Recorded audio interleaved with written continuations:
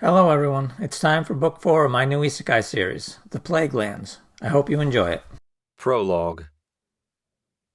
In a dark place between realities, two beings of limitless power sat facing each other. Usually there would be 9, but today 7 of the demon lords were absent. Null, the Reaper, would have happily ignored the request for a meeting, but he was curious about what the whore Ardent Lily wanted. Though given the arrogant way she was strutting around the space, he had a strong suspicion. She was pleased about something, and he could only think of one game where she was far in the lead at the moment. Null turned his cowl to face her. As always, Ardent Lily wore the form of a beautiful, naked woman. Her dark hair seemed to shine with an inner light, and her blood-red eyes glowed especially bright. "Well," he said, "you asked for this meeting. Say your piece."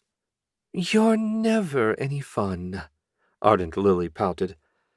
"Given how your chosen on Earth 73 has crushed every challenger so far, I would have thought you'd be in a better mood." Null said nothing.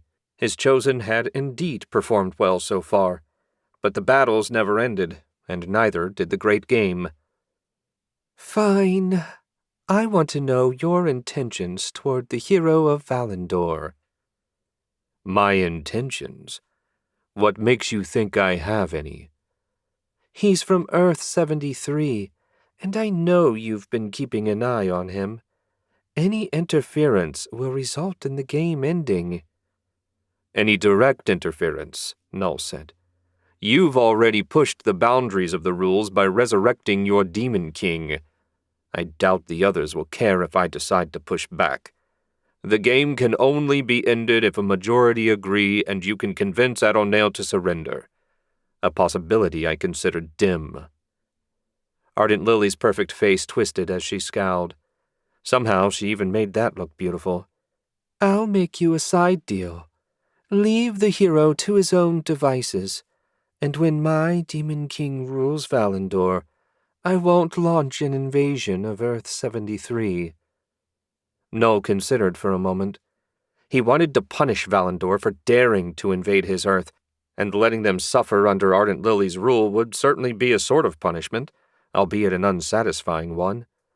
As for avoiding an invasion, he doubted she'd keep her word even if she gave it. Demon lords weren't known for their honesty, and she'd never submit to the sort of binding necessary to make it a guarantee. Most importantly, if she was making the offer, she couldn't be very confident of her Demon King's chances of success. He would roll the dice. "I decline. This hero seems strong. I'll wager on his success. I will not directly interfere in the matter. Let the mortals fight it out as we always do." She hissed and bared her fangs at him. "You will regret this. I swear, once Valendor is mine, I will send an army of such size Earth 73 will be reduced to a lifeless husk." "We shall see." With that, Null vanished back to Black City. It seemed matters on Valendor were about to become a good deal more interesting. He could hardly wait to see what happened. Chapter 1. Danny paused just outside the border of Fell Forest and grimaced as the aura of corruption washed over him. It had thinned out a bit since his last visit with Lyra. Closing the hell portals that had powered the Dome of Corruption and closing Villipan City no doubt helped. Nevertheless, the place still turned his stomach. Speaking of places that turned his stomach, he spun around for one last look at the Five Kingdoms. He had few good memories of his time here, but Danny liked to think he'd left the people better off than when he'd arrived. With a shake of his head, he turned back and strode down the western trade road, eager to put both the land and his time as its hero behind him. The fall weather already held a chill, but the shadows of Fell Forest made it feel even colder. He pulled his cloak tighter around him. He could use his magic to heat the air, but it wasn't that cold yet. Besides, a fair chunk of the chill was in his head rather than the atmosphere. Corruption had that effect. Once he finished the 3-day journey through the forest, it should get better. Should being the operative word. Hour after hour he hiked through the dappled shadows. No matter how high the sun rose, it never got any brighter. He was going to have 3 days of twilight. Luckily for Danny, he'd never been afraid of the dark. He didn't bother stopping for lunch, and eventually it began to grow properly dark. He'd have to make camp soon. As if summoned by the thought, a faint whiff of wood smoke tickled his nose. He paused, listening. The forest was silent as always. Monsters and demons had no use for a campfire. That meant a person had built it. Who the hell would risk traveling through Fell Forest so soon after the Demon King's defeat? Danny smiled. Other than him, of course. His hand went to his sword hilt and he crept forward. Through the trees, a flickering orange glow appeared. Danny crouched, moving silently toward the light. He spotted the source a moment later. A small campfire, a lone figure huddled next to it. He scanned the surrounding shadows with both his mundane and magical senses, and found nothing. Any enemies in the vicinity would have noticed the smoke from miles away, which meant the area was secure, for the moment at least. Danny rose and approached, keeping his hands well away from his sword. 10 strides out, it became clear the mystery camper was a woman. She sat, arms wrapped around her knees, staring into the flames. If she heard his approach, she gave no sign. Not wanting to frighten the woman, Danny stopped and said, "Good evening." The woman's head jerked up, eyes wide as she stared at him. Danny held his hands out to the side to show he meant no harm. "I caught a whiff of your fire and thought I'd see who else was crazy enough to be traveling through Fell Forest." The woman watched with seeming indifference. She should have been tense, ready to run, but after her initial reaction, he saw nothing but dull lifelessness in her. He waited for a response, but after a minute it became clear he wasn't going to get one. "Would it be okay if I approached? I don't want to intrude, but when you're traveling alone, it can be nice to have some company by the fire." Finally, she gave a nearly imperceptible nod. Danny moved closer to the warmth and light. "I'm Ronan, a traveling adventurer." She was staring at him more intently now, a hint of life in her eyes. "My name is Lise. You saved my life." Danny frowned. He saved a lot of people during his time in the 5 Kingdoms. He had no memory of this woman in particular. "Forgive me, but I don't remember you." "I'm not surprised. It's not like we spoke. I was part of a larger group being marched through fort by a gang of demons. You and another adventurer, a woman, set us free." "I remember now," Danny said. "We were on our way to Fort City on a job. I'm glad you all made it to safety." The very smallest hint of a smile tugged at her weary face. "I should be saying that to you. We all thought you'd never come back from that horrible place. As soon as we reached the village you mentioned, we offered prayers to Adonai for your safe return. It seems the Archangel heard us." He had serious doubts about that, but appreciated the sentiment too much to say so. "Thanks. Mind if I sit?" Lise shrugged and gestured at a spot across from her. Danny slipped off his pack, pulled his sword out of its baldric, and settled beside the fire. "Don't know about you, but I've been walking all day and could use a bite to eat. I've got plenty if you'd like to join me." She didn't reply, so he got out his supplies. Soon sausages were frying over the fire. The smell of fennel and onion filled the air, washing away some of the nastiness of Fell Forest. Danny studied Lise as he cooked. He'd seldom seen such a lifeless expression. Her clothes were dirty and ragged, but once upon a time they'd been decent. The war had clearly taken a toll on her, not that she was alone in her suffering. He shuddered to think how many others were in similar circumstances. Curiosity got the better of him, and as he turned the sausages, he asked, "What brings a lady like you to a place like this?" He doubted she was going to answer, but at last she heaved a great sigh and said, "Desperation. I lost everything when the demons attacked. My husband, my children, my home, all of it. I only survived because they separated us into groups and mine was sent north, while the others were killed on the spot. Pure dumb luck set me in your path. If it hadn't, I would have been sacrificed the same as they were. Danny's heart ached for her. He knew what it meant to lose everything. It was a small kindness he hadn't left any kids behind when the summoning ritual dragged him to this world. Lise let out a short, bitter laugh. I say it was luck. Perhaps I was cursed. To survive while they all died is no kindness. Anyway, once I'd regained my strength, I set out for the Western Trade Road. I had nothing. No plan, no hope, nothing. I just knew if I stayed in the Five Kingdoms, I'd go mad from the memories. Whether I made it somewhere safe to start over or died on the way, it didn't matter. All I cared about was being somewhere else. Danny took out a spare fork, speared one of the sausages, and held it out to her. Thanks. She accepted the fork and took a big bite of sausage. It's very good. Danny nodded. Food always tastes better when you have someone to share it with. They ate in silence, and when they finished, Lise sighed. Which were you hoping to find? Danny asked. Death or a new life? She stared at him, clearly taken aback by the question.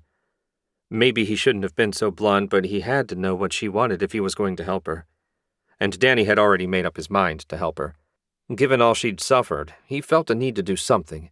There was no reason for it. He didn't know her. She wasn't his friend or family member. But when he saw her pain, he knew he had to do something for her.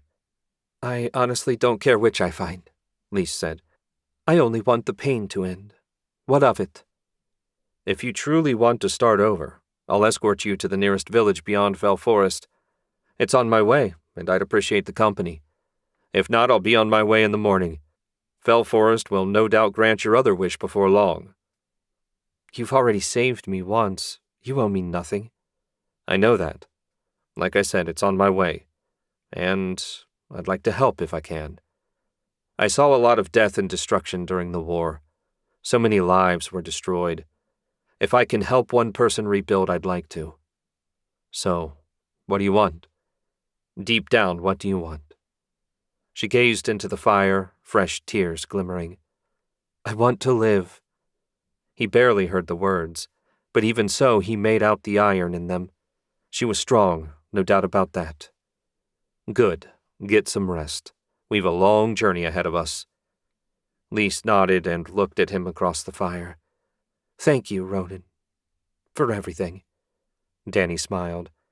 You're very welcome, Lise. See you in the morning. As she stretched out on the ground, Danny spread out his bedroll. It took only a moment to set a ward around their camp. Fell Forest might seem empty, but he didn't trust it for a moment, and now he had another life depending on him. Whether that would turn out to be a good decision or not remained to be seen, but he wouldn't regret it regardless. Chapter 2. Danny sat bolt upright, all signs of sleep washed away in an instant. The only thing that would cause such a reaction was the activation of his ward. He opened himself to the ether and confirmed that something had triggered the spell. Checking the area with his magical senses, he found no lingering threats. Whatever had gotten too close had already paid the price. He pulled his boots on and climbed to his feet. The pre-dawn stillness held an eerie kind of quiet. Fell Forest was always like that. It was the lack of ordinary animals. No birds chirped, and no squirrels barked from the branches. Only predators called this forest home. Collecting his sword, Danny strode toward the edge of the ward. He'd set it big enough to make sure Lise wouldn't trigger it if she had to visit the bushes during the night. His nostrils flared when the stink of charred flesh reached him. With an effort of will, he summoned a globe of shimmering light that hovered above his head. Its glow revealed the blackened corpses of two massive crimson ogres just beyond the boundary of his ward. Despite their size, the ogres were among the weakest enemies calling the forest home. You didn't even need magic to kill them, just skill and good steel. Still, he was glad he'd taken the time to add a lethal component to his usual protections. Until he and Lise parted company, he'd continue to add it. Turning his back on the grim scene, Danny walked toward the remnants of last night's campfire. He knelt, gathering a handful of dry twigs and leaves. A small incantation coaxed a flame from the kindling, and soon a fire crackled before him. The warmth did little to dispel the chill that clung to his bones, not from the morning air, but from the constant vigilance that fell forest demanded. Danny placed a skillet over the flames, and soon bacon was sizzling and popping merrily away. The savory scent filled the campsite, pushing some of the gloom away. No matter the world, nothing beat starting the morning with bacon. A little ways away, Lise stirred, her eyes fluttering open as she groaned awake. Her gaze drifted across the campsite before landing on the charred remains of the ogres just beyond the ward's perimeter. She let out a squeak of surprise. "What?" "Relax," Danny said without looking up from the skillet. His hands were steady as he flipped the slices of meat. The ward did its job. "Hungry?" Lisa's throat worked as she swallowed and drew her knees up, wrapping her arms around them as she watched Danny cook. "I've never seen magic like that." "Have you seen much magic?" She let out a slightly nervous chuckle. "No, not many wizards or arcane knights visited our little village. We did have a priest of the goddess, but his magic was nothing outstanding." Danny took the bacon out and poured some thick cornmeal batter in. The griddle cakes fried up quickly, and he handed half the food to Lise before digging in himself. They ate in relative silence, only the crackle of the fire punctuating the stillness of the forest. It was almost peaceful, at least as peaceful as Fell Forest ever got. "Before the Demon King," Lise began out of nowhere, her voice barely above the sound of the fire, "we were a regular family. My husband, my daughter." She trailed off, her gaze distant. Danny said nothing. He was happy to listen, but pushing her would be a mistake. "We had a farm.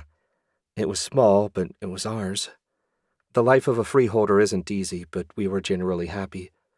We didn't even know the Demon King had returned until the monsters showed up. They destroyed everything, killed anyone that fought and took the rest prisoner. It was a nightmare." Her fingers clenched in the fabric of her tunic, knuckles whitening. I need to do more than just survive." "Surviving's the first step," Danny said. "Eventually you'll find a new purpose. It'll take time, but the pain does fade." A glimmer of life sparked in Lisa's eyes, and she offered what might have been the first smile he'd seen on her. It brightened her rather plain features and made her almost pretty. "How does someone so young sound so wise?" "Sounding wise is easy.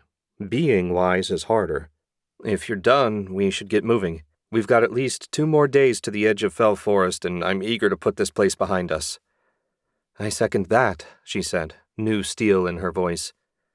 Leaving their camp behind, Danny set out down the western trade road at what he hoped would be a comfortable pace for Lise. At a minimum, she didn't complain, and her breathing was steady. If she lived on a farm, she was no doubt in good shape. "Thank you." Lisa's voice had a different tone, one he hadn't heard before. "For everything. You've given me more than just protection, Ronan. You've given me a chance to find purpose again." Danny grinned. It was good to see her showing a bit of spirit.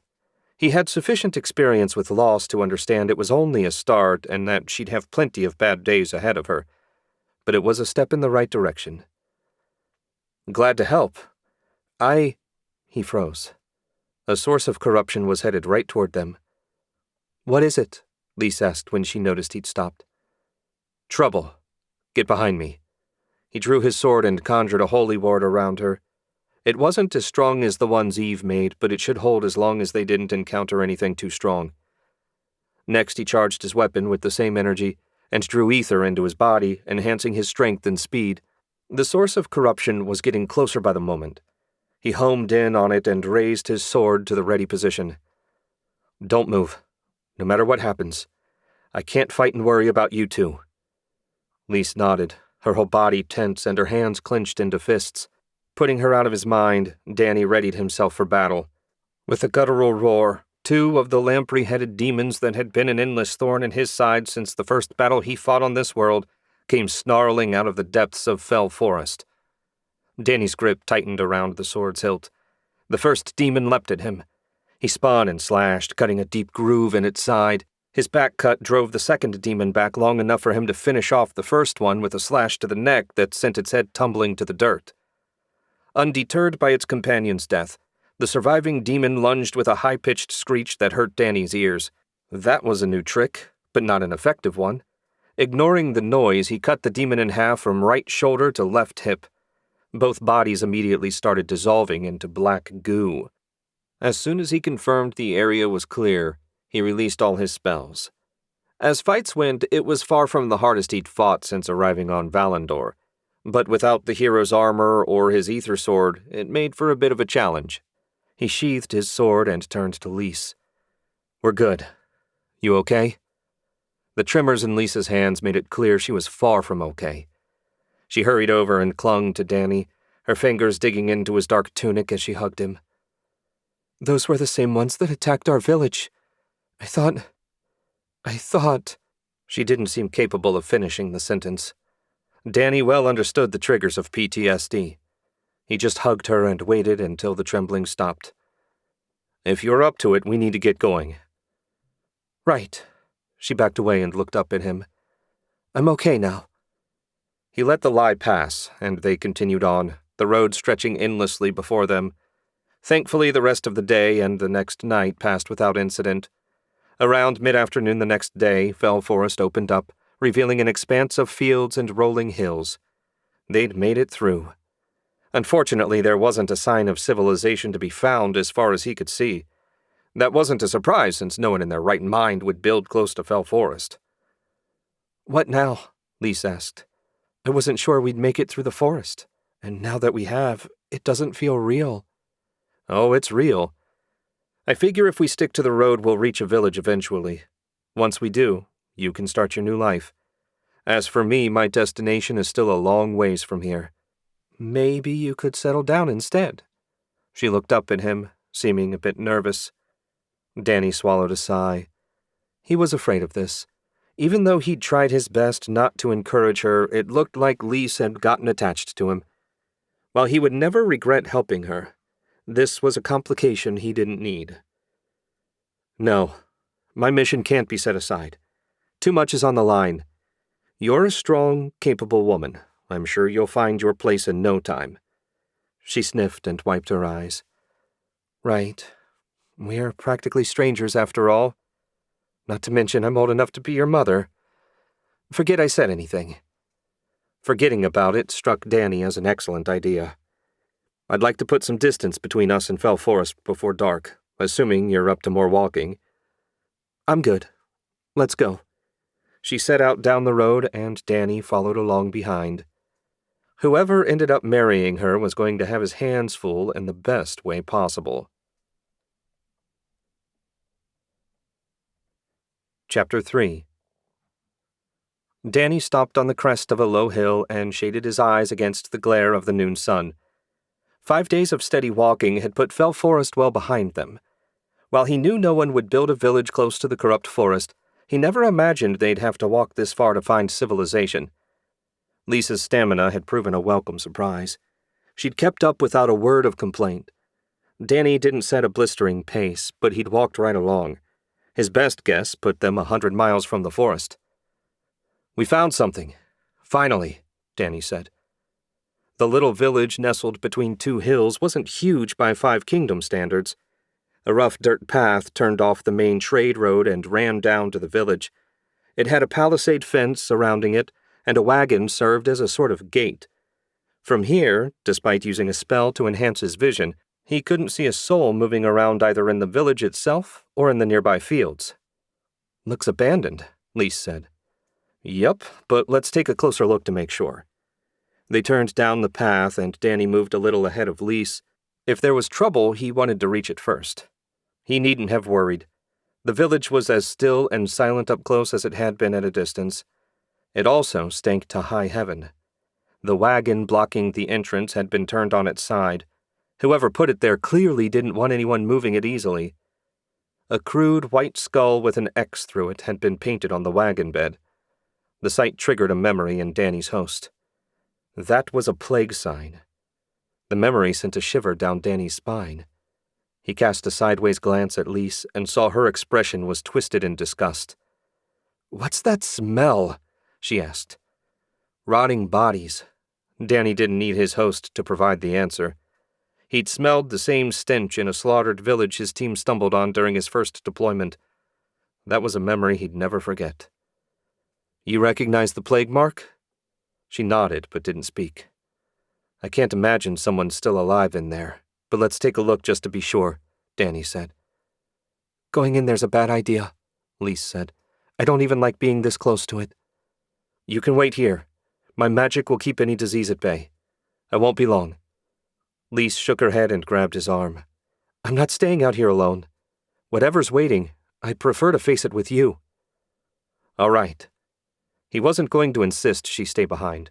A village full of corpses should be safe, assuming they were properly dead and not just waiting for some unlucky sap to show up so they could attack. A moment of concentration surrounded him and Lise with a golden aura of heavenly magic. Though it would stop any illness from reaching them, it did nothing to stop the smell. A hard, magically enhanced shove moved the wagon out of the way, allowing them to enter. Danny kept the lead as they walked down the village's lone street.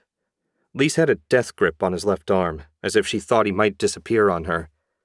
They approached the first house, a simple structure that couldn't have more than 3 rooms.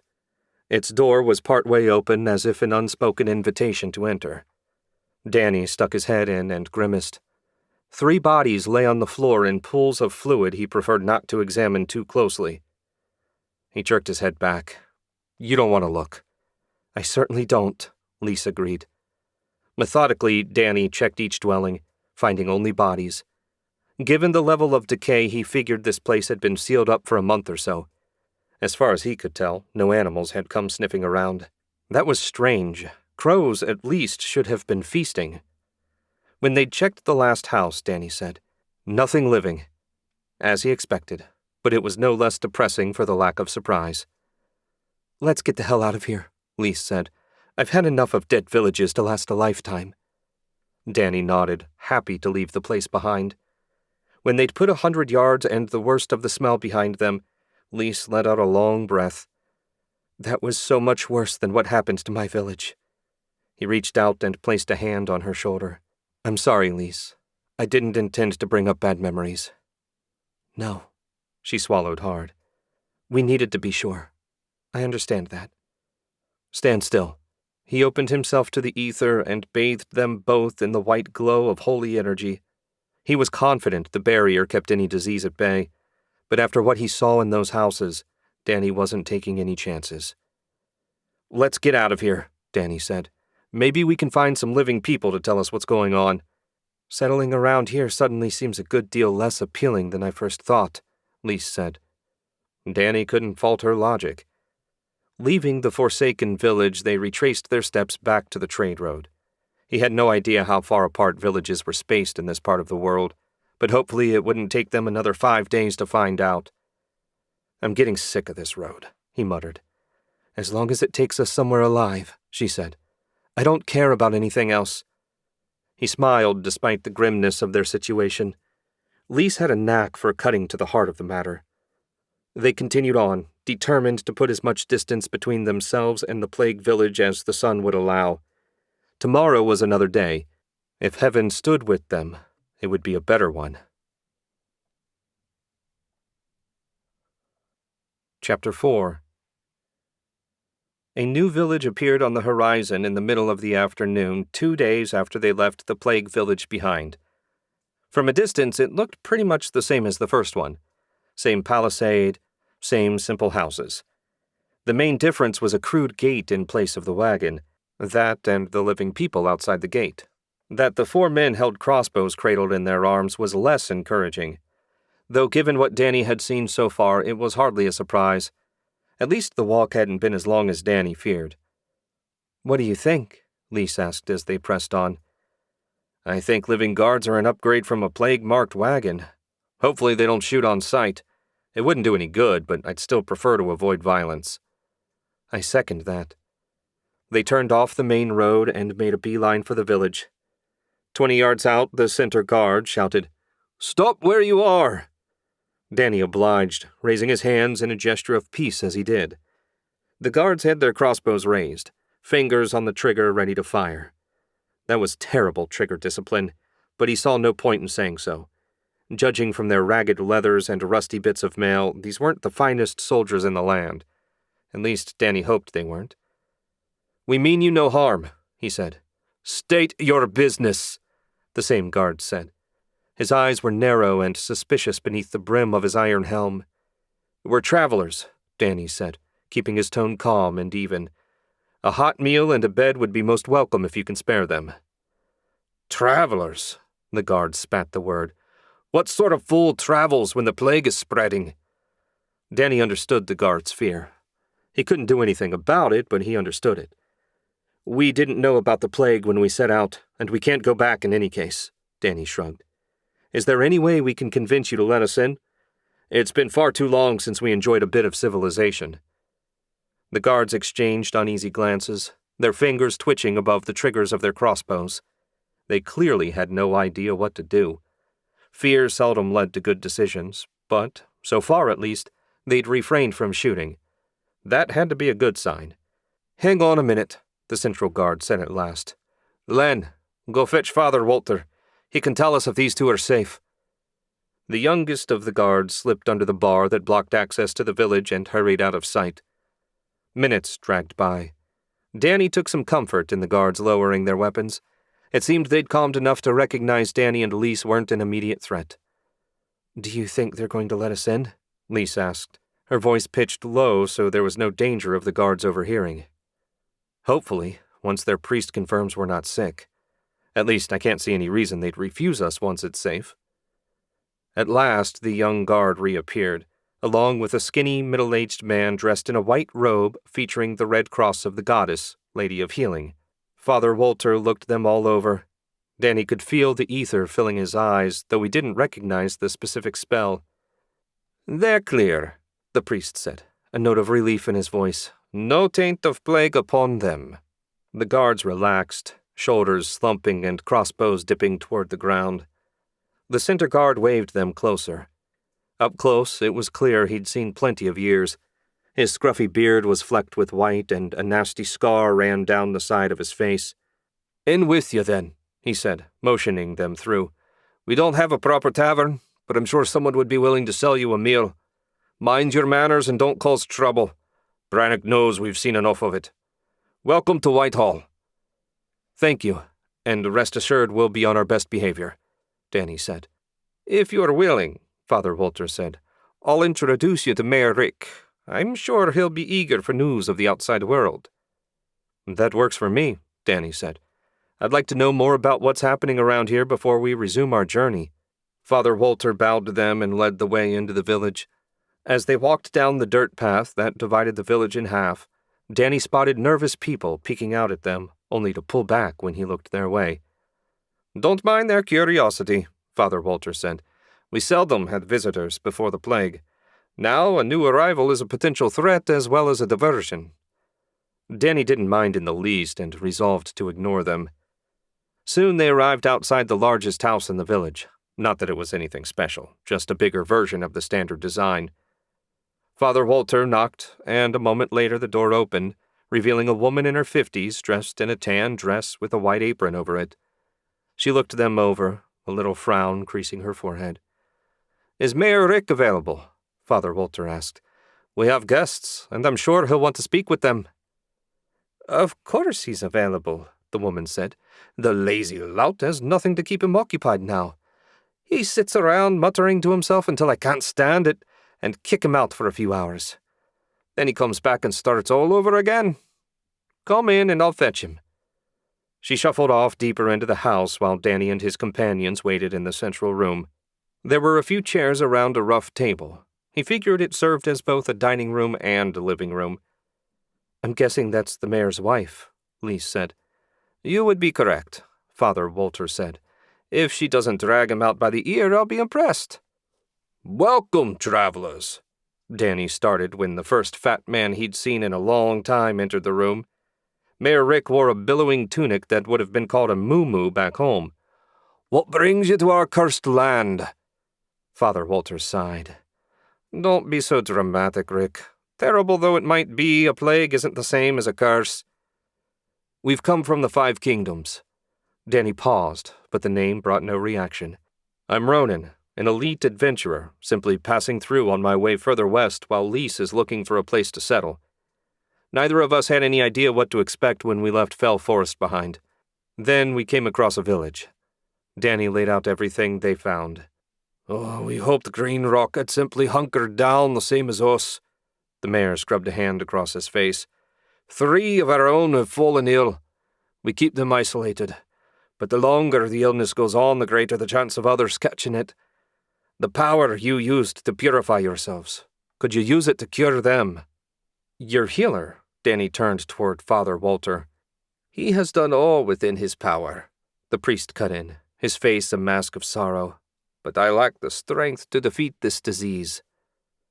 I don't know, Danny said, but I'm willing to try.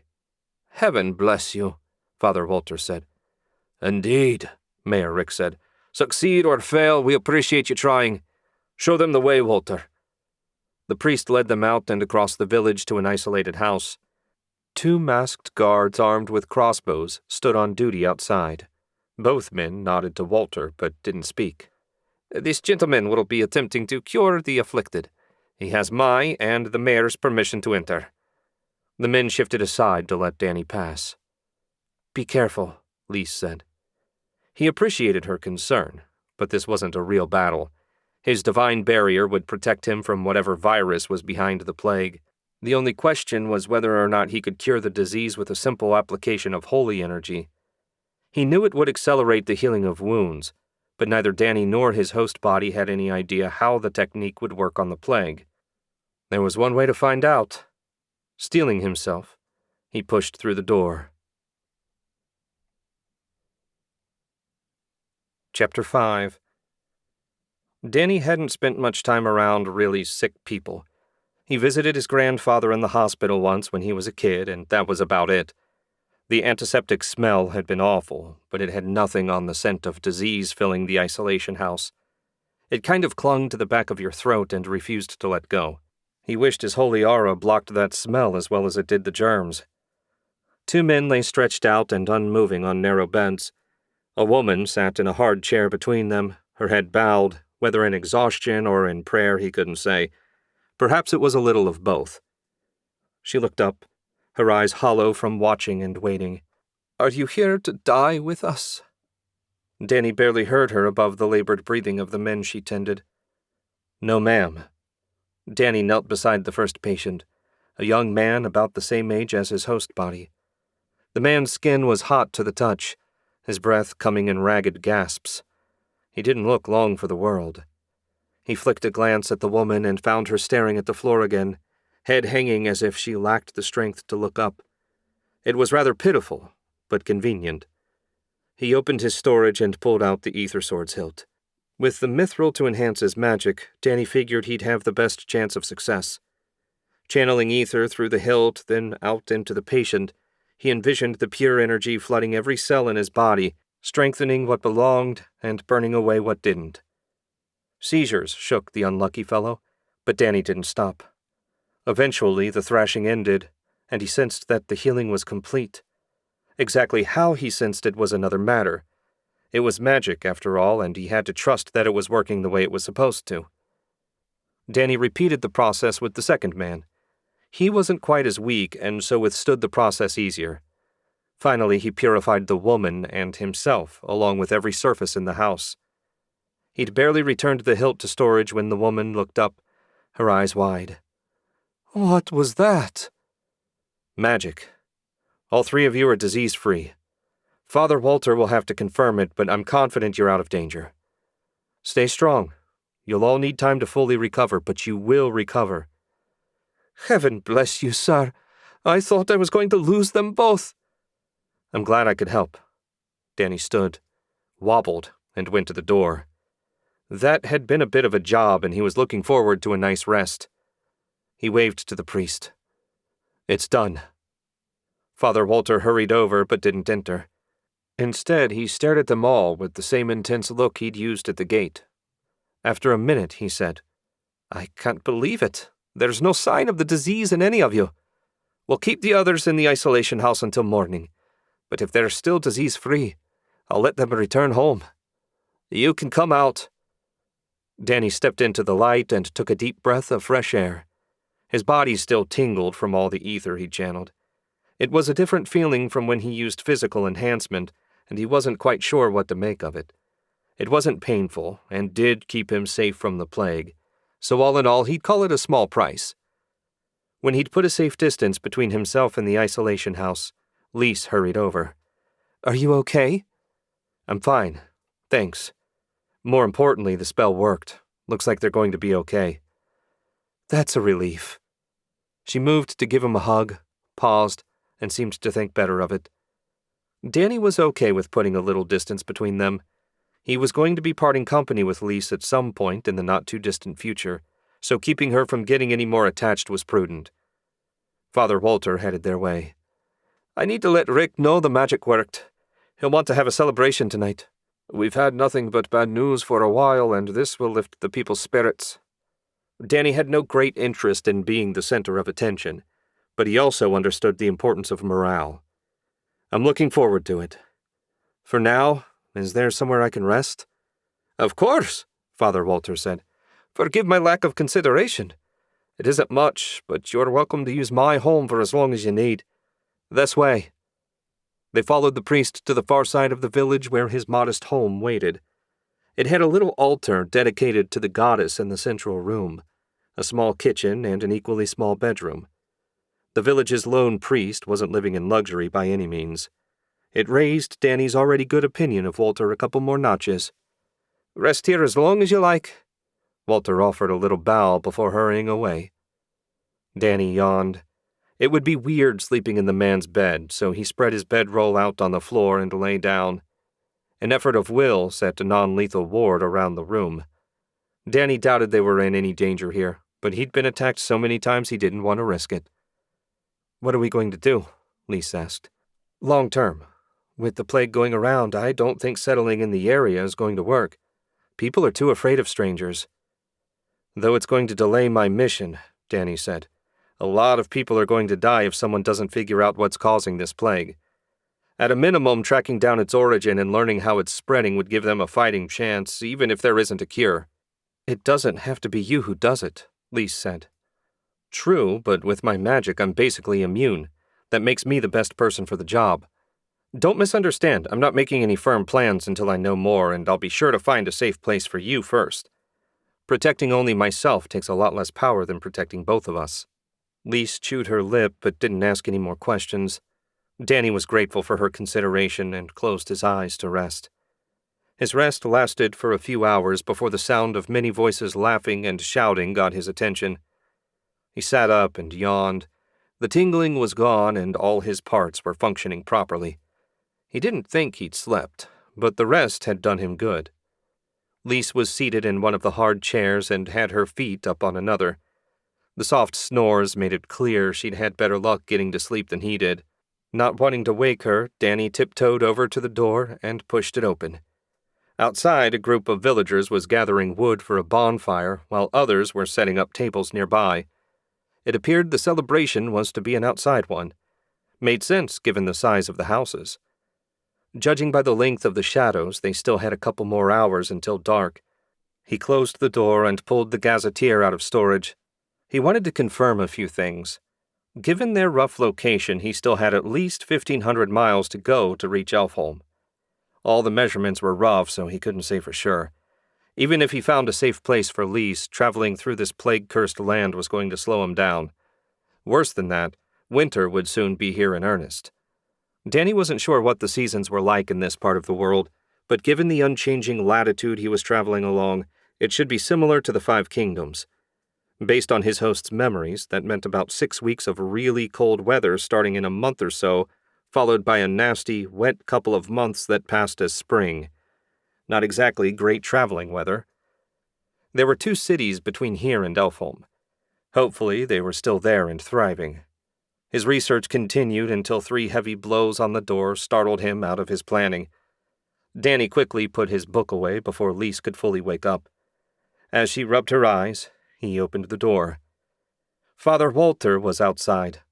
Behind him, dusk had fallen and the bonfire was blazing. Looked like the entire village was there. "Party time?" Danny asked. "Indeed. Rick wants to make a quick thank you speech. Then we'll eat." "Eating sounds good." Lise came over to join them. "Then come along," Father Walter said. "Our food is simple, but I hope you'll enjoy it." They made the short walk to the gathering. As soon as the chubby mayor spotted them, he waved from his place at the head of the largest table. "Over here! Our guests of honor have arrived at last." His voice carried easily despite the many chattering voices. The villagers went silent, and Danny tensed a bit when their eyes focused on him. The reactions were mixed, some still tinged with disbelief, others carrying a hint of reverence. The latter made him more nervous than the former. "Your magic is a great gift," Mayor Rick said, his tone somber. "We feared the Newland clan had no hope of survival, but thanks to this brave adventurer, Ronan, they've been cured of the plague." A huge roar went up from the gathered villagers. "And so, in celebration of this miracle, we feast and give thanks for this life heaven has granted us. Huzzah! Huzzah!" the villagers shouted in response. Danny had never heard that cheer before, but it sounded heartfelt. He also appreciated the brevity of the mayor's speech. Everyone settled at a table, and Danny ended up between the mayor and Lise, with Walter across from him, which was perfect as far as he was concerned. Dishes were soon brought out from various houses, most of them consisting of braised meat and root vegetables. There were also great quantities of beer, an especially bitter variety that Danny had trouble choking down.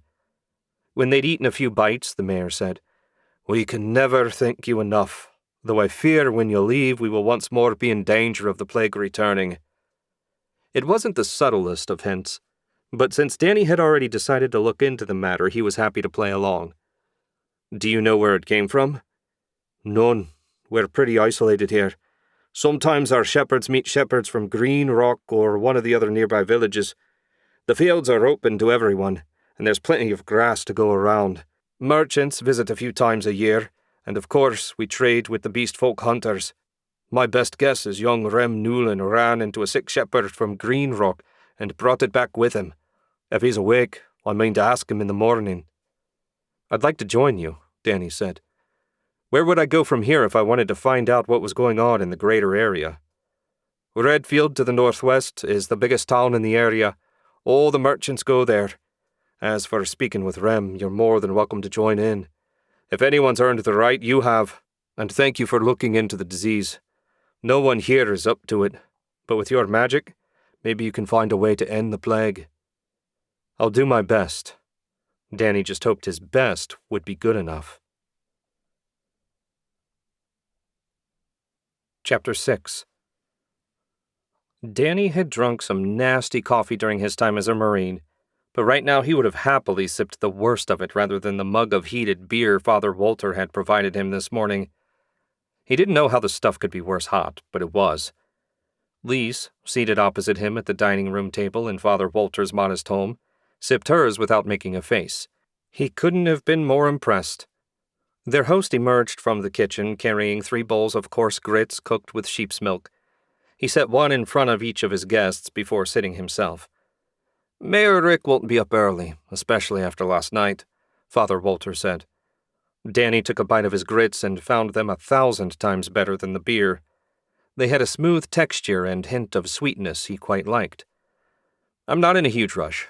A little extra rest wouldn't hurt my feelings after all the walking we've done." "Agreed," Lise said. They ate in companionable silence. When the last of the grits were gone, Danny asked, "Have you visited Redfield?" "I did my training there," Father Walter said. 4 years at the Goddess's Temple. Those were happy times despite my limited ability. Redfield is a lively place. It serves as a base for all the merchants in the area. Each of the archangels has a temple. There's even an adventurer's guild." Danny grinned. That was exactly what he'd been hoping to hear.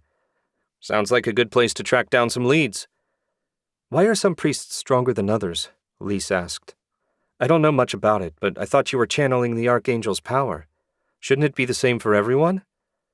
"The goddess's power is the same for everyone. The problem is not everyone is equally compatible with the ether which she uses as a medium to deliver it to us.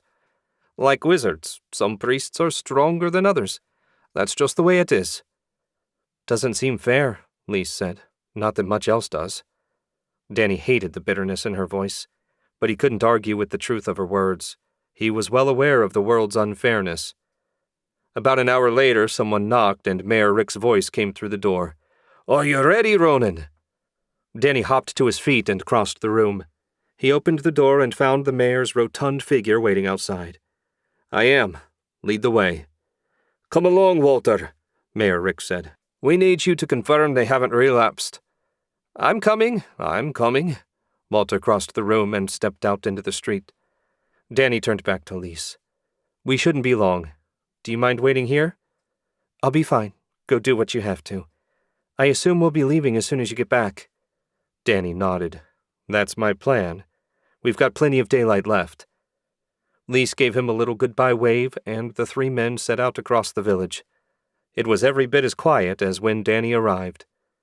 When he mentioned it, Mayor Rick said, "The shepherds have already gone out to relieve the night watch. Everyone else is no doubt working inside. Not much happens day in and day out around here."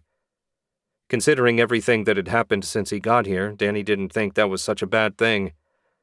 They reached the isolation house and found 2 new guards on duty, their masks firmly in place. One of the guards nodded as they approached, his eyes weary above the cloth covering his mouth and nose. "Mayor, how much longer will we have to keep watch?" "Assuming the Newlands are still healthy, you can return to your regular duties as soon as we leave," Mayor Rick said. "That'd be a relief, sir." The guard knocked twice. A moment later, the woman answered, her face still pale, but better than yesterday. "Morning, Lottie," Mayor Rick said. "How are you all doing?" "Much better." Lottie turned a fraction to focus on Danny. "Thank you for yesterday. The words seem inadequate, but they're all I have to offer." "Your words and recovery are all the reward I need," Danny said. "Is Ram up?" Mayor Rick asked. "We need to talk to him." "He's awake but resting. Come in, please." She stepped aside to let them enter. The mayor looked to Father Walter, who nodded. "I sense no disease anywhere in the house. It's safe." Danny followed the mayor and Father Walter into the dimly lit room where Rem lay in his bed. He was sitting up today with the help of several pillows. The young man turned toward them and offered a weak smile. In the bed beside him, his father snored away, blissfully unaware of his visitors. "Rem, how do you feel, my boy?" Mayor Rick asked. "Better, sir, thank you," Rem said, his voice weak. "Much better than before. Is this the adventurer who saved me?" "That's right. Rem, this is Ronan. It was only by heaven's grace that he happened to arrive in time to heal you all." "Much obliged, sir," Rem said. Danny grinned. "My pleasure, Rem. As a rule, I much prefer saving lives to taking them." "We had a couple questions if you're up to it," Mayor Rick said. "Yes, sir, I'm okay." "Before you got sick, did you meet any outsiders? A shepherd from Green Rock, maybe?" "No, sir. I haven't seen anyone from Green Rock in a month. They're grazing more east and north, hoping to get the last of the clover before it freezes. The only person I've met from outside is Alder. He's one of the beastfolk hunters we trade with regularly. He passed by my flock on the trail of an alpha wolf. I didn't see any tracks, so he was probably on its scent. He paused to warn me, and we shared a drink of beer. You know how they like it." "That I do," Mayor Rick said. "Did Alder seem okay?" Rem cocked his head, then his eyes widened. "He wasn't sick, sir, if that's what you mean. I've never seen a sick beastfolk, and Alder seemed strong as an ox. If he was sick, then I don't know what sick is." "Do you still have the skin you shared?" Danny asked. "Sure, it's back home. Why?" Danny shook his head. "Just curious. You should rest. It'll take some time for your strength to return, so don't push yourself." "I won't," Rem said, "and thank you again for saving me." Danny held out his hand, and Rem gave it a weak shake. "You're very welcome. Take care." No one had any other questions, so the trio took their leave. As soon as they were outside, the mayor dismissed the men on guard duty. "Well, that didn't amount to much," Rick said. Not necessarily. Where's Rem's house? I'd like Father Walter to take a look at that skin. Why? Father Walter asked. In case the plague lingered. It may not have, given how much time has passed, but I'd like to make sure. Rem said the beast folk wasn't sick. Some people can carry a disease and never get sick themselves, Danny said. It's possible this hunter was immune and didn't know he was a carrier. Mayor Rick's brow furrowed. The Newlands live a few houses from here. Come on. A few strides later, Mayor Rick asked, How could someone have the disease and not get sick? Danny shook his head. I have no idea how it works. Everyone reacts to an illness differently. And I might be completely wrong. No one can say for sure without having a priest examine the hunter in question. We're already checking everyone that approaches the town, Father Walter said. We'll have to warn the shepherds not to let anyone get close when they're outside the wall. That will be difficult for them, but given the alternative... They all knew what the alternative meant. This is it. Mayor Rick stopped in front of a house that looked just like all the others. I'll go in alone, Danny said. If I find the skin, Father Walter can check it from a safe distance. Danny pushed through the open door and into the cluttered space beyond. Cloaks hung on hooks by the door. The dining area was neat, and the tables set for 3. In the kitchen, Danny spotted a leather drinking skin on the counter. That had to be it. He grabbed it and headed back to the door. One moment, Father Walter gave the skin the familiar, intent look. It's very faint, but I can see a hint of plague at the spout.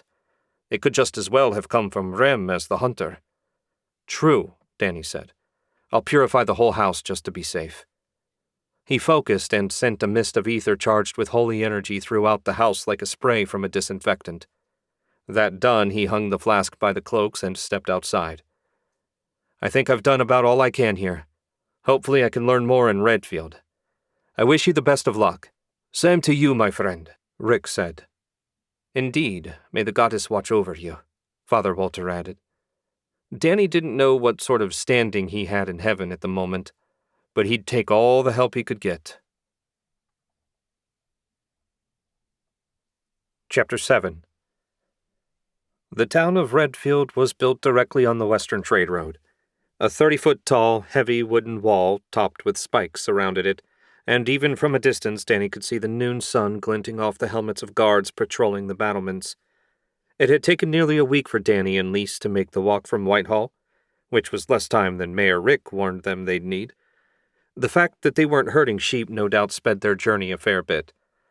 The sheer peacefulness of the walk had surprised Danny, though in retrospect it shouldn't have. No one who didn't have to would be traveling when a plague was spreading. They had seen a small group of beast folk, at least Danny assumed they were, given the pointed ears sticking up from their heads. But as soon as he looked their way, they took off. Shy was better than aggressive, but he would have liked to chat with them. Doesn't look like we'll be getting in any time soon, Lise said. Danny grimaced at the line of wagons waiting to enter Redfield. There had to be over a dozen ahead of them, and the line was moving at an agonizing crawl. He swallowed a sigh. Despite his time in the military, patience was not a virtue he'd acquired. No, it doesn't, but hopefully it won't take too long. A proper meal would suit me well. Do you think we can get a bath? Lisa's desperation brought a smile to Danny's face. I haven't had a proper bath in months. Hopefully, though I have no idea what services the inns in this town offer. Any news from Little Creek? The merchant ahead of them asked his traveling companion. He kept his voice so low that Danny barely heard him. Not in weeks. The 3 villages I visited before meeting up with you seemed okay, but they hadn't heard anything either. What about Green Rock? The first man shook his head. I passed by, but the mayor warned me away. Half the village was sick, and he didn't sound optimistic. Damned plague. Where do you think it came from? There hasn't been a serious outbreak since red fever swept through the valley in my great-grandfather's time. Heaven knows. People survived the fever, and people will survive whatever this is. It's our bad luck it happened during our lifetimes. Danny walked around the side of the wagon, careful not to get too close. Beg your pardon, but I couldn't help overhearing. Do you know how far the plague is spread? The passenger, a rugged-looking fellow in his mid-20s, laid a hand on the stock of his crossbow and glared at Danny. What business is it of yours? It's everyone's business, Danny said. I passed by Green Rock on my way here. Not a soul survived. Whitehall was better. Mayor Rick told me to come to Redfield if I was looking for work. I'm Ronan, a lead adventurer." "You're sure everyone was dead?" the driver asked. "Yes, it was horrible." The driver shook his head. "I wish I was less surprised. Little Creek likely suffered the same fate.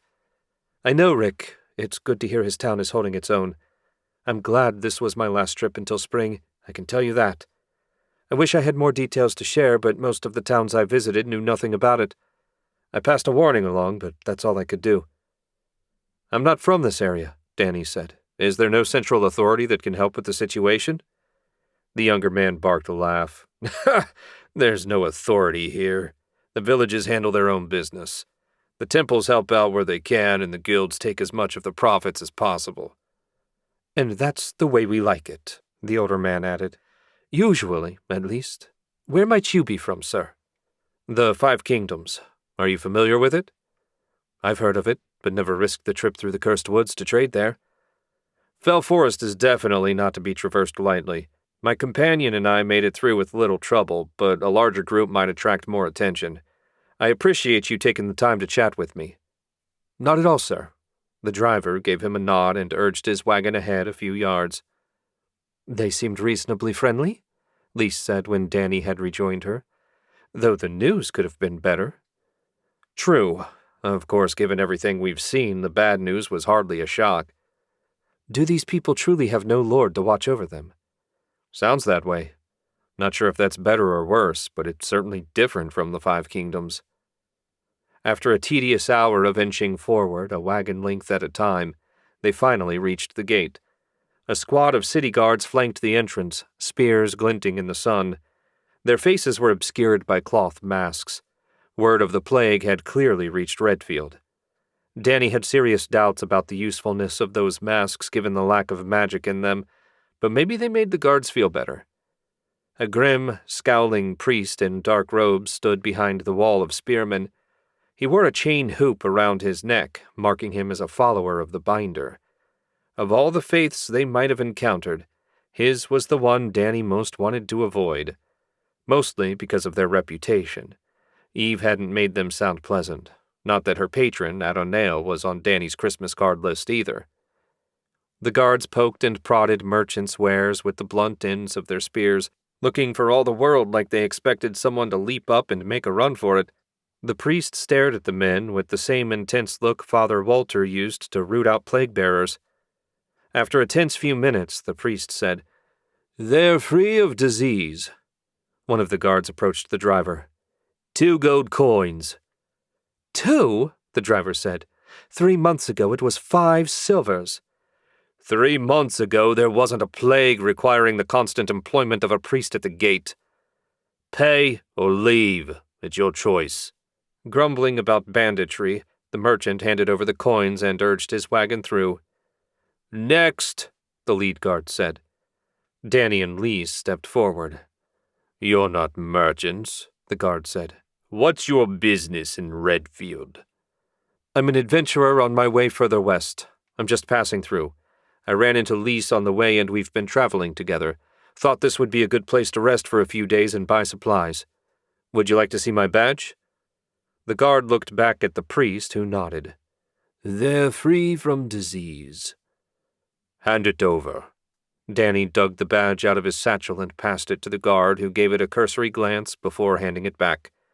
1 gold coin. Danny handed over a small gold coin. The guard gave the Five Kingdoms currency a funny look, then bit it. Seeming satisfied, he dropped it into the pouch at his side. "Go on." "Thank you, sir. Good afternoon." Danny strode through the gate to find the cobbled streets of Redfield stretching out before him. The main street was lined with businesses, including stalls selling everything you could think of, especially food. The savory scent of roasting meat wafted from a nearby stall. It was almost enough to forget what was happening beyond the walls. Almost. "What do you say we grab a bite before finding an inn? I don't know about you, but a meal that isn't jerky, bacon, or griddle cakes would suit me very well." Lise mustered a smile. "I could eat." They approached a stall where a heavyset man was turning spits of meat over a crackling fire. Danny inhaled the mouth-watering aroma. "Smells delicious. 2 orders of whatever that is, please." As the cook loaded rolls with fragrant cuts of meat and sliced onion, Danny leaned in. "My companion and I just arrived in town. Any suggestions on reputable inns?"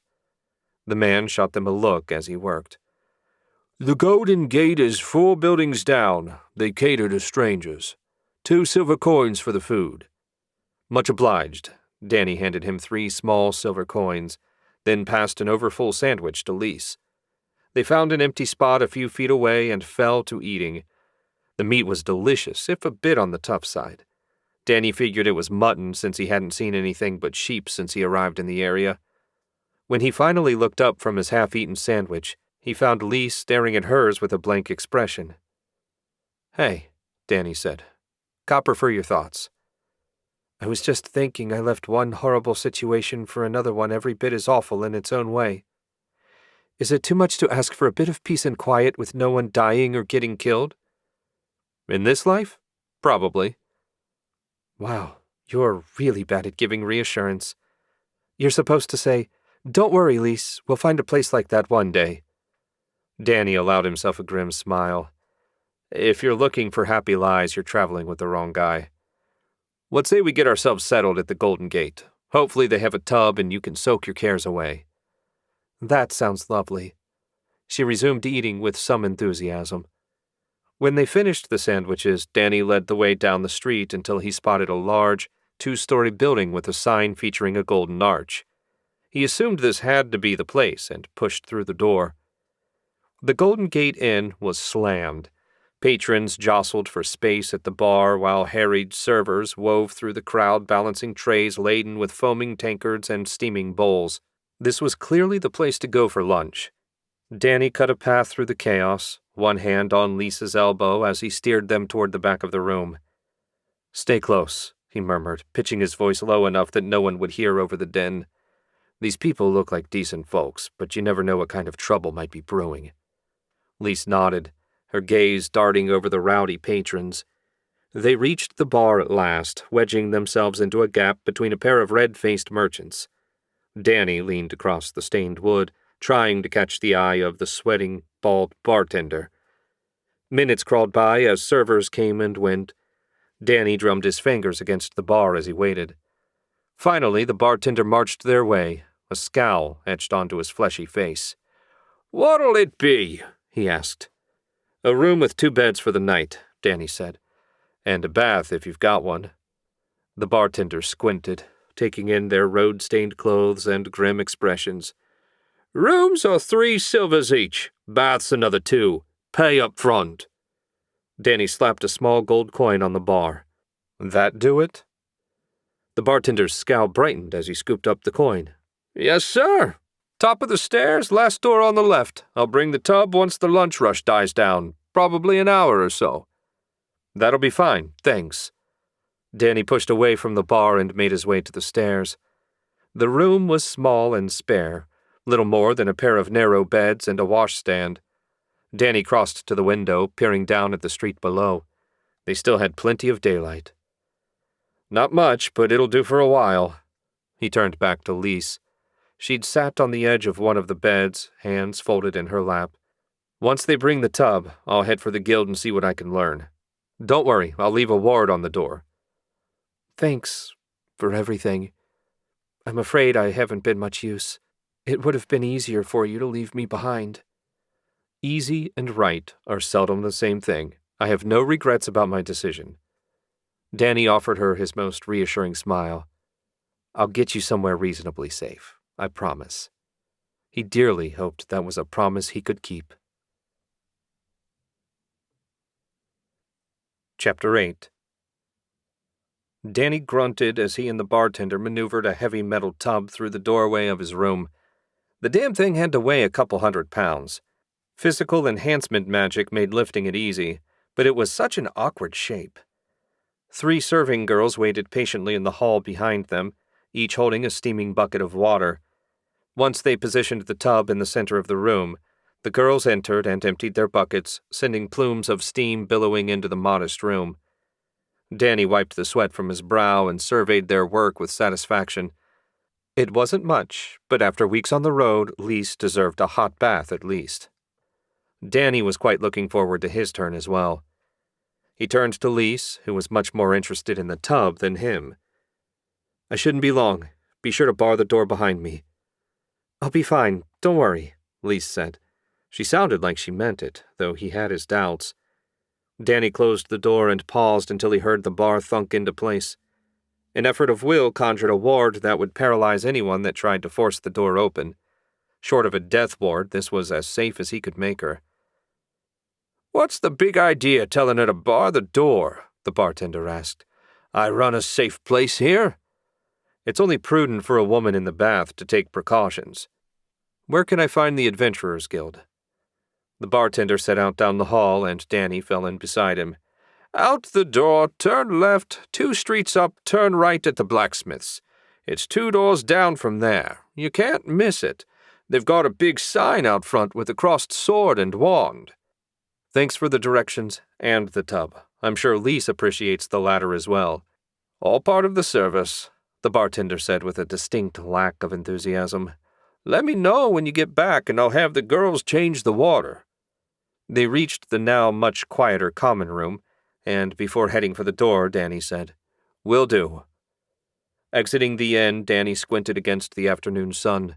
This time of year, he figured he only had 3 hours of daylight left. Not wanting to waste any of it, he set off with purposeful strides down the street in the direction the bartender indicated. As he passed groups of residents and merchants chatting, it seemed most of them were focused on plague rumors. Danny had no intention of poking his nose into a private conversation, but was curious to know what they were thinking. Panic hadn't set in yet, but he feared it was only a matter of time. The priest's efforts at the gates certainly helped. It was harder to get worked up over the deaths of distant strangers than it was people you knew. Before long, he found himself standing in front of the Adventurers Guild. It wasn't all that impressive, and if it wasn't for the sign out front, Danny would have walked right past. Nothing about its weathered wooden facade screamed that people with a lot of money came there regularly.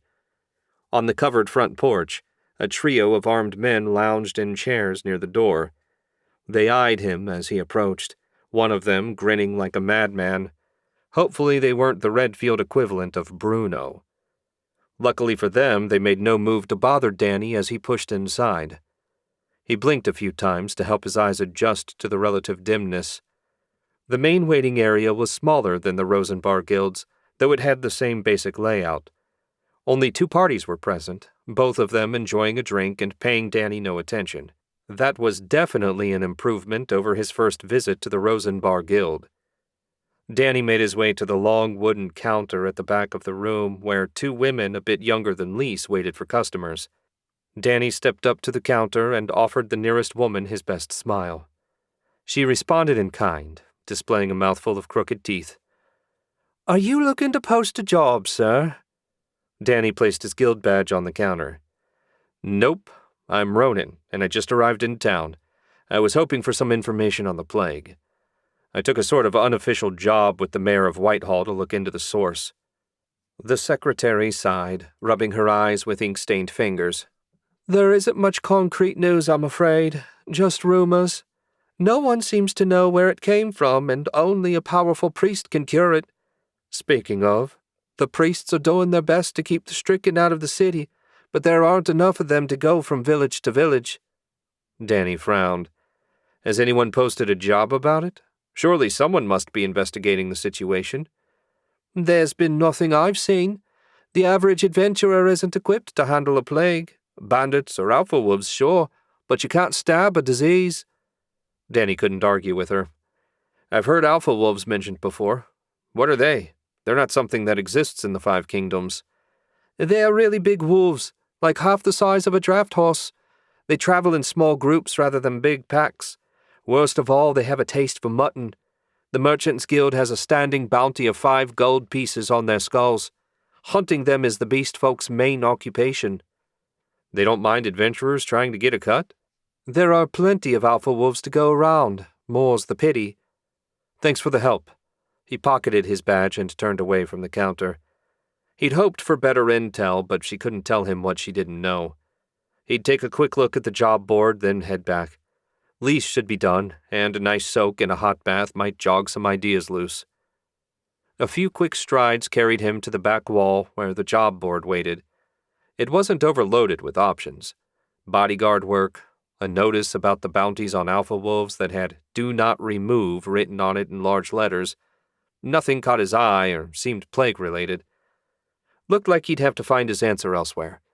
His best guess being with the beast folk. He had no idea if there were any in the town, but he might get lucky. Either way, it was a job for tomorrow. Danny turned and walked out of the guild hall. The streets of Redfield were as crowded as when he entered, but he barely noticed the press of people as he retraced his steps toward the inn. Halfway there, a shout cut through the clamor of the streets. "Cure for the plague! Get your cure for the plague here!" Danny's head snapped around, his eyes narrowing as he scanned the crowd for the source of the voice. A charlatan peddling false hope? Or something else? He couldn't dismiss the possibility of a cure out of hand, not with this world's magic. At a minimum, he needed to see what was going on. The merchant's shouts grew louder as Danny wove through the bustling marketplace. He dodged carts laden with vegetables and narrowly avoided a collision with a burly man carrying a cage of squawking chickens. The air was thick with the mingled scent of spices, livestock, and unwashed bodies. The stink did nothing to discourage him as he got closer to his destination. The idea of a potion that cured a plague as new as this one seemed absurd on its face, even with magic. He didn't have sufficient details to say for sure one way or the other. He forced his way through the throng of shoppers and emerged in an open space where a covered wagon stood apart from the other stalls and shops. Two rough-looking guards in leather armor and armed with swords flanked the wagon. They had the hard look of men who knew how to fight. The wagon itself had a pull-out table lined with blue potions. Even from a distance, he could sense the magic in the potions. At a bare minimum, they weren't complete frauds. The lack of customers was weird. No doubt the lack of sick and desperate people in Redfield wasn't great for business. Maybe the merchant or whoever made the potion could tell him more about the plague. At this point, Danny wasn't about to overlook any potential source of information. He approached the wagon, making sure to keep his hands well away from his weapon. As he drew nearer, the merchant, a short, chubby man with a long, curly mustache and richly embroidered tunic, turned his way. The merchant's eyes latched onto Danny like a drowning man to a rope. "Welcome, sir," the merchant waved Danny closer.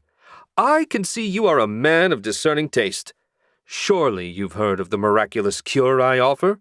For a mere 10 gold coins you can walk away with a vial of the most potent, not to mention only, plague remedy in the land, guaranteed to banish the scourge from your body." The merchant grabbed one of the vials and held it up to let the light play over the blue liquid. It was pretty, if nothing else. 10 gold coins was a high price. Danny had no idea what people around here made, but in the 5 kingdoms that would have covered 3 months' wages for the average laborer, assuming they were talking small gold coins. If he meant large ones, it was closer to 3 years' wages. "Tell me more about this potion of yours." Danny activated a lie detection spell. "Given your bold claims, I'm sure you can see why a person might be dubious." "I understand your doubts, good sir, but I assure you this potion has been rigorously tested by the esteemed temple of the goddess Lady of Healing. Their priests have confirmed its potency. Rest assured, anyone ill will soon be fully recovered." Danny's eyebrows shot up. The temple of the goddess was known for its integrity and devotion to the common good. If they vouched for his cure, then it must do what he claimed. "I find it hard to believe the temple would approve of you selling it at such a high price. Most of the sick wouldn't be able to afford it. I assume that's why you're here rather than out in the villages offering your cure to actual victims." The merchant winced, but quickly recovered. "The high price is a necessary evil, I'm afraid. The ingredients required to brew this potion are exceptionally rare and costly. You understand." Danny nodded. Time to try a different tact. "Of course. There are always difficulties with this sort of thing." The merchant blew out a breath of relief. "Exactly, sir. So, would you like a vial? Maybe. The thing is, I'm not sick. Can you tell me how long the potion is viable? I'd hate to buy one only to find out when I get sick 3 months from now it's lost its potency. The merchant shifted from foot to foot, reminding Danny of a little kid that had to pee. His eyes darted to his guards and back. The thing is, sir, I am only a merchant, not the potion's creator. The alchemist that made it is the bashful sort, so he engaged the service of myself and several other merchants to sell his wares. We split the profits 50-50. So far the merchant hadn't lied. He likely also hadn't revealed everything he knew either. Much as Danny wanted to get to the bottom of the mystery, pushing the issue further might lead to trouble. The guards' hands were drifting toward their sword hilts, and the merchant looked on the verge of a nervous breakdown. While Danny had no doubt he could deal with these two without breaking a sweat, causing a scene would only make his task more difficult. At worst, it might end up with him and Lise getting thrown out of Redfield. That wasn't something he wanted to risk. It was time to back off, at least for now. Just to be safe, he put an ethereal marker on the wagon. He'd be able to track it wherever it went. I appreciate you taking the time to answer my questions. Unfortunately, without knowing how long the potion is good for, I'll have to pass. When you talk to the alchemist again, you might want to ask about those sorts of details. I'm sure your future customers would appreciate it. Good afternoon. With that, Danny turned on his heel and strode back toward the inn. He didn't know what was going on, but the whole thing stunk to high heaven. Maybe it would make more sense after a hot bath and a meal, and even if it didn't, he'd still feel better.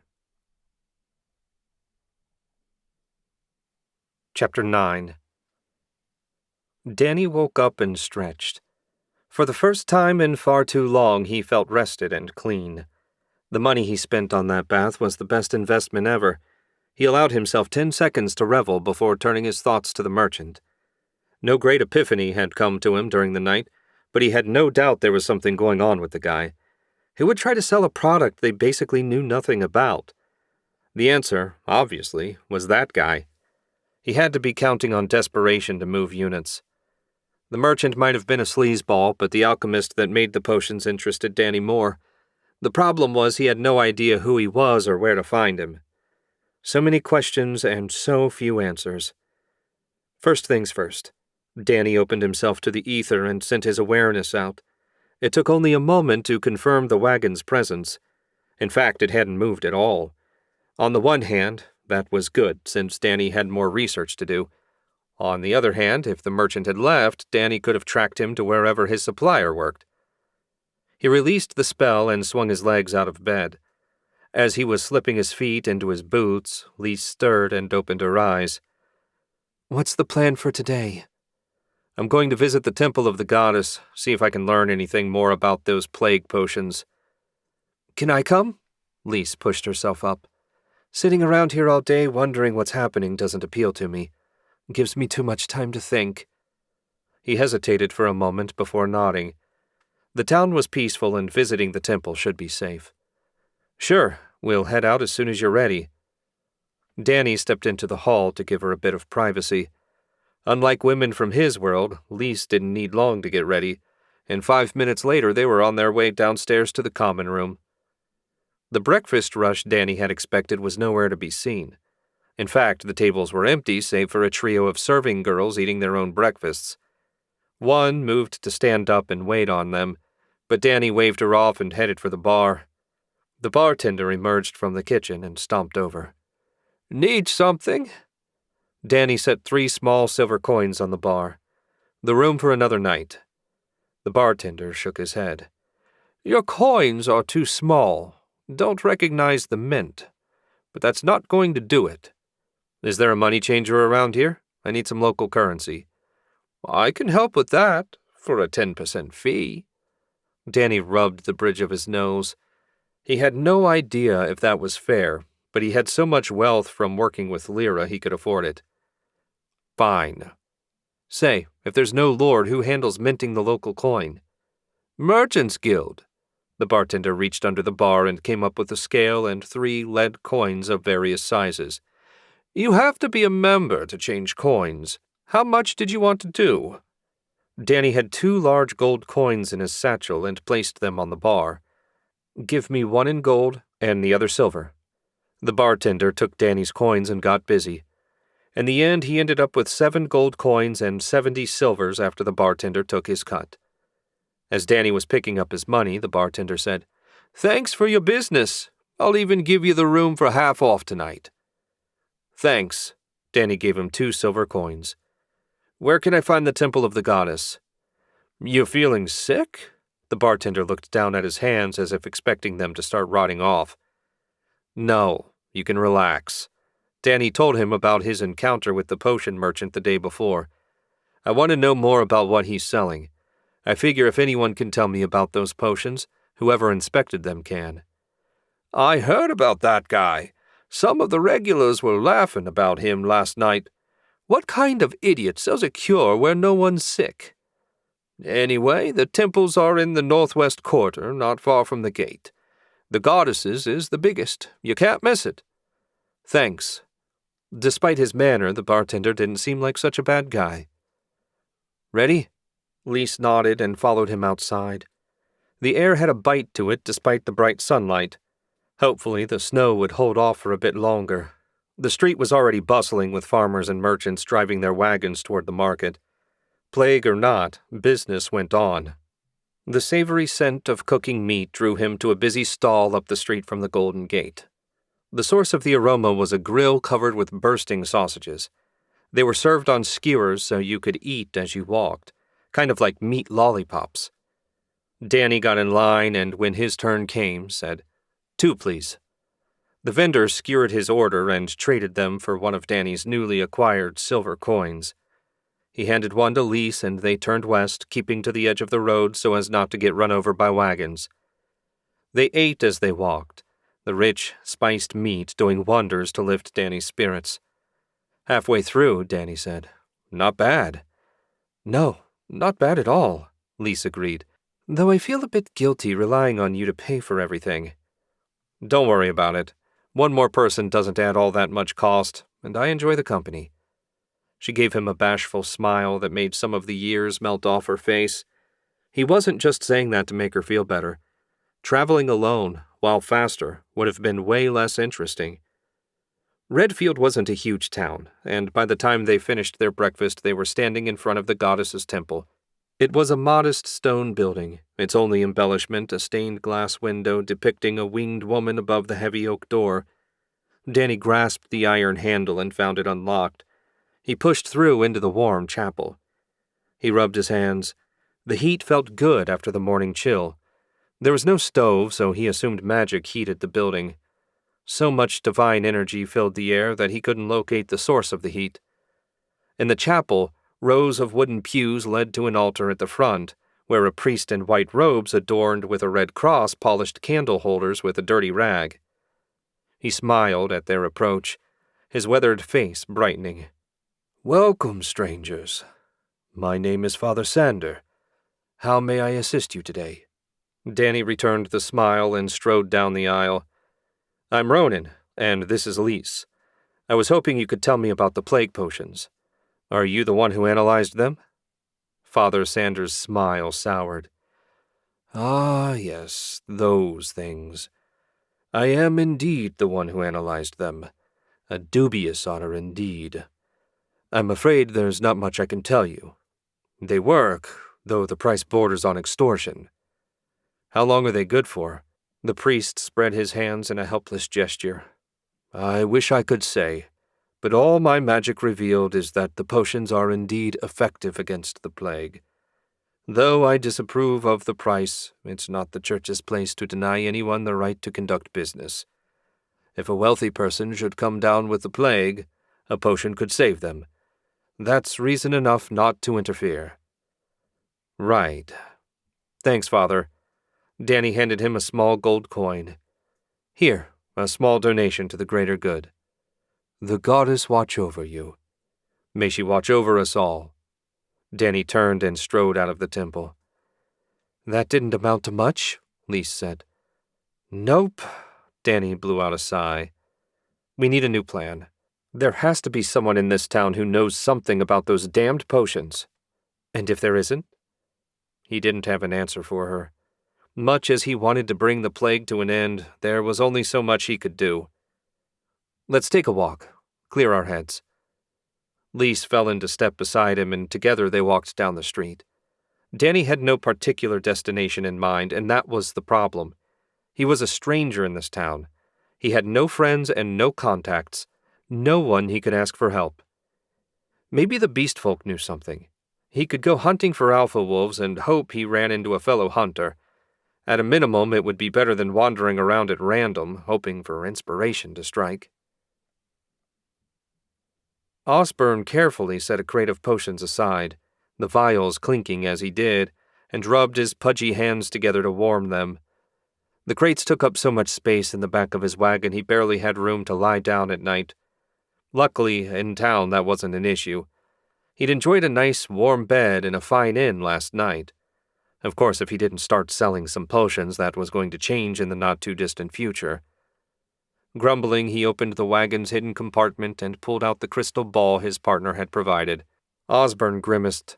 He liked to think of the rather grim alchemist as his partner in the business of selling potions. But the truth was, Osborne was at best a junior partner, and at worst a servant. Much as he hated to think of it that way, it didn't change the truth. He didn't even know the man's name, for heaven's sake. As long as he ended up rich, Osborne was willing to play second fiddle. But for the moment, not only was he a servant, he was a poor one. That wouldn't do at all. He set the crystal ball on a three-legged stool and offered a weary sigh that shook his considerable girth. He stared at his distorted reflection in the crystal for a moment. No matter how long he waited, this wasn't going to get any easier. Taking a deep breath, Osborne placed his stubby fingers on the orb's cool surface. He pictured the alchemist's angular, almost skeletal face. A face, he hated to admit, that scared the ever-living hell out of him. Seconds passed before the crystal shimmered, swirling with an eerie light. Osborne sat up, tugging his embroidered tunic straight. He pasted on an ingratiating smile as the alchemist's gaunt face appeared, floating in the orb's depths. "Why do you trouble me? Surely you can handle selling potions to peasants." "Right. You see, Master, no one wants to buy the potions. There are no sick people in Redfield after all. I'm uncertain what to do." Osborne bowed his head in deference, swallowing the many complaints he wanted to offer. The alchemist's voice slithered through Osborne's mind, a harsh snarl that sent shivers down his spine. "Not an unexpected result, given the circumstances. Now that you've established yourself and your story, when those circumstances change, you will be poised to profit." Osborne lit up at the word profit, but that only lasted a moment. "I don't understand, Master. The health of the local populace is about to take a turn for the worse. Be patient and be ready." Osborne had no idea how the alchemist would sneak an infected person into the town, not with a priest manning each gate day and night. "Of course, Master. Rest assured, I'll be ready." He hesitated, debating whether to mention the overly curious fellow from the previous day. "If you have something to say, say it. I have other matters that require my attention." "Yes, Master. There was one small matter, an adventurer, asking questions about the potion. I had no idea how to answer him." The alchemist's eyes narrowed. "Did this adventurer interfere with your business?" "No, Master," Osborne said, "but he struck me as the sort of person who might cause problems." "If he becomes a hindrance, eliminate him. That's why I provided you with warriors. In any case, one man is no threat to my plans." "Yes, Master. All shall be as you say." "Indeed it shall." The alchemist's face faded from the crystal ball. Osborne slumped back, leaning against a crate. His heart pounded, and he feared that conversation had shaved a year off his life. Had he made the right decision, going into business with the alchemist? Osborne had his doubts, but there was no backing out now, not if he wanted to enjoy a long life with his soon-to-be acquired wealth. It was too late for second-guessing now. He was in too deep and there was no turning back. Besides, thanks to the alchemist's magic, he was now immune to the plague. That alone was worth the risk. assuming the disease continued to spread the way he expected. Indeed, Osborne was a lucky fellow. Chapter 10. Danny stood in a frost-covered field, his breath misting in the cold air. The crunch of brittle grass underfoot echoed across the empty expanse as he gazed down the western trade road, now just a distant ribbon on the horizon. Lise hadn't been thrilled when he said he was going out on his own to try and make contact with the beast folk, but bringing her on an alpha wolf hunt was a way different thing than taking her to the temple of the goddess. Besides, he would be covering a lot of ground today and using his magic to speed up the process. There was no way she could have kept up. The pouch of coins he'd left her should last her a week or so. Danny hoped to be back well before that, but he'd been hunting enough times to know there were no guarantees. Putting Lise out of his mind, Danny opened himself fully to the ether. After a minute of searching, it became clear that the only life forms nearby were the humans in Redfield. The alpha wolves, it appeared, lived further afield. Oh well, he hadn't expected to get lucky on his first try. Finding the alpha wolves was never going to be easy, and even if he succeeded, there was no way to know if there would be beast folk in the area. In all his wandering, Danny hadn't seen a single member of that race in Redfield. Danny sighed. He needed to put some more miles between himself and civilization. He turned northwest and ran. Ether flowed through him, and he managed a solid 10 miles in an hour. In all that time, he saw nothing beyond endless rolling hills. At least the temperature had gone up a bit. Between that and the jog, he was almost warm. A few minutes with the searching spell confirmed he was alone out here. Even if there were no wolves or hunters, he thought he might have run into some shepherds. This looked like good grazing land to Danny, not that he was any sort of expert on sheep fodder. He'd covered 50 miles by the time noon arrived. Danny paused under a rare shade tree and took some jerky out of his storage. He gnawed on the tough meat and let his awareness drift. There had to be some beast folk around here somewhere. The thought had barely formed when he sensed 4 non-human life forces. Not wanting to miss his chance, Danny hurried toward them. A mile later, he spotted a group of 3 beast folk hunters. One of them was lying on the ground, unmoving, while the other 2 fought a wolf the size of an adult horse. Its fangs flashed as it lunged at the hunters. Somehow they dodged, but it was a near thing. The woman at the Adventurers Guild said alpha wolves were half the size of a horse. He didn't know what this was. And it didn't matter. If he didn't step in, he wouldn't have a chance to talk with the beast folk. Danny rushed forward, closing to spell range. Shaping the ether, Danny unleashed a blast of lightning. The bolt hammered into the wolf's side, staggering the beast and giving the hunters a moment to gather themselves. Suspicious glances darted Danny's way before the battle was rejoined. His spell hadn't done the beast any serious damage, which told him a great deal about how tough it was.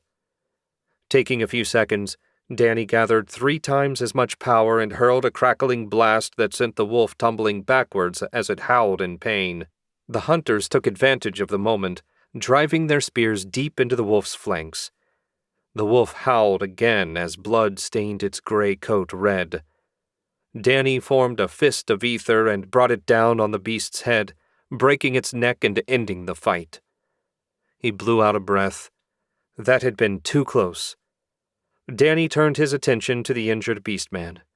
The hunter lay on the ground, his leg torn and bloody from the alpha wolf's bite. His companions stood between him and Danny, their expressions a mix of worry and suspicion. Now that things had calmed down, Danny had a chance to look closer at the beast folk. They looked generally human, only the wolf-like ears, thick hair on their calves and forearms, and tails were different. "I can help him," Danny said. "Please, let me heal his wounds." The wounded hunter grabbed one of his fellow's legs. When the hunter looked down, the beast-man nodded.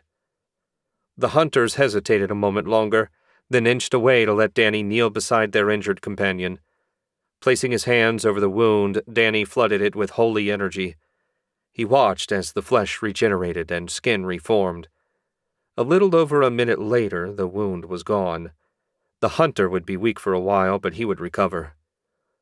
"Thank you," the healed beastman said, his voice a little growly but still intelligible. We owe you a debt. Danny grinned. If you'd be willing to talk with me a bit, we'll call it even. He shifted and sat facing the now recovered hunter. The others settled on either side of their companion. My name is Darman, the newly healed hunter said. Who are you, and what brings you so far from the human villages? I'm Ronan, an adventurer. I was asked by the mayor of Whitehall to look into the plague that's been spreading through the human population. I couldn't find anything useful in Redfield beyond a sketchy merchant selling cure potions. One of the victims mentioned encountering a beastfolk hunter before he fell ill. With no better ideas, I figured I'd see if your people had any idea where the disease came from. The hunters exchanged glances, and Darman said, We know of no plague, at least not in our pack. Our clan chief recently traveled north to the annual pack meet. It's possible he learned something there. I will introduce you if you wish. Danny nodded. I would very much appreciate that. One more thing, if you don't mind. It's not related to my search, but according to the secretary at the guild, alpha wolves were supposed to be half the size of the one we fought.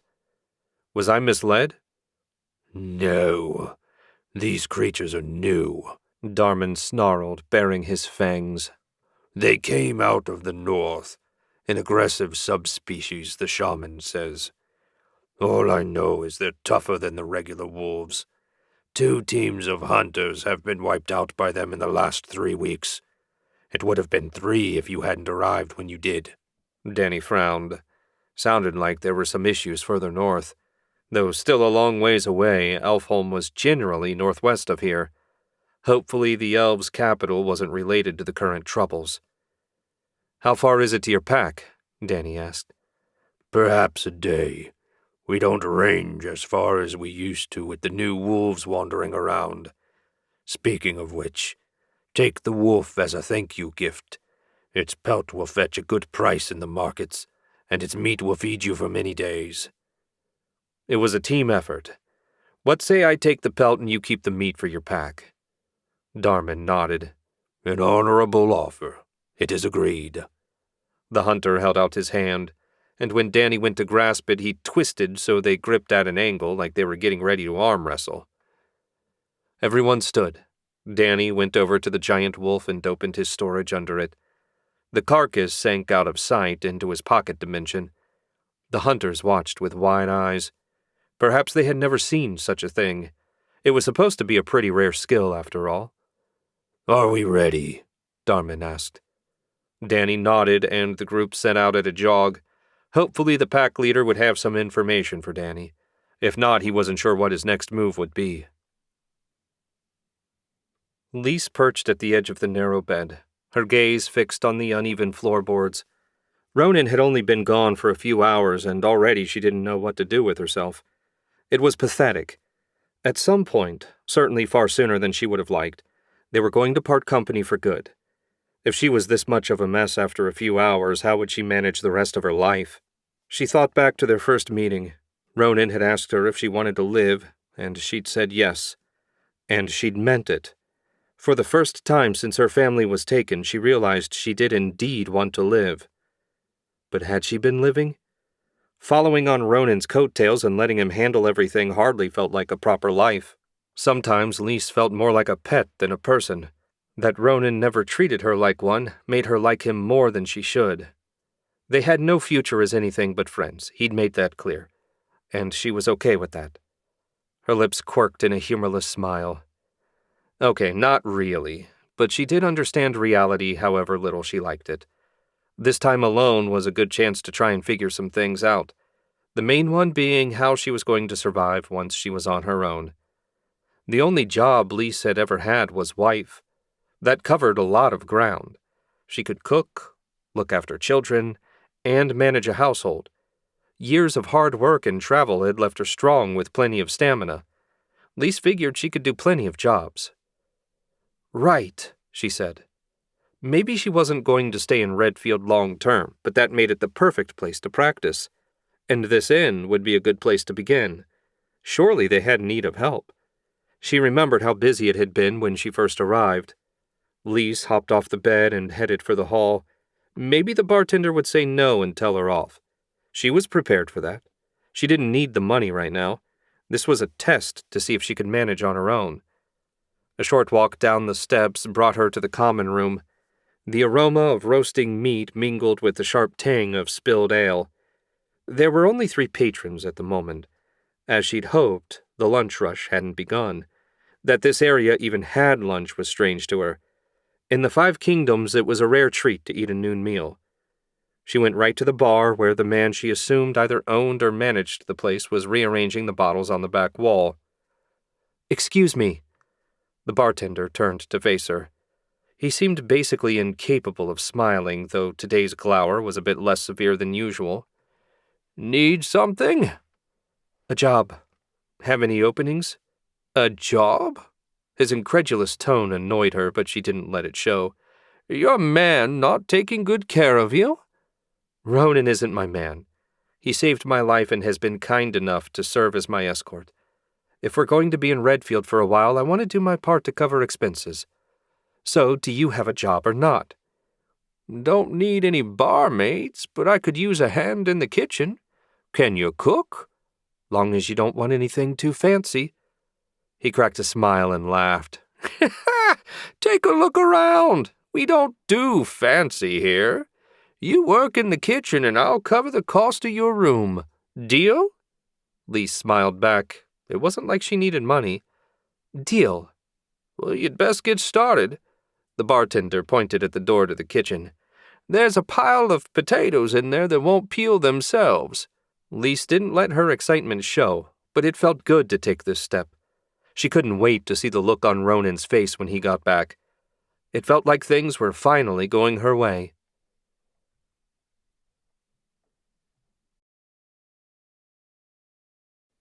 Chapter 11. Sunset was approaching when Danny and the beastfolk hunters crested a rise. A cluster of hide tents sat beside a grassy mound, and tendrils of smoke rising from a central fire pit curled into the sky. It reminded Danny of historical pictures of Plains natives back home. The tents even looked like teepees.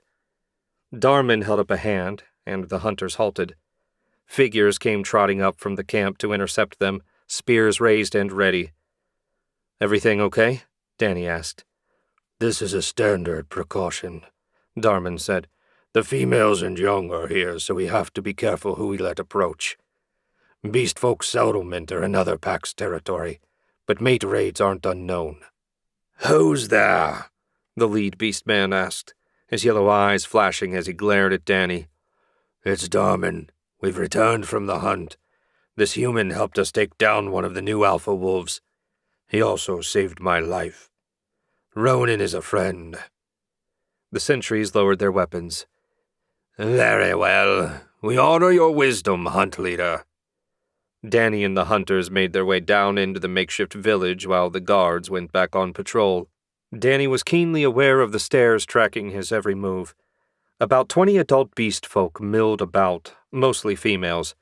Aside from their curves, the women had the same wiry, muscular physique as the men, only smaller. The younger hunters hurried over and embraced what he assumed were their mates. A handful of kids stared up at Danny before being shooed back inside the huts. Seemed like a peaceful life. Everyone looked fit and healthy. Certainly there was no sign of the plague. Danny was less reassured than he might have been given his theory that the beastfolk were immune. Well, he had his holy aura active, so even if they all had the disease, it wouldn't trouble him. Darman led him to the center of the camp where a massive beast man stood waiting, his bare chest latticed with old scars. He regarded Danny with intense, amber eyes. "Rafe," Darman said. "This is Ronan. He helped us kill one of the new alpha wolves, saving our lives in the process. Ronan, Rafe is our pack leader." Danny nodded, meeting Rafe's penetrating gaze. "Good to meet you. I was pleased I reached Darman and his companions in time. I've never seen a wolf the size of that thing."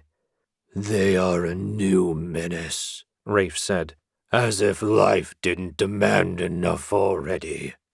Fortunately, there are few of them in our territory. Regular alpha wolves we can handle without issue." Speaking of, Danny opened his storage and let the giant wolf carcass fall on the ground. Dinner's my treat. We offered Ronan the pelt and skull in gratitude for his effort, Darman said. An excellent trade for us, Rafe said. This much meat will last the pack for weeks. 6 beast women gathered around the carcass, curved knives in hand, ready to butcher the kill. As they set to work stripping the hide and carving meat, Danny turned back to Rafe.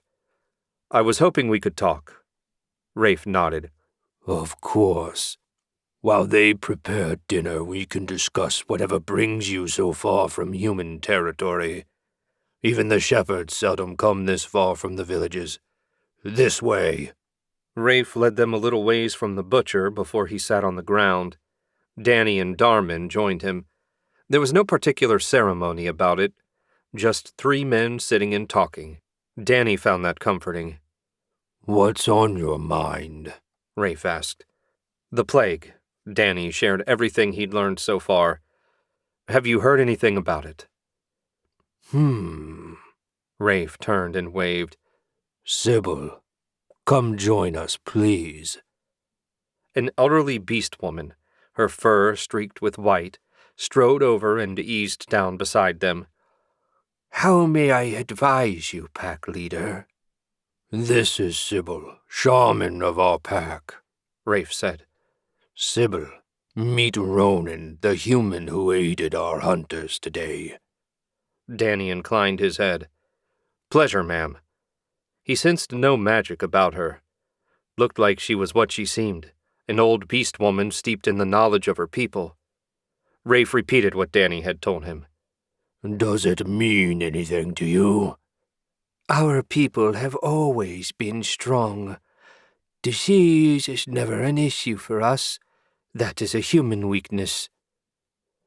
Could this illness be the cause of the absences at the pack gathering? Rafe asked. Doubtful, Sybil said. As I said, we don't get sick. What's the gathering about? It was probably a long shot that it had anything to do with the plague, but Danny was getting desperate. An annual meeting when many packs come together to arrange mate swaps. It brings fresh blood into the family. 7 packs didn't attend, Rafe said. All from the northern territories. We've never had a gathering where so many didn't attend. What's to the north of here? Danny asked. Beyond the territories of the absent packs. The pack leader shook his shaggy head. I don't know. It's taboo for us to enter another pack's territory. I know mate raids happen, but that's only 1 or 2 reckless youths. Surely someone must know something, Danny said. Tales, old legends, anything would be helpful. Our pack has never ventured to those lands, Sybil said. We would not be welcome if we did. A lone human, however, might pass through unnoticed. If there is danger, it would be good to know before it reached our pack. Sybil, Rafe said. Ronan is our guest, and we already owe him for saving Darman and his team. We can ask for nothing more. That's okay, Danny said. This is the only lead I have. Even if it ends up unrelated to the plague, I need to make sure. If I can help your pack in the process, I'm happy to do so. I will go with you, Darman said, to repay my debt. I appreciate the offer, Danny said. But if we're caught, having you along could cause trouble for your pack. Better if I go alone. Should I learn anything, I'll return. Danny's stomach rumbled as the scent of roasting meat wafted through the camp, drawing a laugh from Rafe. Enough talk. Let us eat. Wolf meat will make you strong for your journey.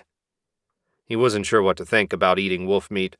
Some cultures back home ate dog, so this was sort of the same thing.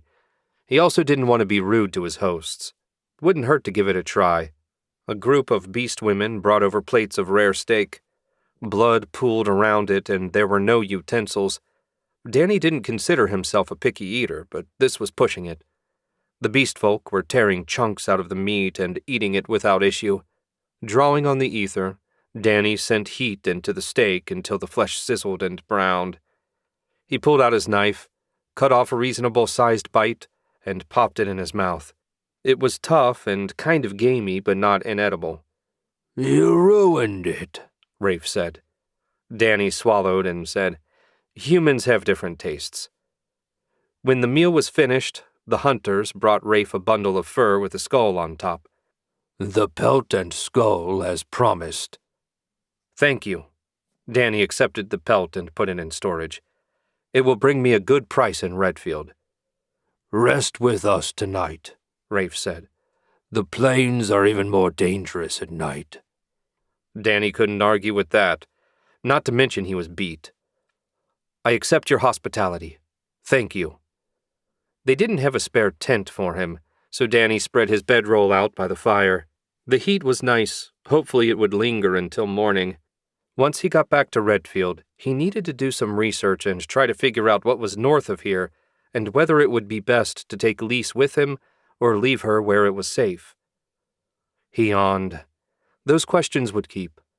Danny set a silent ward around the camp, closed his eyes, and soon fell sound asleep. Chapter 12. Danny jolted awake. The ward he placed around the camp had been triggered. A moment later, someone screamed.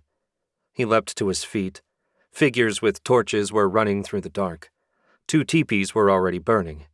By the flickering light of the flames, what looked like human warriors dressed in leather armor were busy tying up an unmoving beast man.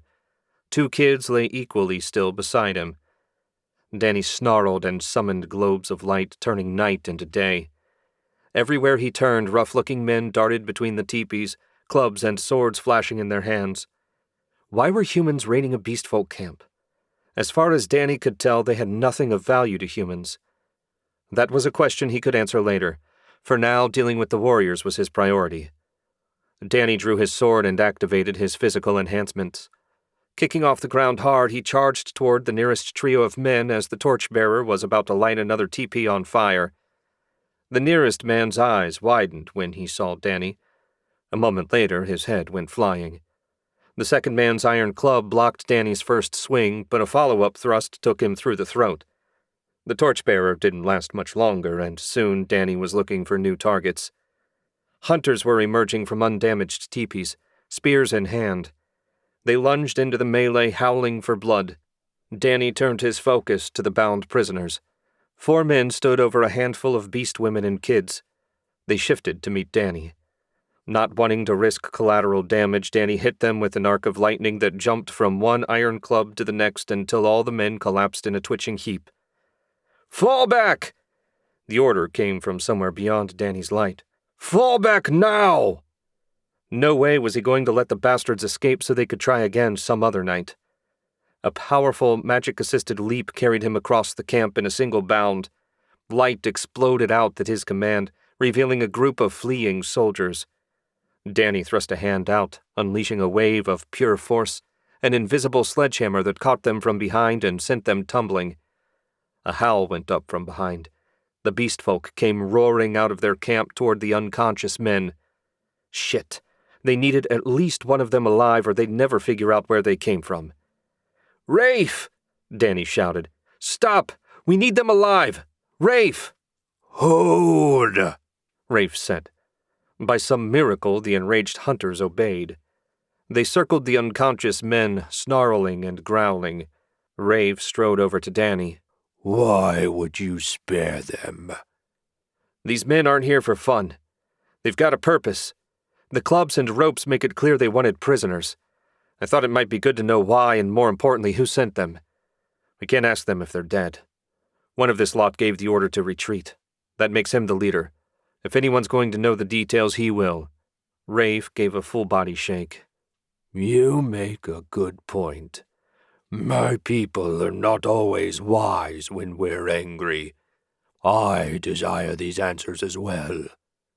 Danny clapped him on the shoulder. "Would you have your hunters tie them up?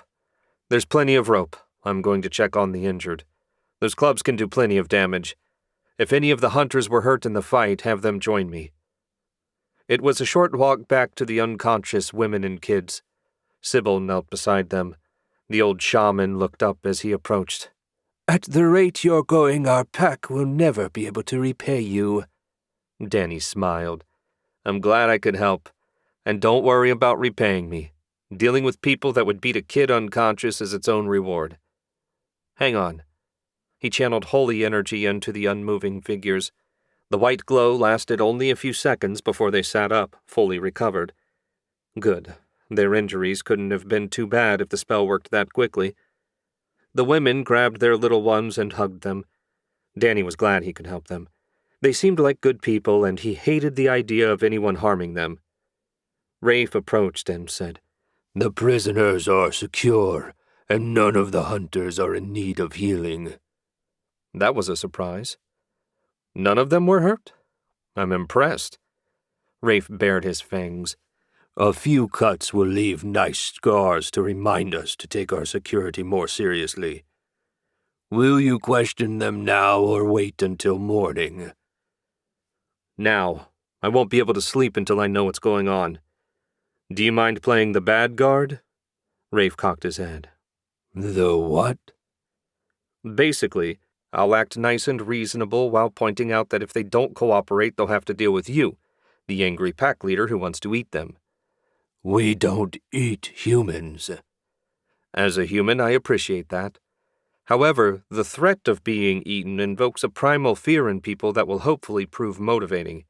You don't actually have to carry the threat out. I'll do my best, Rafe said. Let's get this over with. That sounded like an excellent idea to Danny. He led the way over to the prisoners, who sat in a circle, their hands tied behind their backs, overseen by a group of scowling hunters. Perfect. They were doing a great job setting the mood. Okay, Danny said. Who's in charge? I don't want to accidentally kill the wrong person. All he got was a bunch of sullen glares in reply. Pity they weren't going to be reasonable. Is that the way it's going to be? He asked. Are you all willing to die for whoever sent you? My friends need to stock up on meat for the winter, so that's convenient for them. But personally, I'd prefer to punish the person pulling your strings. Danny crouched in front of an especially muscular prisoner and poked his bicep. How much do you think this one would yield? Maybe 70 pounds of lean meat, plus the organs. Rafe shrugged. 90 pounds total. Should last us about a week. What do you want to know? One of them shouted. Please, I'll tell you anything. Just keep those savages away from me. Shut up, Peter, another one shouted. Bingo. He had to be the leader. But for now, Danny would focus on Peter. He moved over to face the trembling young man. It's always nice to meet a reasonable man. Who sent you? I don't know his name, Peter said. The captain assigned us to work for this creepy wizard. He's got the company doing all sorts of jobs. Guard duty, slave raids, scouting, you name it. The money's good and it's better than fighting a war. Easiest job we've had since joining the guild. You've done this before? Danny's voice had an edge that drew a flinch from Peter. A couple times. The other groups didn't put up much of a fight. Of course, they didn't have a wizard with them either. What's a human doing hanging around with beast folk anyway? That's hardly your concern, Danny said. Where did you take your prisoners? To the wizard. He's set up in an old elf-blood outpost north of here, about 200 miles. We already picked up all the nearby groups. The captain's gonna kill you, Peter, said the man Danny assumed was the leader. Rafe, would you shut him up, please? With pleasure. The pack leader strode over, grabbed the man's chin in one hand and his skull in the other. A single hard twist broke his neck with a loud crack. Danny had been hoping he'd knock the man out, but that worked too. Now that the distractions have been dealt with, Peter had gotten very pale and looked like he was about to faint. Danny gave him a smack. Hey! Focus! Don't you dare pass out on me. He killed Sergeant Casper. Peter barely choked the words out. Yes, and if you don't want to end up the same, you need to pay attention and answer my questions. What is the wizard doing with the prisoners? Working them in the fields. Beast folk have a lot of stamina and they never get sick. They make great slaves. It's not like they're good for anything else. Peter blanched further when the hunters growled. I probably shouldn't have said that last bit. Probably not, but I appreciate your honesty. You mentioned a guild. I assumed that would be the Mercenaries Guild. Yes, sir, the Discord Guild. Danny didn't recognize the name, but assumed it was one of the unlabeled cities on his map west of here. Last questions. How big is your company? Who leads it?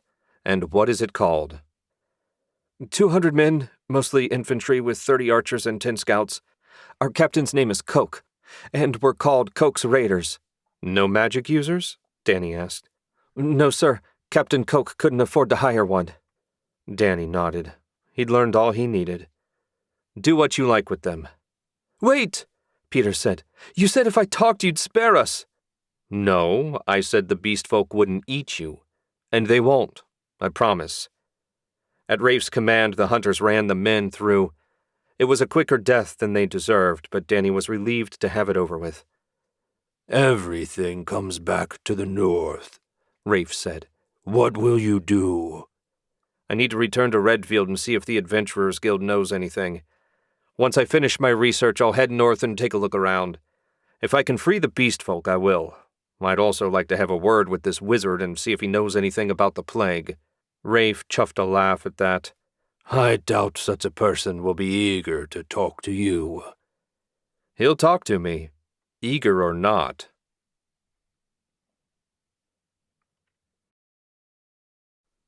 Chapter 13. Danny blinked the stickiness out of his eyes and sat up on his bedroll. His head was swearing at him after his broken sleep. He couldn't decide if he felt better or worse after the last 4 hours. He settled on better, mostly because no one had shown up and tried to kill them. That was a vast improvement over last night's violence. He pushed himself up on one elbow and took a look around. The bodies of the mercenaries were gone. Whatever the hunters had done with them, he didn't care. It was just a relief not to have to look at them.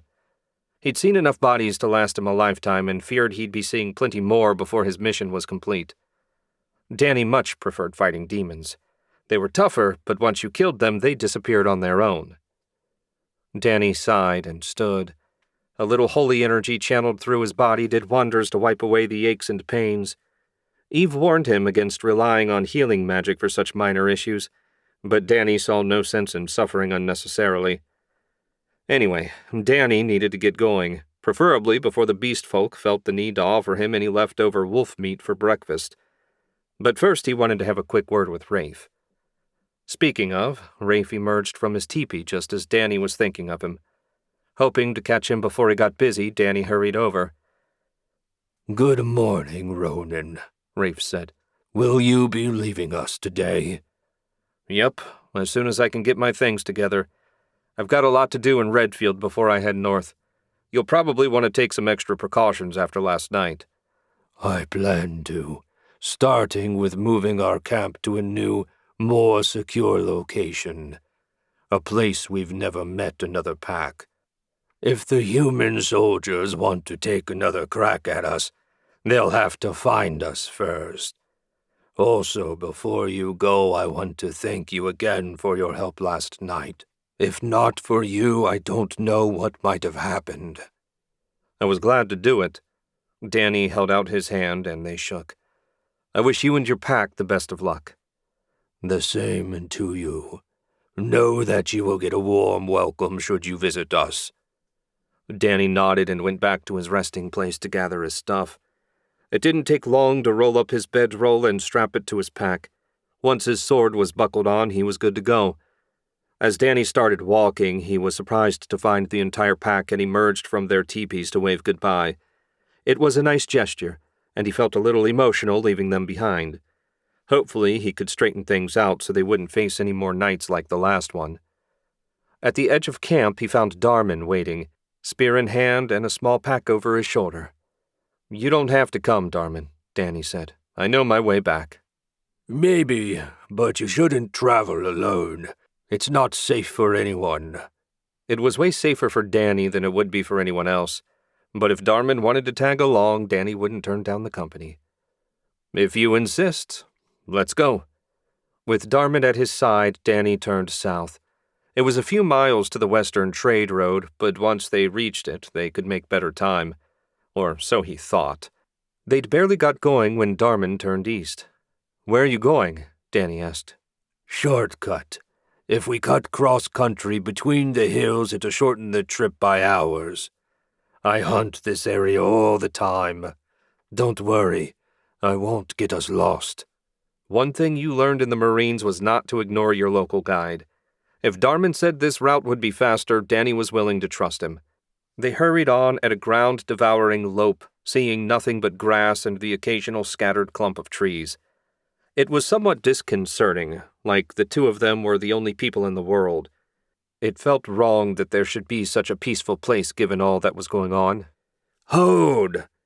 Darman slowed and trotted over to a particular patch of grass. Nothing about it looked remarkable to Danny. Then he spotted a tiny speck of blue mixed in with the green. It was the most vivid, electric blue he'd ever seen, at least outside of a neon sign back home. Darman crouched and plucked 2 of the blue flowers before straightening and turning back to Danny. This is good luck. Blue blossom is very rare. I've never seen any in this part of the prairie. "What's so special about them?" Danny asked. Darman held one of the flowers, which looked a bit like a wild rose, out to Danny. They bring good health. We eat them whenever we find them. Good health, huh? Sybil said beast folk never got sick, so he couldn't imagine why they'd need to eat a flower. Well, whatever. Maybe it was some cultural thing. Danny channeled ether through the blossom and confirmed it wasn't poisonous. Just to be on the safe side, he pulled a single petal and popped it in his mouth. The bitterness made him gag, and he spat it out, coughing. "Oh, that is nasty." You don't like it? Darman sounded serious. "No." Danny handed the flower back. "Here, you can have my share of the good health." Darman smiled and chomped down the second flower. Thank you. Danny shook his head, and they got back to running. The rest of the journey was uneventful, and as the sun dipped lower in the sky, the walls of Redfield appeared ahead of them. They really had made good time using Darman's shortcut. This is where we part company, my friend, Darman said. I hope we meet again. Likewise. They did the odd arm-wrestling handshake before Darman trotted back the way he'd come. Danny didn't bother mentioning that it would be every bit as dangerous for Darman returning alone as it would have been for Danny to make the trip to Redfield alone. He was pretty sure Darman had simply wanted to see him safely home as a way of saying thanks. Putting the beast folk out of his mind, Danny jogged the last couple miles to Redfield. When he was a little ways away, he could see people shouting. There was a crowd gathered at the gate, and the guards were holding them back while a priest tried to speak over the shouting crowd. What the hell was going on now? He activated his stealth field and snuck closer. He reached listening distance just as the people quieted enough for the priest to speak. "No one can leave or enter," the priest said. "By order of the guilds and temples, Redfield is sealed until the plague has been stamped out. Return to your homes and keep calm. Sick people should make their way to the temple of the goddess. We will do our best to help as many as we can." Danny stopped listening. How had the plague made it into Redfield? And more importantly, how was Lise? He needed to get in and find out. Quarantine be damned. The curved edge of Lisa's kitchen knife sliced through the carrots with ease as she got ready to put them in the soup pot for lunch. The kitchen was warm from the oven and filled with the scent of baking bread and simmering broth. She'd only been working here for a day, and Lise already found her spirits lifted. Having something real and useful to do did wonders to distract her. At the counter beside her, the youngest of the inn's serving girls, a cute and lively thing who seemed unaware of the meaning of the word tired, worked alongside her, chattering about her brother's upcoming wedding as she peeled potatoes with little precision, but great vigor. "Careful," Lise said. "You don't want to nick your fingers." "You sound like my mom.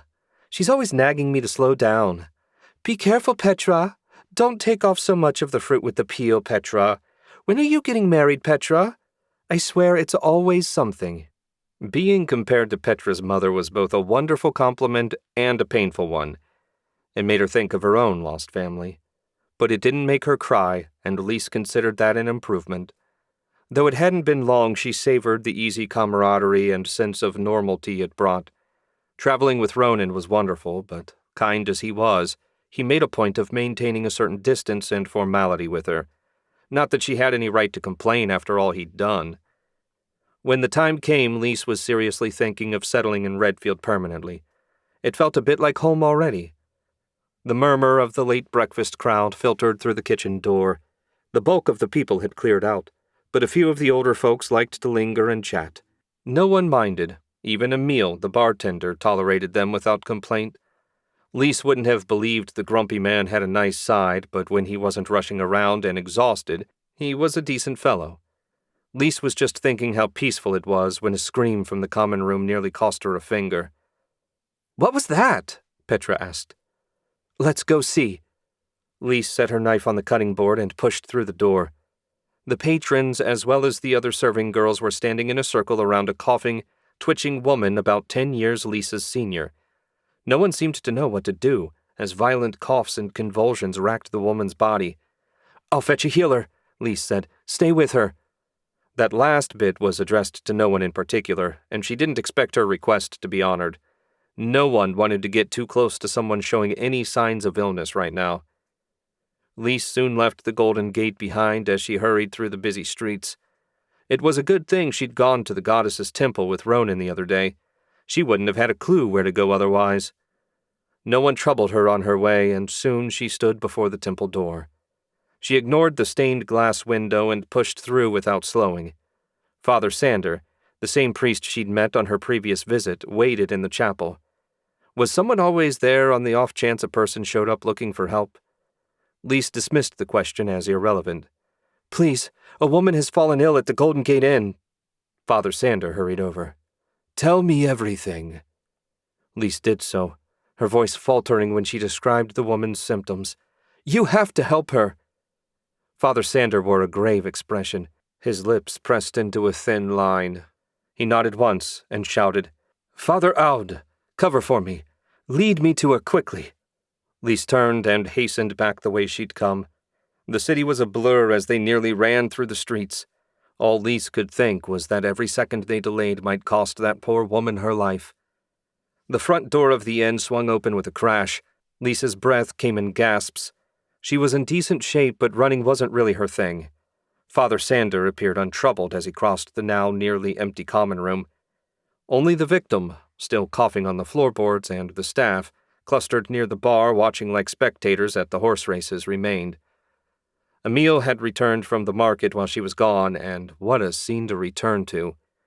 Lise wasn't sure what to do, so she sort of hovered halfway between Father Sander and her co-workers. For his part, the priest knelt beside the unfortunate woman, his hands glowing faintly above her shivering figure. His brow furrowed as he worked. Eventually, the coughing slowed as the woman's breathing normalized. "Father?" Lise asked. "I've done all I can. She has the plague, and I lack the power to heal it. All I managed was to ease her symptoms." "How the hell did the plague get into the city?" Emile asked. "I thought you priests were checking everyone." "We are, but while we serve the archangels, we are not all-knowing and all-seeing. Everyone has done their best." He stood. "If you'll excuse me, I need to alert the other temples. I'll send bearers for her when I get back. We can look after her better at the temple. You'll need to remain inside for 2 days. If you show no symptoms by then, you're in the clear." "What about the inn?" Emile asked. "Closed for 2 days. I'll reevaluate then. Bear in mind that if you leave, you risk contaminating your neighbors and anyone else you encounter. Do the right thing." With that unsettling pronouncement, Father Sander hurried away. "Do the right thing," he says. Emile snarled as Lise joined the others at the bar. "Easy for him to say. He doesn't have a business to run. What the hell are we supposed to do for 2 days?" "What am I going to tell my mom?" Petra asked. "I can't go home and risk her getting sick." "It's pointless anyway," Deb said. "All the customers have gone home already. They're probably spreading the plague everywhere they visit. She had a point, but Lise didn't know what they could do about it. Despite her desire for a bit of independence, she dearly wished Ronan was here right now. Chapter 14. Danny approached Redfield's gate, his stealth field making him both silent and invisible. The worst of the shouting had died down, and the crowd was slowly breaking up as the people realized they had no hope of forcing their way through the armed guards. As for the guards, to a man they looked relieved that they wouldn't be forced to cut down their fellow citizens. On the downside, they showed no sign of leaving the area around the gate. Trying to sneak in there was too risky, despite his magic. On the plus side, Redfield's wall was no real barrier to him. Danny jogged about 100 yards north, gathered himself and leapt over the wall with ease. He landed on the grass behind the goddess's temple and hurried around to the front. People stood in a long line in front of the door. Coughs shook their bodies, and some looked like they could barely stand. How had it gotten this bad so quickly? Danny had only been gone for 2 days, and when he left, no one was sick. A quick look around the district confirmed similar lines at the other temples. There was no way the priests would be able to handle this many people. In fact, he doubted there were any priests capable of healing the plague in Redfield.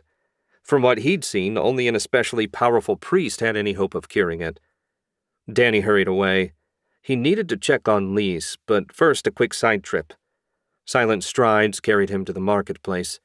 The stalls and shops were quiet, but there was one person doing a booming business. Osborne's wagon was surrounded by well-dressed people, while a larger group of the less well-off formed a ring around them. Danny had seen aid trucks end up surrounded like this, and it could get ugly in a hurry. Looked like the guards knew it too. 3 men in leather armor stood ready, their swords bare in their hands. Danny frowned. 3? There had only been 2 guards when Danny spoke with Osborne the first time.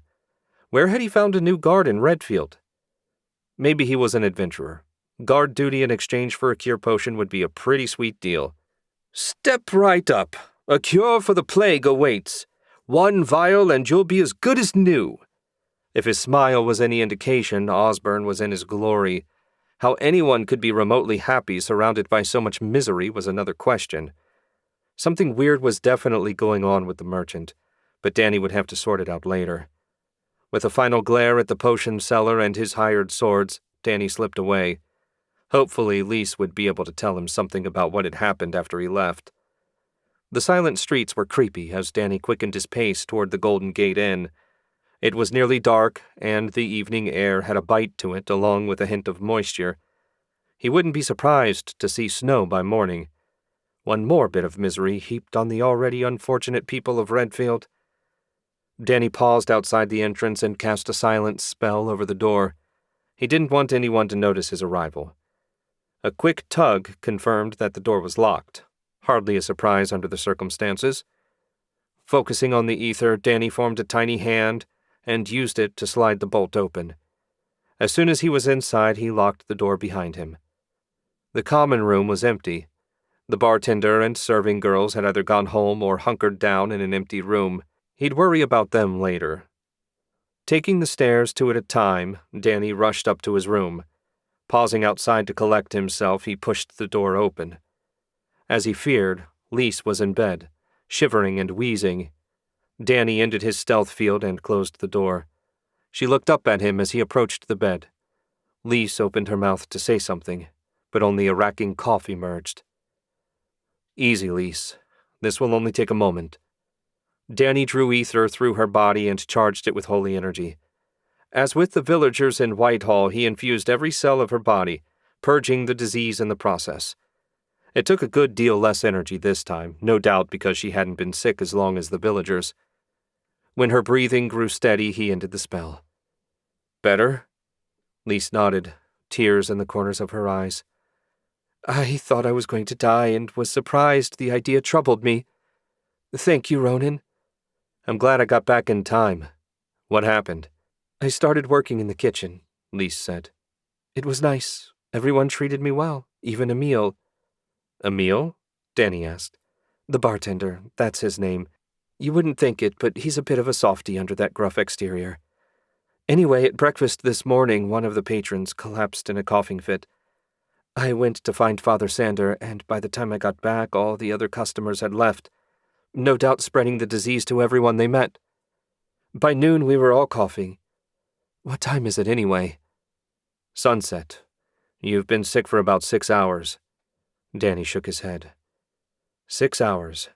How could so many people be so sick in such a short time? It doesn't make sense. The process should have taken days at least, and more likely, weeks. He was mostly talking to himself, so it was a surprise when Lise spoke. Can you heal the others too? Of course, they're my next stop. What I can't do is heal the entire town, more's the pity. Once you're all better, I'm going to need you to stay inside and away from everyone else. My magic only cures the disease. It grants no long-term immunity. I understand. Thank you. Danny squeezed her hand and slipped out of their room. He could sense the other's life forces and, following his magical awareness, went from room to room, purging the disease from first the serving girls, then the bartender. There were no guests, which he assumed was because the other people lodging here had gone out and not been able to return after the outbreak. Whatever the case, using so much magic combined with a long day of running had left Danny exhausted. Since he couldn't do anything more tonight anyway, he returned to his room. Lise was sound asleep, her breathing steady and normal with no hint of a wheeze. Looked like he'd gotten all the virus cells out of her. Good.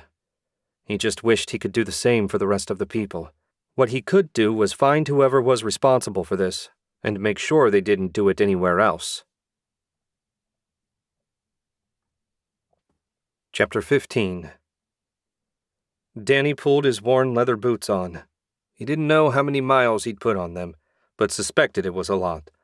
The world might be technologically primitive compared to Earth, but they had a knack for making sturdy clothes. Beside him, Elise snored away. Her thankfully brief illness had left her worn out. Not wanting to bother her, Danny slipped silently out of their room. He descended the wooden staircase to the inn's common room. Hopefully they had enough food on hand for him to fix breakfast. He hadn't eaten anything but wolf meat and jerky for 2 days, and he was starving. Danny paused at the bottom of the steps. To his considerable surprise, Emile, the bartender, as well as all 3 serving girls were awake and sitting around a table near the bar. They all stared at him as he approached. "Morning," Danny said. "How are you all feeling?" "Better," Emile said. "When I went to bed last night, I doubted I'd see the morning. Instead, I wake up fully recovered, and a man I know wasn't in the city yesterday is here. I hardly think that's a coincidence." "It's not. I healed you all last night. Fortunately, you hadn't been sick for that long, so it didn't take too much out of me.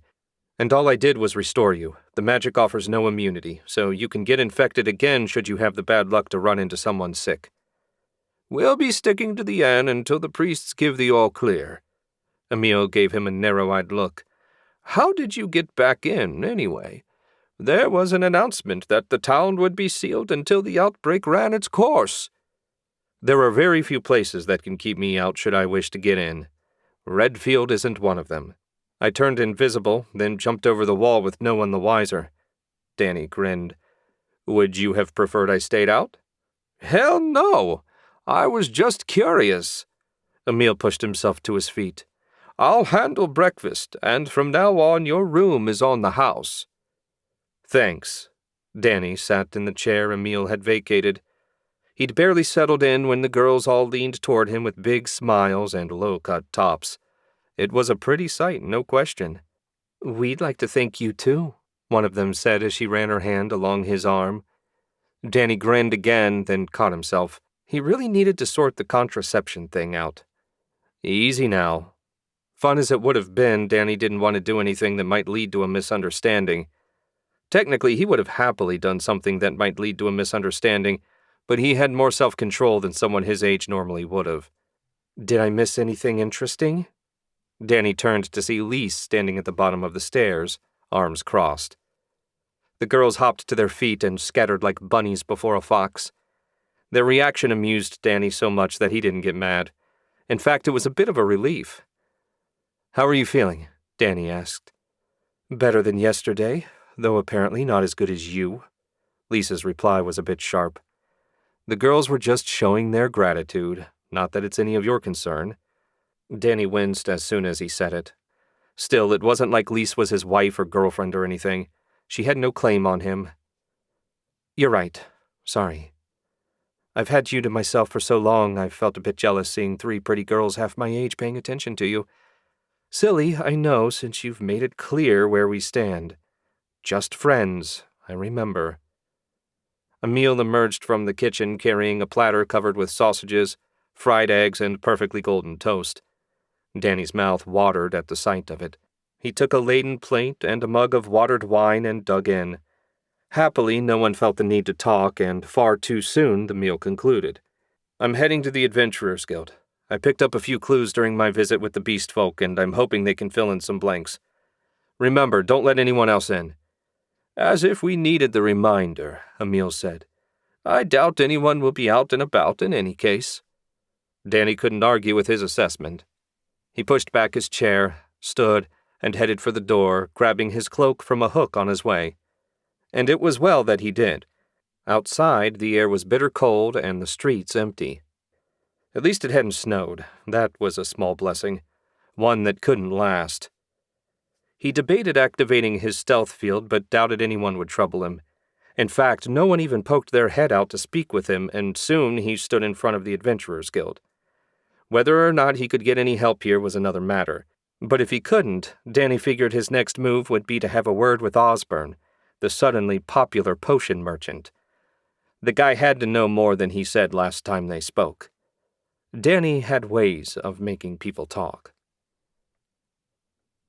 Danny paused outside the guild and listened. Adventurers were usually a rowdy bunch, which made the complete silence even more unnerving, though it was also in complete keeping with the rest of Redfield. He hadn't seen a soul on his way here. Danny couldn't help wondering how many people were in their homes, dying by inches. He shook the thought away. Best not to think about it. The door rattled, but refused to open when he pushed on it. That wasn't a great sign. The guild was usually open all day, every day. A little telekinetic magic worked the bolt loose, and Danny slipped into the empty waiting room. The interior was dim, not that there was anything to see besides empty tables and an unoccupied counter. He closed the door and crossed the room to the counter. Peeking over it, he let out a breath of relief. No bodies, thank heaven. Hello? No reply, of course. He hadn't really expected one. Much like at the inn, he figured everyone was laid up. Opening himself fully to the ether, Danny sensed 3 life forces, 1 on the first floor and 2 above. Assuming this guild was set up the same as the one in Rosenbar, the downstairs one was likely the guildmaster in his office. That struck him as a good place to start, so Danny set out down the hall. It was creepy as hell in the empty, silent building, and every moment Danny expected someone to jump out and yell, "Boo!" No one did, of course, and soon he paused at the guildmaster's door. The muffled sounds of heavy coughs came through, confirming his fears. Danny pushed the door open and found a man, the guildmaster he assumed, slumped over his desk. His skin was pallid and sweat beaded on his brow. He looked at Danny as if seeing a ghost. "Guildmaster?" Danny asked. He tried to answer, but more coughs cut him off. Right. Healing first, questions later. Danny channeled ether infused with holy energy through the guildmaster's body. It took a bit longer than when he healed Lise, but eventually the disease was burned away. Danny wasn't sure if he was getting better at healing or if the plague had mutated into something less severe. Either way, he was happy with the results. "Who are you?" the guildmaster asked, his voice rough from all the coughing. "Not one of the regulars." "No, sir. I'm Ronan. I only arrived in Redfield a couple days ago. How are you feeling?" "Better. Thank you. Are you a priest?" "No, sir. An arcane knight. My healing magic works a bit differently than the priest's, but it is effective. Are the secretaries upstairs?" "Yes. I didn't want to send them home as sick as they were. They'd never forgive themselves if they made their families ill as well. Would you—" "Yup. Rest a bit. I'll be back shortly and we can exchange notes." Danny left the office and retraced his steps to the staircase. At the top, he followed his magical senses to a room at the back. He pushed open the door to the secretary's room. The two women were somewhere between asleep and delirious as they tossed and turned on sweat-soaked sheets. Their breath was shallow and wheezy, their faces pale and drawn tight with pain. They looked worse than the guildmaster. Danny repeated the healing process, and sure enough, these two took longer to purify. But he did succeed in curing them, and that was all that mattered.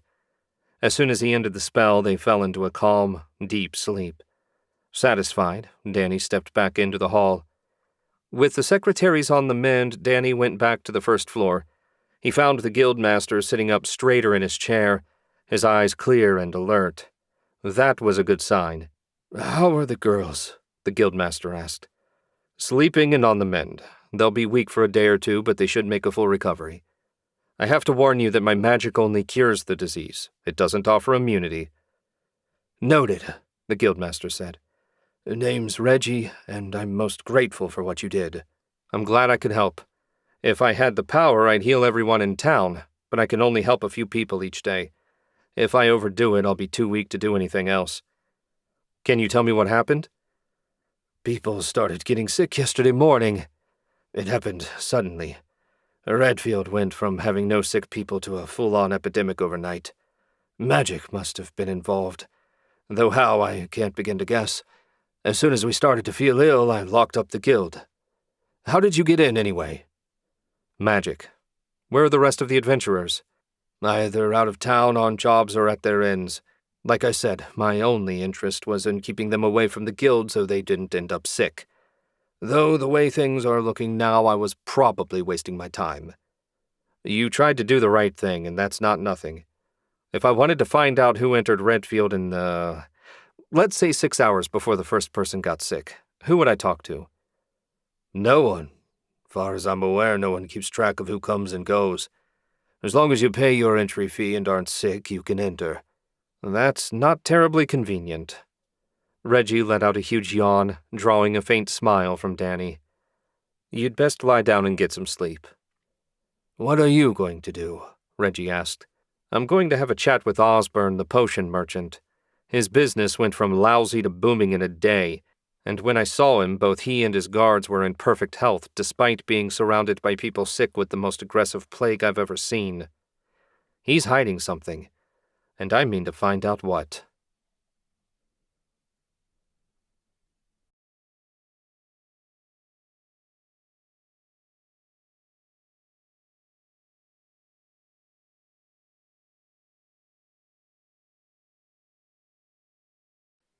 Chapter 16. Danny left the Adventurers Guild behind and made his way toward the market. He was relieved the staff would recover. Whether Redfield as a whole recovered was another matter altogether. He hoped it did, but as things stood now, he wasn't optimistic. As he walked, a strange thought crossed his mind. He hadn't seen a single town guard on patrol. Some of them should have been out, if only to make sure people knew to stay inside until the crisis was over. On the plus side, it saved him the trouble of using his stealth field to avoid them. The journey was a brief one, and soon he was passing empty, unmanned stalls. He didn't know what the town's food situation was, but with winter nearly upon them, Danny assumed they had their supplies laid in. The timing of the outbreak might end up a blessing in disguise. He paused when the thud of steps caught his attention. A moment later, a lone man came running around the bend, a bright blue potion clutched in his hands. He shot a furtive look at Danny before shifting his body to block his view of the potion and running on. Putting the nervous fellow out of his mind, Danny focused on Osborne's wagon. No crowd surrounded it today. His first thought was that they were out of product, but the desperate man from a second ago disproved that theory. Well, whatever. He'd find out eventually. All three guards were on duty, with the new guy in the center of a small arc in front of the wagon. Osborne was absent at the moment, but Danny assumed the merchant was in the back of his wagon. As he got closer, one of the original guards leaned in and whispered to the new one. The man's sullen expression grew harder. "Show your gold or shove off," the new guard said. "We've had enough beggars." "Osborne around?" Danny asked, more to gauge their reaction than out of any real curiosity about the chubby merchant's whereabouts. "What part of show your gold or shove off did you misunderstand?" the guard asked. "Would Captain Coke approve of your attitude?" Danny asked. The youngest guard, a man not much older than Danny's host body, asked, "How do you know the captain?" "A fellow by the name of Peter mentioned him to me," Danny said. "An acquaintance of yours, I believe. Or perhaps comrade in arms would be more appropriate." The new guard drew his sword. "Osborne said you were trouble. Looks like he got something right for a change. You should know better than to stick your nose where it doesn't belong, kid." Danny grinned. He'd fought demons, ogres, and a fire drake. These idiots were nuisances in comparison. An effort of will wrapped all three of them in ethereal chains. Once they were safely bound, Danny took their swords as well as a collection of daggers before stepping around to the rear of the wagon. A heavy canvas flap covered the back, and Danny yanked it aside. Osborne cowered inside, surrounded by crates, a hefty bag of coins sitting in his lap. He stared at Danny, eyes wide with fear. "Time for another chat, Osborne," Danny said. "This time you're going to tell me everything." "You can't just do whatever you want," Osborne sputtered, his voice a pitiful mix of defiance and dread. "There are laws." Danny looked left and right at the empty market. "Who's going to stop me? Not your pitiful excuse for guards, that's for sure. No, you're going to talk to me, Osborne, either willingly or with a bit of coaxing. Either way works for me, though I admit I wouldn't mind a bit of coaxing." Danny offered his best evil smile. The threat hung heavy between them. Osborne whimpered, a more pathetic sound Danny had never heard. At last Osborne said, "I didn't have anything to do with the plague, you understand. The only part I played was selling the cure. You might even say I'm a hero." "You're a lot of things, Osborne, but that sure as hell isn't one of them. Now, who gave you the potions?"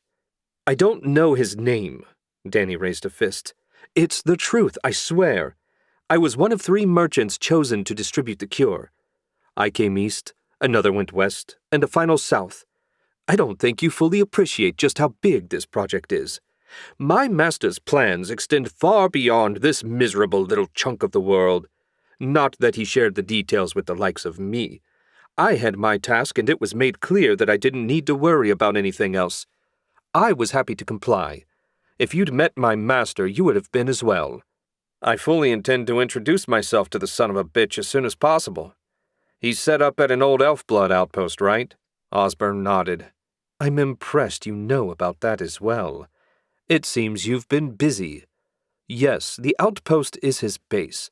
The beast-folk slaves work the fields nearby, growing the ingredients necessary to create the cure."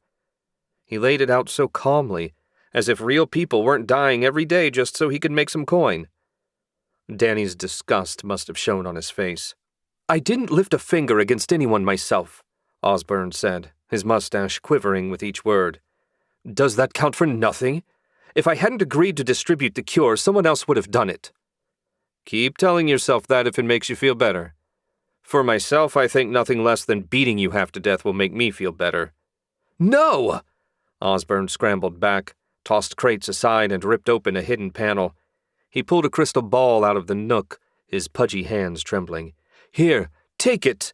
You can use this to speak to my master yourself." "I knew you were holding out on me." Danny snatched the orb. "You're going to take what's left of your potions to the temple of the goddess. Every potion, every coin, all of it goes to those in need." Osborne's mouth opened, but before he could speak, Danny said, "I'm not making a request, Osborne. I'll be coming along to make sure it's done properly." A nod, meek and resigned, was all Osborne could muster. Good. Hopefully the potions would turn the tide. Danny sat beside Osborne on the wagon bench as they made their way through the silent streets of Redfield. It had come as a pleasant surprise when Danny learned Osborne knew how to both hitch up the horses and drive the wagon himself. The merchant held himself somewhat stiffer than a board as he grasped the reins. No doubt Danny's dagger in his ribs had something to do with it. Technically, the weapon wasn't necessary. Danny could have killed the greedy pig with a thought. But there was something clarifying to the mind about having a foot of razor-sharp steel a couple of inches from your flesh. Suffice it to say, Osborne was on his best behavior. In the back of the wagon, the 3 mercenaries lay bound and silent, surrounded by crates of potions. It didn't take long to make the trip back across town to the temple district. A line of 15 people waited outside the goddess's temple, so Danny had Osborne park on a side street out of sight. As soon as the brake was thrown, Danny bound the merchant with ethereal chains and threw him in the back of the wagon with his goons. "I'll be back in a minute. Don't go anywhere." Osborne threw Danny a silent glare, which made him grin. The piece of shit's suffering pleased Danny no end. Leaving the wagon, Danny hurried around to the front of the temple. He skirted the line of 15 or so of the saddest-looking people he'd seen in a long time. None of them even had the strength to complain as he slipped through the front door. Danny hated cutting the line, but it wasn't like he was going to take anyone's bed. A quick glance into the chapel confirmed that Father Sander wasn't there. It also confirmed that every square foot was occupied by coughing, wheezing patients forced to lie on the floor. With a little shake of his head, Danny headed for the infirmary. The room, about 3 times the size of the chapel, was also packed with the sick and the dying. Father Sanders stood beside the bed of a boy who couldn't have been older than 6. The priest's hands glowed with divine energy as he channeled the archangel's power.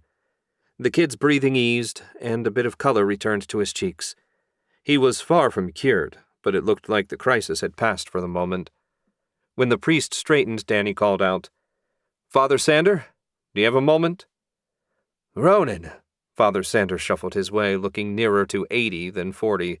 Clearly the work was taking its toll. "Are you feeling ill?" "No, Father, I'm fine. I have some semi-good news. There's a partial wagon load of cure potions on the side street ready for you to distribute." "It's against the law for you to steal them regardless of how badly they're needed." "I didn't steal them. I prevailed upon Osborne's good nature. It wasn't hard to convince him once I learned he was working for the guy that set the plague loose on the world." Father Sanders' brow furrowed. "I'm not sure I understand. Someone started the plague? How? Why? To sell potions and get rich? What good is wealth if everyone's dead?" Danny filled him in on everything he'd learned. The how and the why are still a bit vague, but tracking down Osborne's master is the next thing on my to-do list. Anyway, I've got 4 prisoners and nowhere to put them. I was told the Merchants Guild and the temples were in charge of Redfield, so I figured you could tell me where to take them. "Goddess be merciful," Father Sanders said. "That might be the worst story I've ever heard. Such vile actions. I don't even know where to begin." "I say we begin by giving out those potions to the sickest people first. I have the prisoners bound with magic, but I can't maintain the spell forever." "Of course. Forgive me, I was a bit shocked by everything." Father Sander turned away from Danny and said, "Michael, join us, please." One of the 2 younger priests set the bucket he'd been carrying down and jogged over. He was nearly as haggard as his superior, with his white robe stained with sweat and sticking to his skin. "Father?" "Come along." Father Sander led the group out of the temple and down the street to where Danny had left the wagon. "I want you to handle the distribution of these potions, starting with those closest to death. I'll be along shortly." Michael climbed up on the wagon bench while Danny dragged his prisoners out the back. They landed in the street with meaty thuds. That done, Michael urged the horses forward. "Follow me," Father Sanders said. "Brannock's temple also serves as the town's jail and courthouse." Danny adjusted the binding spell to allow the men to walk, then jerked them to their feet. "You heard the man. March!" The mercenaries glared at Danny while Osborne settled for a whimper. When he reached for his sword, the group started moving. Happily, Brannock's temple was less than a block away. The plain, gray stone building had little in the way of charm. In fact, it would have looked right at home in the Dragon Empire back on Earth. Father Sander knocked on the heavy wooden door, and it soon opened. A young man with broad shoulders and wearing mail with a white tabard featuring an inverted sword bowed to Father Sander. "Is Joris available?" Father Sander asked. "Yes, Father." The young man looked around, then in a low voice added, "He has failed to heal a single victim, and it has left him despondent. If you can do anything to lift his mood, we would all be most grateful. I fear my news will do nothing to improve his mood. Would you get him, please? The young man bowed. Excuse me, Father. When he disappeared into the temple, Father Sanders said, Brannick's followers aren't the most skilled at healing, and this disease is the most magic-resistant I've ever seen. Joris shouldn't be so hard on himself. Knowing that in your head and convincing your heart are two different things, Father, Danny said. Heaven knows that's true. I've seldom felt as inadequate as I have the last couple of days. The temple door opened again, revealing an older version of the fellow that greeted them. He had the same outfit, same burly build, and a gray beard and bald head. Father Sander, what brings you by? Trouble, Joris. Can I tell you on the way to the cells? Joris favored Danny with a penetrating look before shifting his gaze to the bound mercenaries. Certainly, follow me. The high priest led them down an undecorated stone hall. As they walked, Father Sander repeated everything Danny had told him. Danny could see the tension building as Joris's stride grew stiffer and the muscles in his neck bunched. Soon enough, they reached a room with 3 iron-barred cells. Joris unlocked 2 of them, and Danny shoved the mercenaries into one and Osborne into the other. As soon as the doors were locked, he ended the binding spell. Leaving the jail behind, they emerged into the hall. I can't believe anyone would release such a disease on purpose, Joris said. Believe it, Danny said. The question now is, what can the temples do to help put an end to the one responsible? Father Sanders sighed. Our temples have no influence beyond Redfield, Ronan. The wilderness obeys no law but power. That might be for the best, Danny said. I can do what I have to without worrying about corrupt officials or bribed guards. I wish I could do more than wish you luck. Father Sander extended a hand, and Danny shook it. Redfield owes you more than we can ever repay. Thanks, Father. I'll be back as soon as I can, hopefully with good news. Danny left the temple and headed for the Golden Gate Inn. He'd say goodbye to Lise before swinging by the guild to, if luck was with him, find a map that led to the elves' outpost. Once that was done, he'd be on the road once more. Chapter 17. The western trade road stretched through the grasslands for as far as Danny could see. He'd succeeded in finding a map of the area at the Adventurers Guild. It wasn't as detailed as he would have liked, but it was better than the one in the Elvish Gazetteer. That one didn't even show the outpost he was looking for. That argued the location wasn't important to the elves. Danny was quite curious to see what it looked like. Back on Earth, elf ruins were considered death traps that no sane person visited willingly. Hopefully the ones on Valendor wouldn't be as bad. Dealing with a crazy, evil wizard would be trouble enough. He'd said goodbye to Lise 2 days ago. She hadn't even made a fuss, which he appreciated. Danny was optimistic that she would be content to settle in Redfield permanently, freeing him to continue his mission at a faster clip, assuming he could sort out this plague business. At the very least, killing the one responsible for starting it should help. Despite the clear, beautiful weather, Danny hadn't seen a single merchant since leaving Redfield. Hopefully that meant they were being careful as opposed to being dead. All things considered, he figured the latter was more likely. He paused and pulled out his new map. There wasn't much around here. The next village was off a side road another 20 miles ahead. Danny planned to keep his distance. Much as he wanted to help as many people as he could, he needed to keep moving. Before he could resume his journey, Danny sensed 3 potent, inhuman life forces headed rapidly his way. Thankfully, there was no corruption, which meant they weren't demons. A moment later, he spotted them, 3 of the new giant alpha wolves charging right at him. Of all the rotten luck, Danny pulled the ether sword out of storage and lit it. He drew ether into his body, making his muscles stronger and his bones as hard as steel. The first wolf leapt at him far too quickly for something so big. Of course, fast was a relative thing. Compared to the Demon King, the wolves were barely moving. Danny dodged it with feet to spare. A hard slash of the ether sword removed the beast's head. Trying to take advantage of the death of their packmate, the other 2 attacked from opposite sides. Danny threw his hands out, hurling a telekinetic blast in all directions. The spell picked the wolves up and hurled them 20 yards through the air. Danny charged right, slicing through the second wolf's lower jaw when it tried to bite him. A quick thrust through the chest finished it. He spun just in time to get tackled by half a ton of leaping wolf. His back hit the ground, and Danny kicked hard with both legs, sending the beast flying. Before it reached the ground, he hit it with a full power blast of lightning strengthened by the ether sword's mithril hilt. The force of the blast turned the wolf into a crimson mist. When nothing else attacked him for 10 seconds, Danny deactivated the ether sword and returned it to his storage. They were tougher than crimson ogres, for sure. He hated to think about some poor beast folk hunters having to fight those things.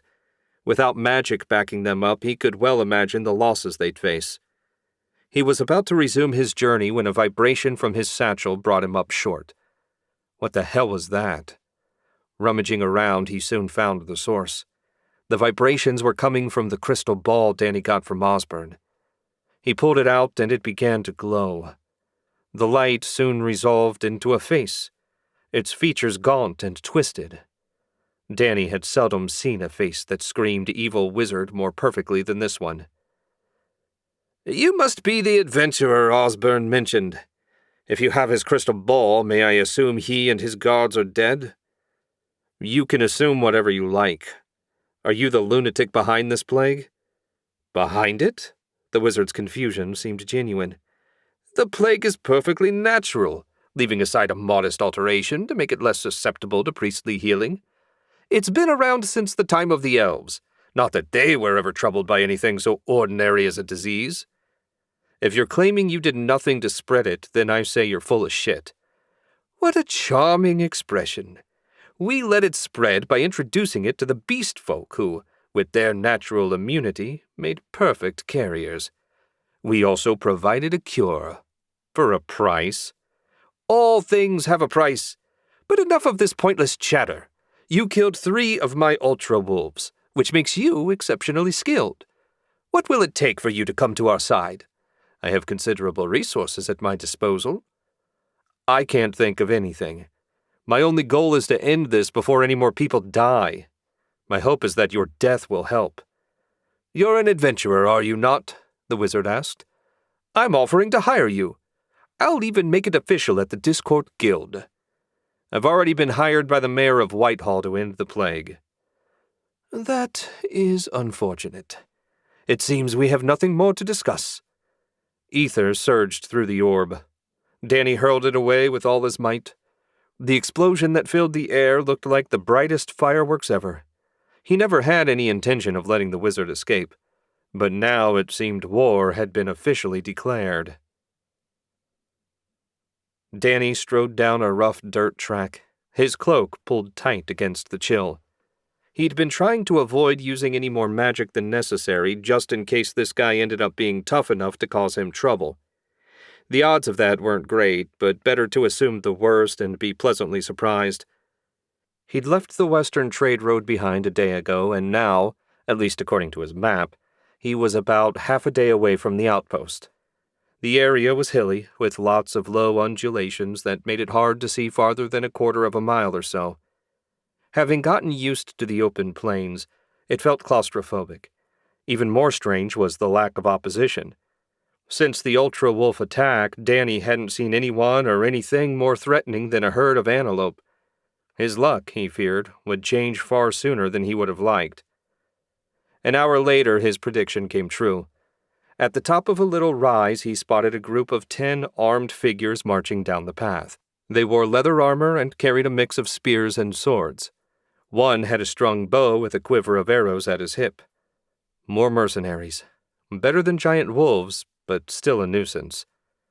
Taking them out wouldn't be a problem. One well-placed fireball would do the trick. It would also reveal his presence as clearly as a lit torch on a moonless night. Danny preferred not to lose the element of surprise just yet. Activating his stealth field, he left the path behind and worked his way around the scrub-dotted knolls, making a path around the patrol. Invisible and silent though he might be, he still bent blades of grass as he passed. If anyone was paying attention, they'd be bound to notice if he got too close. Half a mile later, he returned to the road and picked up his pace. Danny wanted to reach the outpost well before dark. Scouting in daylight was much easier than doing it at night. He covered another 5 miles or so, evading a second patrol in the process. The terrain grew rougher by the stride. Finally, he spotted the outpost. At the top of the tallest hill, a rectangular, moss-covered building rose out of the grass. It looked like someone had gone to a bit of trouble trying to camouflage it, but in the end it was so unnatural sitting where it did that trying to make it look like part of nature was a waste of time. The outpost had neither a door nor windows. At least it had none on this side. He'd make a full survey in a moment. For now, there was another area that caught his eye. Danny's gaze shifted to a sprawling field at the base of the hill. Neat rows of bright blue flowers swayed in an unnaturally warm breeze. He recognized the blue blossoms immediately. What he couldn't figure out was how so many of them were growing so big and so well in this cold. The one Darman showed him was a little, kind of shriveled thing, which, despite its vibrant color, looked like it had been hit by a frost. Even from this distance, he could make out the stocky, fur-covered figures of 24 beastfolk. That didn't seem like enough, given how many packs Rafe said had gone missing. One of them turned, and a faint glow at the base of his neck caught Danny's eye. Using magic to sharpen his vision, he examined the strange mark. It was a spell circle, extremely complex despite its modest size. Danny didn't recognize the magic's function, but suspected it had something to do with the slack and vacant expressions on their faces. Psychic magic of some sort was his guess. Much as he wanted to help, Danny forced himself to hang back. Even if he freed them, he had nowhere to take them, and the last thing he needed was for them to get mixed up in the fight he knew was coming. First, he'd deal with the wizard. Then he'd free the slaves. Those marks weren't the only magic here. Ether glowed throughout the soil. That had to be the cause of both the unnatural warmth and the blue blossom's excessive growth. As with the spell circle, his host body had no knowledge of such magic or its source. There were too many mysteries here for his liking. Unraveling them seemed to be his destiny in life. For now, he needed to figure out how to get inside the outpost. Leaving the unfortunate beast folk to their work, Danny made a full circle around the building, and found exactly nothing. There was nothing to distinguish one side from the next. They were all just as free from doors and windows, and all just as covered with moss. Since there was no housing outside the outpost, he assumed the slaves were brought in at some point. He'd have to wait until someone came out to get them. Once the door was down, getting in would be simple. In theory, at least. Only time would tell if he'd guessed right. So he sat on the ground about 100 yards from the side of the outpost, facing the beast folk, and settled in to wait. His stealth field would ensure no one noticed him. Assuming the wizard himself didn't come out to collect his workers, and even then, unless he was looking for someone invisible, the odds were against anyone spotting him. Sitting and waiting reminded Danny of some of the ops he'd carried out back on Earth. One time, he and his team had surveilled a 2-room stone hut for 3 days waiting for a terrorist leader to show up. When the asshole and his crew rolled up, all Danny had to do was point the designator at them and boom, hellfire enema from 5,000 feet. Boring as it had been, at least none of his guys had been hurt. Those were the missions Danny liked best. His reminiscing was cut short when a line of white light outlined a rectangle in the center of the outpost's blank wall. A moment later, the door sank into the ground, and a squad of leather-armored mercenaries emerged. They carried wooden truncheons and showed no signs of concern as they marched toward the beastfolk. The lead mercenary had a stone cylinder that glowed in the ether.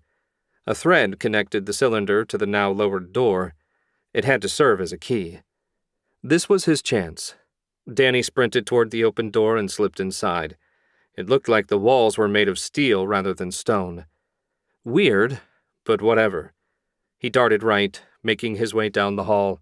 He sensed a number of life forces scattered around the building, some on this level, some below, and some above. The wizard could be with any of them. Looked like Danny was going to have to clear the entire structure. To be on the safe side, he took the ether sword out of storage. Unless his opponent had an enchanted weapon or armor, the ether sword would slice right through them. It felt like cheating, but in the end this was war, and the only thing that mattered was winning. At least the doors were visible inside the outpost. They each had a glowing rune beside them that he assumed you touched to open them. The first one he reached had no signs of life behind it, so Danny touched the rune. The door slid down out of sight, revealing a storeroom full of farm implements. Not a terribly interesting discovery, but at least he knew for sure how the doors worked now.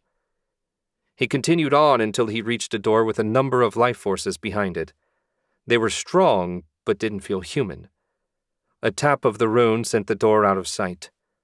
Danny stepped into a lab that featured 4 huge cages, each with a gray-furred puppy inside. The cute little guys growled at him when he got close, ears folded back and ready to fight. They looked healthy and well cared for. Whatever experiments they'd endured didn't appear to have done them any harm. Danny wasn't sure how to react to the relatively good treatment of the puppies when compared with the treatment of the beast folk. He liked puppies as much as the next person, but they weren't people like the beast folk. He couldn't do anything for the pups at the moment, so Danny returned to the hall to resume his hunt. He stalked through the winding corridors, expecting at any moment to run into a patrol of soldiers and finding nothing. About 3/4 of the way through his search, he found a set of stairs leading to the 2nd floor. The odds said the wizard was up there. His training said you didn't move on until you finished clearing the entire floor. The odds won out, and Danny started up the stairs. At the top, he stepped into a single huge room. In the center was a spell circle about 20 feet in diameter. A figure wearing a black robe stood behind it, facing Danny. A huge ultra-wolf towered beside him. The light from the glowing circle cast weird shadows over the wizard's face, making him seem less than human. "You made better time than I expected." "You're remarkably calm, considering." Danny lit the ether sword. "I don't suppose I can convince you to surrender and tell me everything you know?" "My master would be most displeased by that." Danny frowned. "Master? I thought you were the top man." The wizard laughed. "Hardly. I am a child compared to my master. He'll change the world. I'm content with improving the alpha wolves, for the moment at least. I'm not sure making them bigger and more aggressive is much of an improvement." Danny moved closer, working his way around the spell circle. "It is if you want to create the ultimate predator. That's my goal." "What's your master's goal?" "To improve humanity. Personally, I think the world would be better off if we just wiped them all out. But then I lack his vision. I can think of a few humans in need of eliminating, starting with you." The thud of feet behind Danny brought an end to the conversation. 20 mercenaries rushed into the room, swords drawn and bows at the ready. "You were saying something about surrendering," the wizard said. "I now make you the same offer. You can work the fields with the beast folk. Not an overly pleasant fate, but at least you'll be alive." "I'm going to have to pass." "So I assumed." "Kill him!" The mercenaries attacked from one direction, while the ultra-wolf leapt right across the spell circle at him, fangs at the ready. It would have been a problem for anyone else. Danny sent an explosion of ether surging out in every direction. Mercenaries scattered like tenpins. The giant wolf staggered but didn't fall. A single stride, followed by an overhand swing, separated its head from its neck. A lightning bolt hammered into Danny's personal shield, staggering him back. The wizard approached, hands raised and ether crackling around his fingers. "I hadn't expected such an impressive display." Another blast slammed into Danny, sending him flying across the room. "I thought you nothing but another overconfident adventurer." Danny strengthened his shield and pretended to struggle to his feet. Maybe he could get something useful out of this guy by playing possum. "And yet, I still managed to deal with your merchant and his guards and make it here. What does it say about you and your master that a mere adventurer could do all that?" A telekinetic blast hit Danny, throwing him back into the wall. "It says you got lucky. Do you think that idiot Osborne and 3 half-wit thugs will be difficult to replace? The loss of the potions will cost us a bit of revenue, but that's nothing in the grand scheme of things. I'm sure your master will be disappointed all the same." Danny got to his hands and knees. Maybe you're the one that's going to end up replaced. He would never. Master Avius plucked me out of obscurity in the Discord Magic Academy based solely on my overwhelming potential. I've been with him since nearly the beginning of his great task. The name meant nothing to Danny, but that, along with the name of the Magic Academy, should provide him with enough information to get started tracking the headman. Off to the side, the mercenaries were starting to recover from his spell. Looked like it was time to wrap this up. Danny shrugged off another lightning bolt and stood. I'm impressed you have strength enough to stand after all that. Truly it's well that I end you here. With a little more experience, you might have been a threat. Ether gathered around the wizard as he prepared another spell. Danny surged ether into his body and kicked the ground hard, leaping forward and closing the gap between them in an instant. The wizard's stunned expression as the ether sword slid into his chest might have been amusing under other circumstances. May I have your name before you die? Danny asked. Instead of answering, a blood bubble rose from the wizard's mouth and popped a moment before his life force faded away to nothing. Danny ripped the blade free and turned to face the slowly recovering mercenaries. You lot can either surrender or die like your employer. What's it going to be? The men all tossed their weapons down and raised their hands. It looked like Danny had won this round. Now he had to figure out what he was going to do with all these prisoners. Chapter 18. Danny pushed the final mercenary into the overstuffed cage and locked the door. The wolf pups growled at them, but it was more cute than frightening. Keeping them here wasn't a long-term option, but it would suffice until Danny finished searching the outpost. The few details he'd gotten out of the wizard made it clear he needed to visit the city of Discord next. Finding Avius, assuming that was his real name, would be no easy task. But if he was the mastermind behind the plague, nothing would end until he was eliminated. How long are you going to leave us here? One of the mercenaries asked. As long as necessary, Danny said. If you cause me any trouble, you can stay there forever. Danny turned, strode out of the lab, and turned down a steel hallway. According to the mercenaries, the beast folk were kept in the basement when they weren't working the field. Getting them sorted out was Danny's priority. Hopefully, all he'd have to do was dispel the marks on their necks. If that didn't work, he'd have to do a bit more research. The stairs to the basement weren't that far from the lab. Danny pressed one of the glowing runes, and the door dropped into the floor. He clanked down the steel steps that went on for far too long for a single story. At last, he reached a dirt floor. His jaw dropped. An immense cavern spread out before him. It was easily 10 times the size of the outpost. It looked like it ran all the way to the fields where the beast folk had been working. A bright blue crystal embedded in the stone ceiling pulsed in the ether. It had to be the source of the magic that kept the fields warm and fertile. Danny had no idea how to shut it off, or even if he should. The magic wasn't doing any harm, at least not as far as he could tell.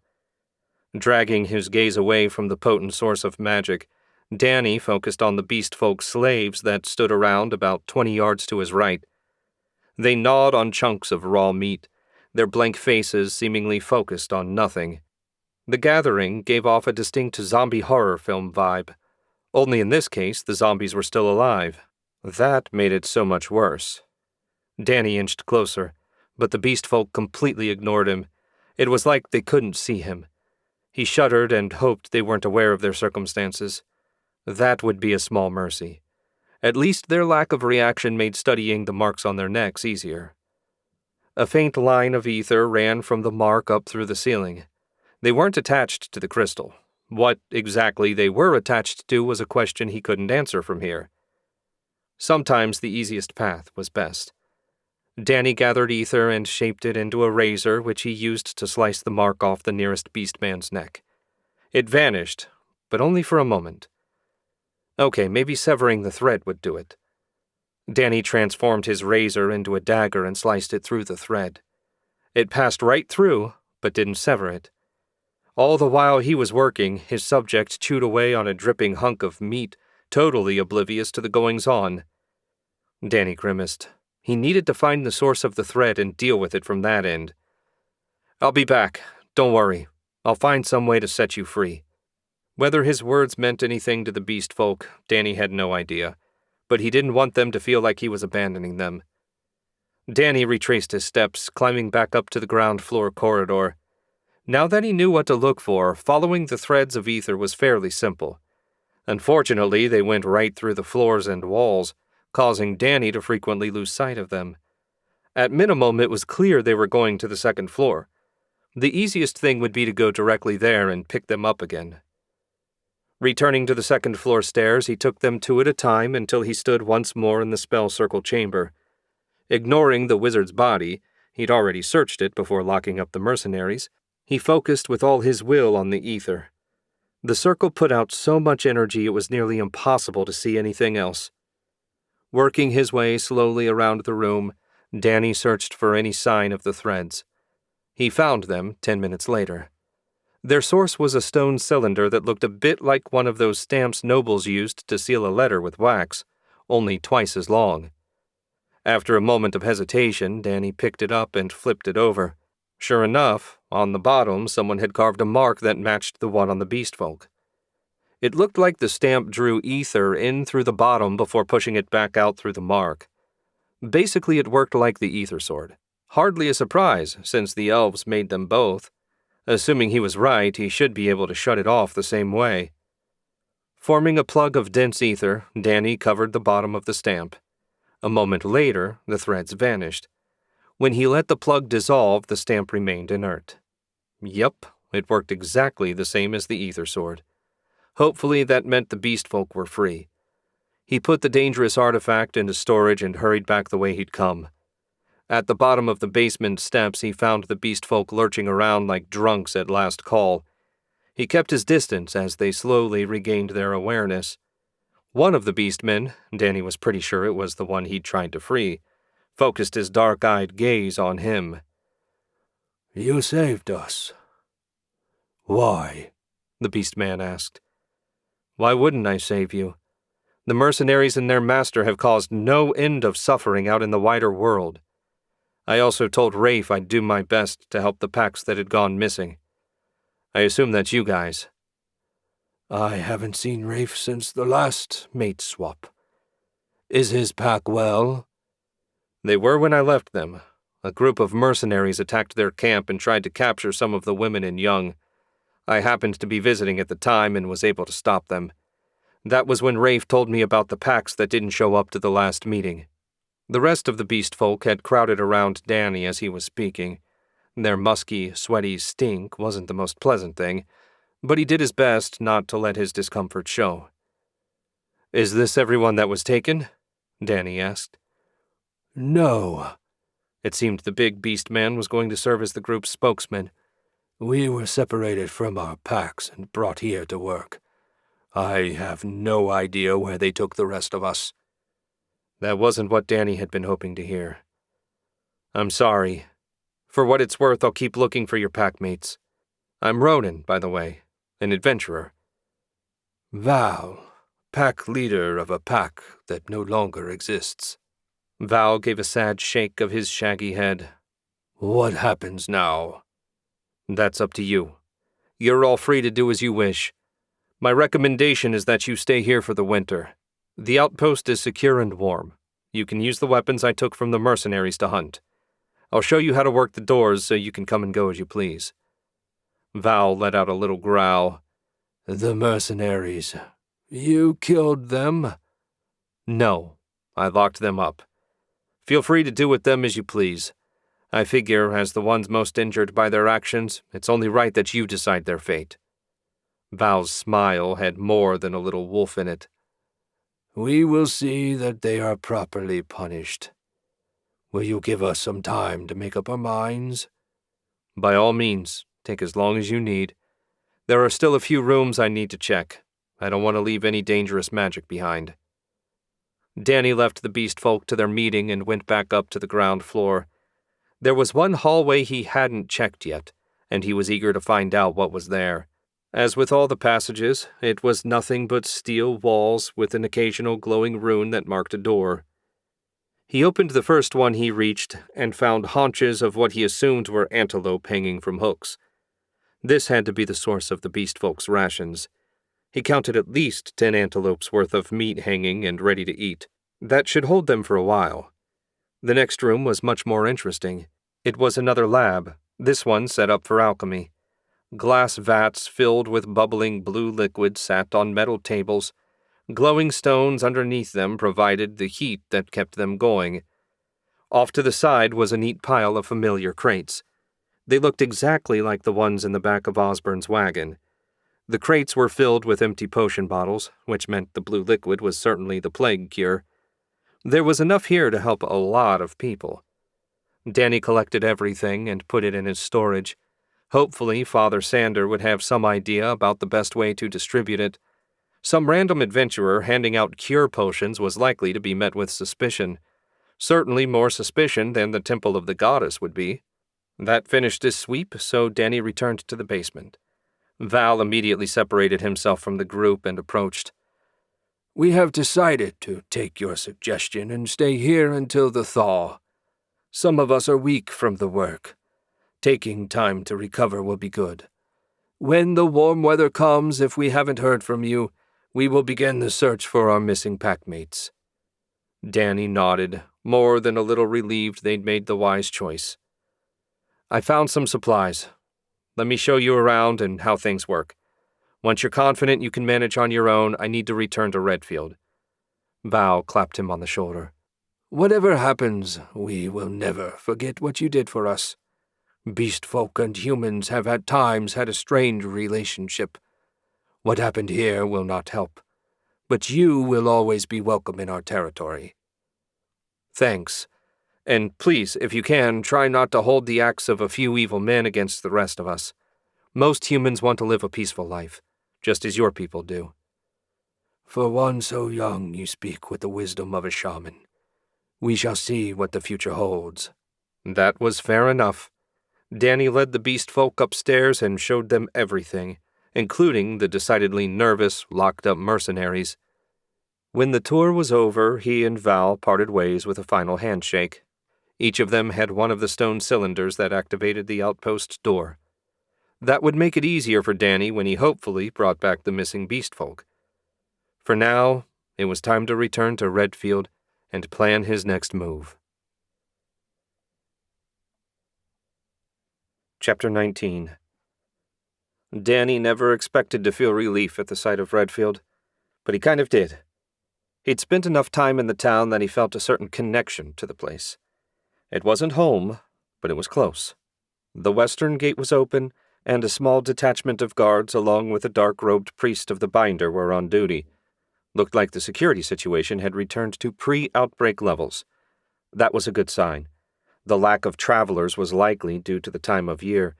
If it was above freezing today, he'd eat his sword. When he was 10 yards out, the guards formed up, presenting a wall of spears. "Identify yourself and state your business in Redfield," the lead guard said. "Ronan, elite adventurer. I've got an alpha wolf pelt to turn in at the guild." He stuck to the truth just in case the priest was using a lie detection spell. The priest nodded. "He's free of disease." That announcement made the guards slump with relief. It might have been comical if the situation were different. "Go on in," the guard said, "and welcome to Redfield." "Much obliged, gentlemen." Danny strode through the gate and headed straight for the Golden Gate Inn.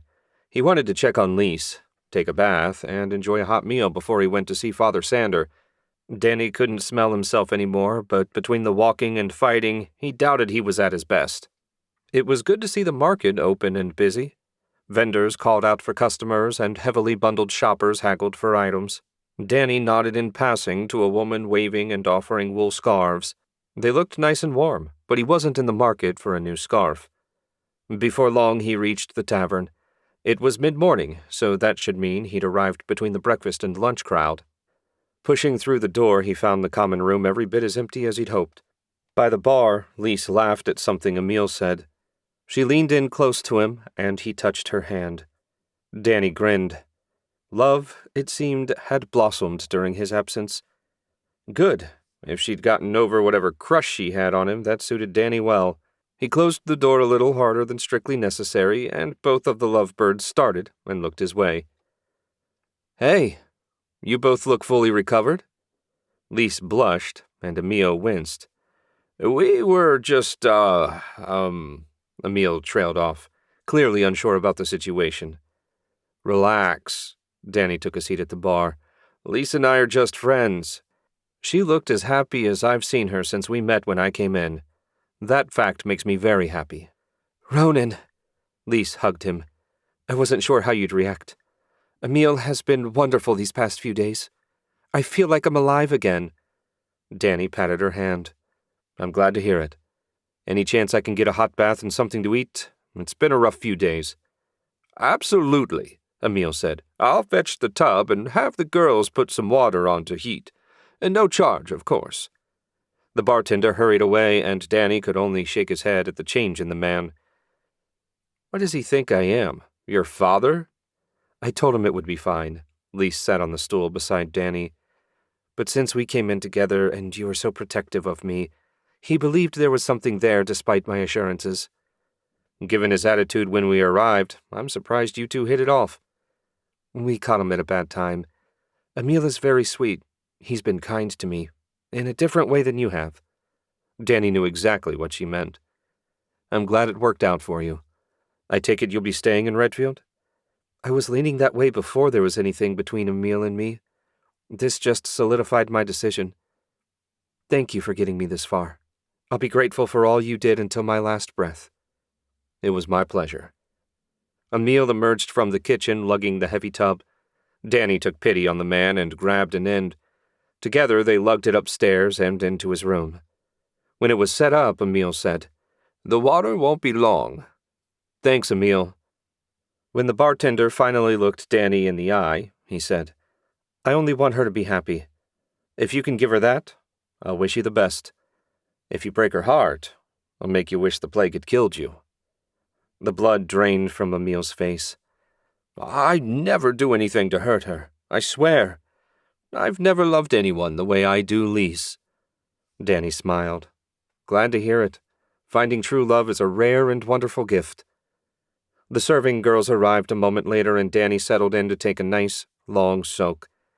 After his bath and a hot meal, Danny left the inn and headed across town to the Temple of the Goddess. The lack of a line of sick people brought a smile to Danny's face.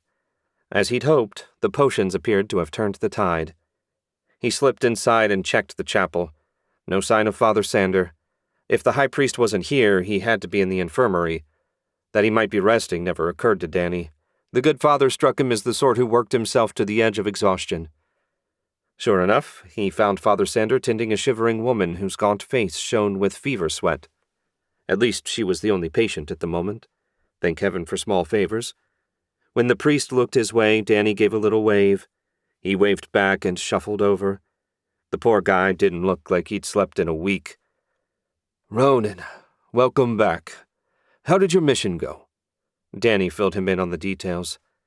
"I've got about 10 gallons of cure potion. Doesn't look like you need it here.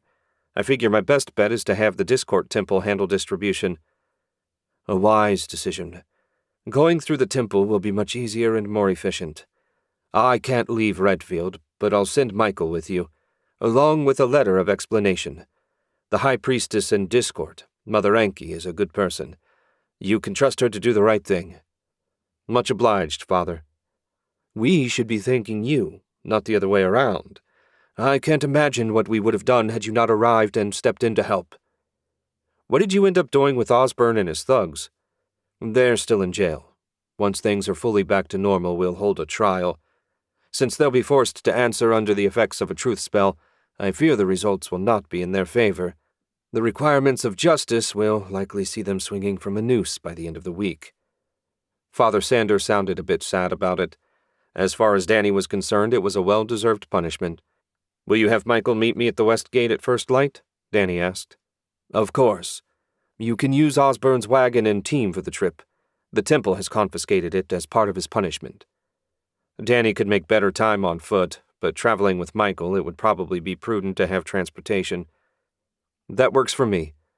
Try to get some rest, Father. You look all in."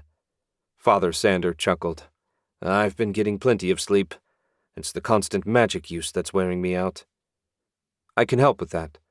Danny opened his storage and pulled out a potion. Give her this, and send her home to rest. Father Sander took the potion and offered a weary smile. I believe I will. Goddess bless you, Ronan. Take it easy, Father. They shook hands and left the temple. He wanted to swing by the Adventurers Guild and see how Reggie and the secretaries were doing. It didn't take long to walk to the guild, and when he arrived he could hear voices inside. Sounded like some of the adventurers had returned from their missions. That was good. It would make things livelier. A quiet guild was just depressing. He pushed through the door and glanced around at the handful of occupied tables. Men and women in armor were drinking and laughing. If you didn't know a plague was going around, you'd be forgiven for thinking all was normal. Danny nodded to the few who looked his way as he walked to the counter. The woman on duty offered a bright smile when he arrived. Welcome back, Ronan. The guildmaster said you healed us. Thank you so much. I really thought I was going to die for a while. I'm glad I could help. I've got an alpha wolf hide and skull I'd like to turn in if that's okay. Absolutely. Let's see it. Danny opened his storage and placed the pelt and skull on the counter. That's from an alpha wolf? Her astonished question drew the attention of every adventurer in the room, and soon Danny was surrounded by curious onlookers who were gaping at the huge skull. Yes. According to the beastfolk hunters I spoke to, there's a new, larger, more aggressive breed moving into the area. It's about the size of a full-grown horse and way quicker than anything so big should be. If you're hunting them, you'll want to be extra careful. Hell, even if you're only on a guard job, you'll want to keep an eye out for these things. The crowd broke up into muttering groups, and Danny focused on the secretary. Is it going to be a problem? No problem. But I can't give you any extra for the skull. I can bump up the price for the pelt by 25% since it's so big. That's fine, Danny said. I don't suppose bringing it in counts as a successful mission for promotion purposes? Sorry, these sorts of standing bounty offers aren't really missions. We post them as a way for our members to make money when they're having trouble finding a job that's a good fit for their skills. Makes sense, Danny said. If Reggie's free, I'd like to have a word with him. I'll check. As far as I know, he's not busy right now. Just a moment. The secretary quick walked through the hall back to the guildmaster's office. Danny had left a fair bit out of the story for the masses, but figured the boss man needed to know everything. Well, most everything. After a brief wait, the secretary returned with a small pouch in hand. You can go on back. Here's your payment for the wolf. Thanks. He put the pouch in his satchel and strode back to Reggie's office. He knocked twice and said, It's Ronan. Come in. Reggie was seated behind his desk, looking far healthier than the last time Danny saw him. What's on your mind? I've got some news I'm not sure should be made public. Father Sander knows already. I figure I'll pass it along and you can decide between the two of you what you want to share. Sounds serious. Reggie steepled his fingers. Go ahead, please. Danny laid it all out, and when he finished, added, Anything you can tell me about Discord in general and Avius in particular would be most helpful. The name Avius means nothing to me, Reggie said. I spend as little time in the city as I can. It's a cesspool. The city lords are constantly competing for power and influence. The guilds are a little better, even ours. The temples do their best, but even they are far from pure. The best advice I can offer is to watch your back. Oh, and talk to Berend. He's the assistant guildmaster and a straight arrow. Frankly, he's the only person in the whole stinking city I trust.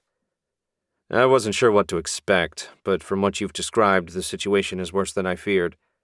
Dealing with a crazy wizard and a plague is bad enough, but throw feuding lords into the mix, and it gets even crazier. You know this isn't your responsibility, right? Reggie asked. You've already done more than anyone could expect from a random adventurer. You might be right, but if I don't do it, who will? Danny shook his head. I took the job from Mayor Rick, and, unofficial or not, I plan to see it through. Could you write me a letter of introduction to Berend?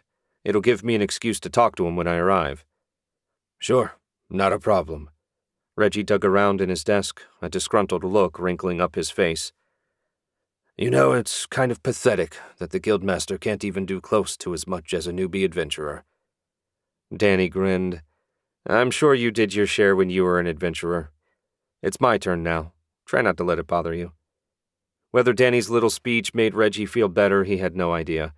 He hoped it did. The guildmaster seemed like a decent fellow, and the world needed more of them. Letter in hand, Danny left for the inn. He was getting an early start tomorrow, and he wanted to get as much rest as possible. From what he'd heard about Discord, he'd need to be at his best if he didn't want the city to eat him alive. Chapter 20. Discord was the first proper city Danny had seen since living the Five Kingdoms. From a distance, he guessed it was about the same size as Fort City. Huge stone walls with towers at regular intervals protected it. Nothing less than a serious army would threaten those walls, and even then he couldn't imagine how many lives a traditional siege would cost. The city sat right on the western trade road, just like Redfield. There was also a gate to the north where a small road ran. Hundreds of farms, their fallow fields covered with a light layer of snow, surrounded the city. At the main gate, a modest line waited to enter. There were 3 wagons loaded with firewood, along with 2 parties on foot. Not a ton of activity, but for this time of year it was better than nothing. "I can't wait to get off this bench and go somewhere warm," Michael said. "A mug of mulled wine wouldn't go amiss either." Danny couldn't argue with the sentiment. 2 weeks of traveling on the hard wagon bench from dawn until dusk was rough on the backside. They'd avoided all the little towns they passed on the way. The people would no doubt have many questions, and neither of them was eager to provide answers. It also would have slowed them down, and Danny was eager to reach the city and continue his search for the mysterious Avius. "If you can find a good place," Danny said. "The first round is on me." Michael sighed. "Unfortunately, I think we'd best go straight to the temple and report to the High Priestess." "Good call." Michael flicked the reins, and the wagon clattered down to join the line to enter Discord. As with the smaller towns, there was a squad of guards along with a priest checking everyone before giving them permission to enter. It was a standard and now familiar ritual. None of the people ahead of them were refused, and then it was Danny and Michael's turn. The guard spokesman raised a gauntleted hand and said, "State your names and business." "I'm Michael, a priest of the goddess on my way to the temple. The man beside me is Ronan, an adventurer guarding me on my journey." Danny offered a polite nod but stayed quiet. They'd decided to let Michael take the lead since his position as a priest should afford him greater deference. The guard looked back at the priest on duty, a heavily bundled-up woman whose face was the only thing visible, who said, "They're free from disease." "There's no entry fee for priests," the guard said, "but your guard will have to pay 5 silvers. That was sufficiently cheap that Danny paid without comment. "Much obliged, and welcome to Discord." The guard waved them through, and Michael urged the horses into motion. Immediately past the gate, peddlers by the dozens hawked their wares. Anything you could think of was for sale. The scent of cooking meat caught Danny's attention. He spotted a food vendor selling sausages on a stick. Danny whistled, and when the vendor looked his way, he held up 2 fingers. The man gave a thumbs up and hurried over with 2 sausages. "2 silvers, sir." Danny handed him the coins and took the food. The transfer happened without stopping the wagon. Judging by the way he handled it, the vendor had a lot of experience. Michael took one of the sausages, and they dug in. The first bite burned Danny's mouth, both from the temperature and the spices. The sausage was the most flavorsome thing he'd eaten since arriving on this world, and it was delicious. He glanced at Michael and nearly burst out laughing. Tears were running down the man's cheeks. Perhaps it was too spicy for him. "Is it good?" Danny asked. "A bit on the spicy side, but not bad. We don't get sausages like this in Redfield." Danny grinned, but made no further comment. The wagon trundled down the city's main street. Eventually, they left the crowded market behind and entered a more traditional business area with shops and taverns. There were a few people out and about, but they were hurrying to their destinations, puffs of white filling the air with each breath. "How long does it stay cold around here?" Danny asked. 4 to 6 weeks for the really bad stuff. It'll be chilly for another month after that, followed by a few weeks of mud and black flies. Then spring planting." That wasn't bad, especially compared to Sentinel City back home. They usually got at least 4 months of cold weather and several feet of snow. You got used to it eventually, but that didn't make it pleasant. "Do you know where you're going?" Danny asked. "Sure. Father Sander gave me directions before we left. When we reach the central district, we turn right and follow Temple Street right to it. The goddess's temple is the biggest in the city, so it shouldn't be hard to spot. Does the temple serve as an infirmary here as well? Yup. That's our calling, after all. Everyone is welcome at the temple. If you heal for free, how do you make a living? Easy. We charge for house calls. The people with money don't want to go out when they're sick, so they'll send a servant with an offering and we'll send a healer back with them. The bigger the offering, the higher the rank of priest we send. There are fewer people willing to pay for a house call in Redfield, but plenty of people will make a small offering when they're healed, so we manage. Here's the turn. The buildings had been getting nicer by the minute. The central district was filled with mansions. Happily, they'd be turning off before entering that lofty area. They reached an intersection labeled with several signs, one of which said Temple Street, which Michael turned down. They hadn't gone far when Danny spotted jutting gray spires flanking a bell tower. Below the tower was a door marked with the inverted sword of Brannock. The rest of the temple was utilitarian gray stone with minimal decorations. It had a very fortress-like look, which was perfect for the sword lord. A little ways past Brannock's temple, they came to a massive, sprawling stone building that had to be the goddess's temple. Since they also served as hospitals, they were always the largest temple in any town. At least there was no line of sick people outside, which Danny took as a good sign. So far, it appeared the plague hadn't gotten its hooks into Discord. Maybe Avius didn't want the results of his experiment showing up in his backyard. Or maybe it was dumb luck. Danny meant to find out one way or the other. Michael pulled the wagon off to the side of the street in front of the temple and threw the brake. No steps led up to the doors, no doubt to make it easier for sick people to enter. They climbed down from the bench, and Danny asked, "Will the wagon be okay out here?" "In the temple district? It should be fine. Come on." Michael led the way to the front door and pushed through. There was a small entry room with a young woman dressed in the familiar white robes of the order seated behind a modest desk with a book and pen on top. She smiled at them and asked, "Are you here to pray, or do you require healing?" "Neither," Michael said. "I'm from the Redfield Temple, and my companion and I need to speak to Mother Anki on a matter of some urgency." "What sort of matter?" the priestess asked. "A plague-related one," Michael said. She chewed her lip and looked over her shoulder at the blank wall. What she was hoping to see there was beyond Danny. The room had 2 exits, one to the left and one to the right. Straight ahead was solid stone. "Is there a problem with us speaking to her?" Michael asked. Well," the priestess trailed off, looking far more uncomfortable than such a simple question warranted. "If there's a problem," Danny said, speaking for the first time, "perhaps we can help. I'm an adventurer and have some skill with magic." She looked all around again before lowering her voice. "Mother Anki collapsed 3 days ago after healing a plague victim. We haven't had many, and she's the only priest strong enough to cure them. The treatment went well, but only minutes later she collapsed and hasn't woken since. The clergy are beside themselves, as no form of magical healing has roused her." "Let me take a look," Danny said. "If priestly magic isn't sufficient, maybe a different approach will have more success." "I can't let a complete stranger into our most inner sanctum." "Ronan has done great things for Redfield," Michael said. "I'll vouch for both his ability and honor. If the situation is as dire as you say, the greater risk lies in not accepting the help of someone who could make a difference. I'll get the acting high priest, Father Cone. It's up to him to decide who sees Mother Enki. Excuse me." She got up and hurried out the right-hand door. Danny caught a glimpse of the chapel before the door closed behind her.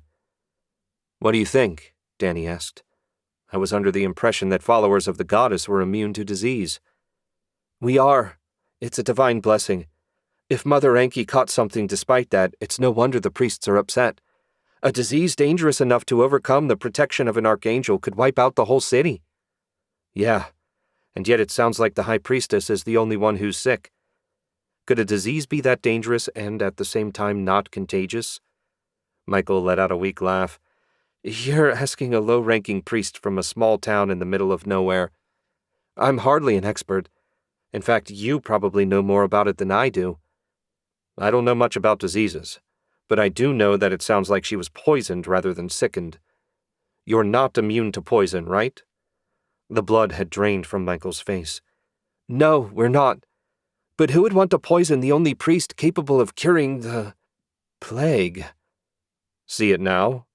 The people spreading it might like that very much. Heaven's mercy! Yup. Hopefully someone got a good look at the last person she healed. A name and an address would be nice as well, since I'd very much like to have a chat with him or her. The young lady returned with an older man in white robes marked with a red cross. He looked about 60 and had dark ridges under his eyes and a sallow complexion. Clearly the man hadn't been sleeping well. I'm Father Cone, the older man said. Sister Katie says you want to try and help our high priestess. What makes you think your magic will succeed where the goddess's blessing has failed? He didn't sound angry, just totally exhausted and at his wit's end. Perfectly understandable given the circumstances.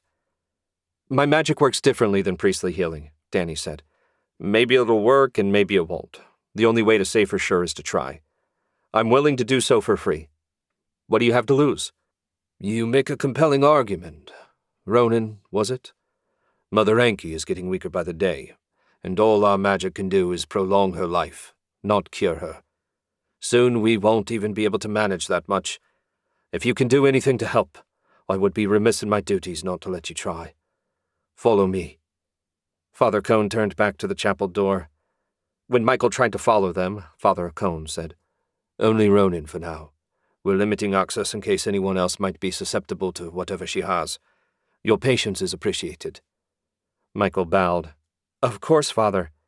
May I pray in the chapel? By all means. Any prayers are welcome.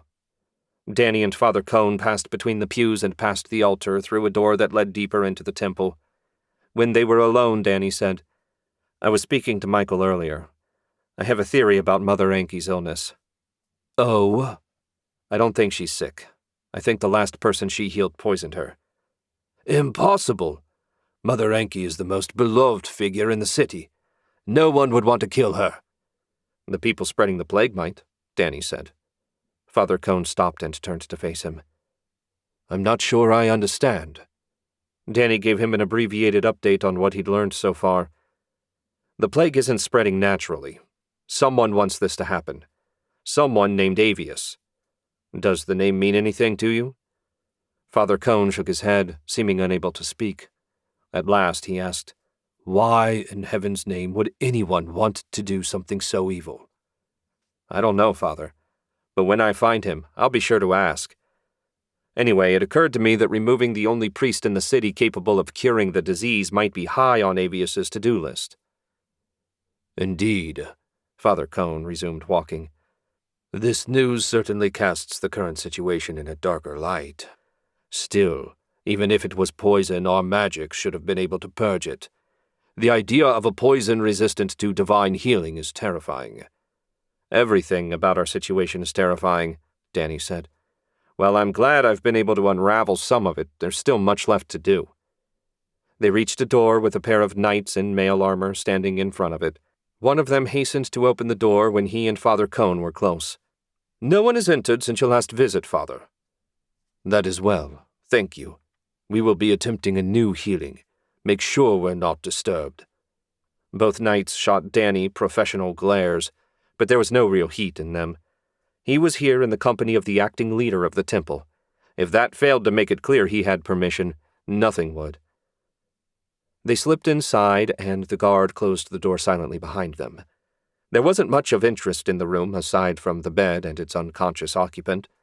Mother Enki looked about 60 to Danny, though that might have been a side effect of her illness, as her complexion was pale, her cheeks hollow, and her hair white. On the nightstand beside her rested a pitcher and bowl, and that was it. There wasn't even a chair for a visitor. Can I do anything to help? Father Cone asked. I can't think of anything. I'm going to take a valuable artifact out of my personal storage. If you could avoid mentioning it to anyone, that would be great. Danny pulled the ether sword out of storage. What is it? Father Cone asked. It looks like a silver sword hilt. Is it dedicated to Brannick? It's not silver. It's mithril, an artifact of the ancient elf bloods. It can enhance my magic to a limited degree. Please be quiet while I'm concentrating. Of course. Forgive me. Danny cast a ward around himself, then put the priest out of his mind. Some people would no doubt claim he was paranoid, but Danny didn't know Father Cohen. Not really, and to give this his best effort would require his full concentration, which, in turn, would leave him vulnerable should anyone want to stab him in the back of the head. He took a deep breath and drew ether through the mithril, infused it with holy energy, then sent it back out into Mother Enki. Just as he did when he cured the plague victims, Danny charged every cell in her body with ether while destroying everything that didn't belong. It wasn't a conscious effort. He pictured the result he wanted, then trusted the magic to make his desire reality. The room flooded with white light, and a moment later, Danny found himself floating amidst white clouds. In the distance, a golden gate guarded by huge lions that looked like they could eat an alpha wolf for breakfast made it clear where he was. As if the gates of heaven weren't enough of a clue, a moment after his arrival, a beautiful woman with the wings of a dove and holding a golden staff appeared before him. Goddess? He guessed. Hopefully it wasn't Adonale. He had no desire to deal with the Archangel again. Correct, Daniel. Her voice was as beautiful as the rest of her. Thank you for saving my high priestess. She is a remarkable human, kinder than any three of you combined. You're welcome. I'm glad the magic worked. I'm assuming you didn't bring me here just to say thanks. If you're planning to pick up where Adonale left off, you can save yourself some time. I'm not hunting down the Demon King, and I'm not giving up on destroying the summoning circle. I have no intention of asking you to. The game was the only way to save Valendor from Null's wrath, but I never approved of dragging innocents into the fight. It should have been a matter for a local champion to handle. Adonale saw a way to increase our side's chances of winning and deemed the loss of a handful of mortals acceptable for the greater good. It saddens me that many of my fellows agreed with her. Okay, so what did you want? Danny asked. Only to warn you. There are vast dangers in the world. For all your considerable power, you are far from the strongest being on Valendor. Danny frowned. I was told the Demon King and I were the two strongest beings in the world. You were misled, she said. You were told that to drive home the threat of the Demon King and to give you confidence you could beat her. So it was all a lie. The truth surprised him less than he would have liked. Is Avius one of these greater threats? I can't speak directly about a mortal matter. If I help you, other powers will then be free to help Avius. Better to let you handle it on your own. I appreciate your consideration, Goddess. It's more than I expected from anyone in heaven. She let out a long sigh. It saddens me to hear you say that, but I also understand. Take care of yourself, Daniel. If you are to succeed, you will have to walk a long, dark path. Don't let it take your humanity. Don't let it darken your heart. Danny blinked and found himself looking down into the electric blue eyes of Mother Enki. Who are you? Before Danny could answer, Father Cohen rushed over and fell to his knees beside the bed. We've been so worried, Enki. You've been unconscious for 3 days. 3 days? She sounded almost comically confused. The last thing I remember was healing that unfortunate woman. I felt dizzy for a moment, then nothing. I'm pretty sure she poisoned you, Danny said. Do you know who she was? Ronan, you can't interrogate the High Priestess immediately after her recovery. She needs time to regain her strength. It's all right, she said. No, I don't know her name. She was a young woman, perhaps 25 at most, rather pretty, with long blonde hair, pale skin, and green eyes. I'm afraid that's all I can remember. That's helpful, Danny said, more to be polite than because it actually was. I noticed a book in the entrance. Would she have signed it? Possibly, Father Cohen said. But if she was in an especially poor condition, signing in might have been skipped. It happens. No more for now. Enki needs to rest. Something to eat would be better than rest, she said.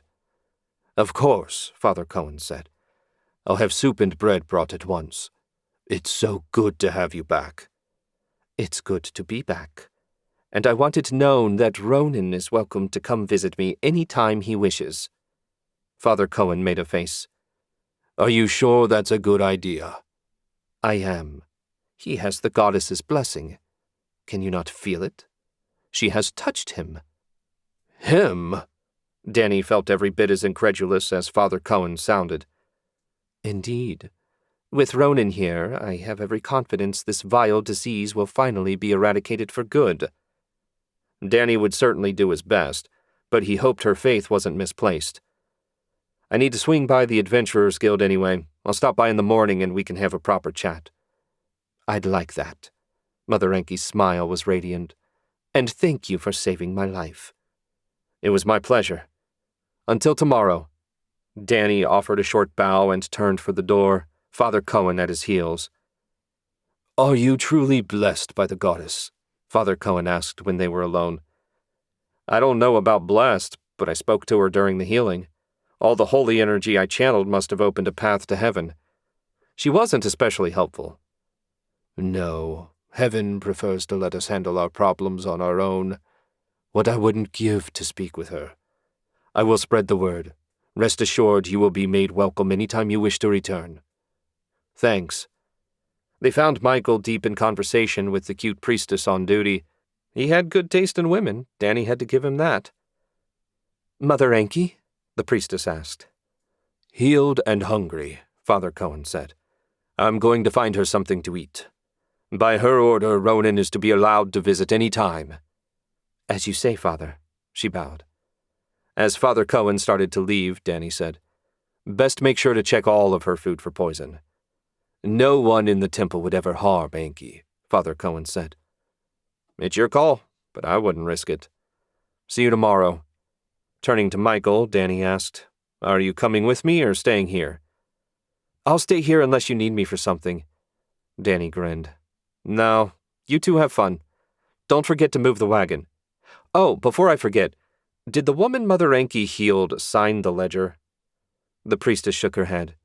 "I was on duty when she came in. 2 men carried her on a stretcher. There was no way she had the strength to sign." "That was convenient.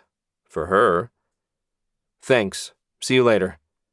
He left the 2 lovebirds alone and set out for the guild. A beautiful blonde assassin should be easy to find, but somehow he doubted it would be so simple. Chapter 21. Danny left the temple of the goddess and stepped out into the cold, bright afternoon. He blinked a couple times to let his eyes adjust to the glare. What the goddess had said about him and the Demon King not being as strong as everyone claimed, while far from a huge surprise, did plant a kernel of doubt in Danny's mind. Was he going to be able to complete the task he'd set for himself? He didn't know. Like any other mission, he would do the best he could. That was all anyone could do. Hopefully, it would be enough. If it wasn't, at least Lyra was there to help the next guy. Hopefully, she wouldn't feel the need to murder him after he won. Ah, shit. Danny completely forgot to ask where to find the Adventurers Guild. Discord was way bigger than Redfield. He doubted he'd have much luck finding the place on his own. He walked back the way he'd come. If he remembered right, there had been guards on duty at Brannock's temple.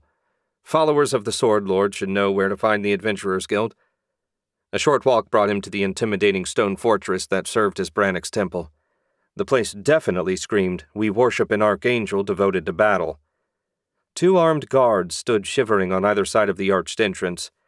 Danny wasn't sure if it was some kind of punishment or training, but standing around in this weather had to suck.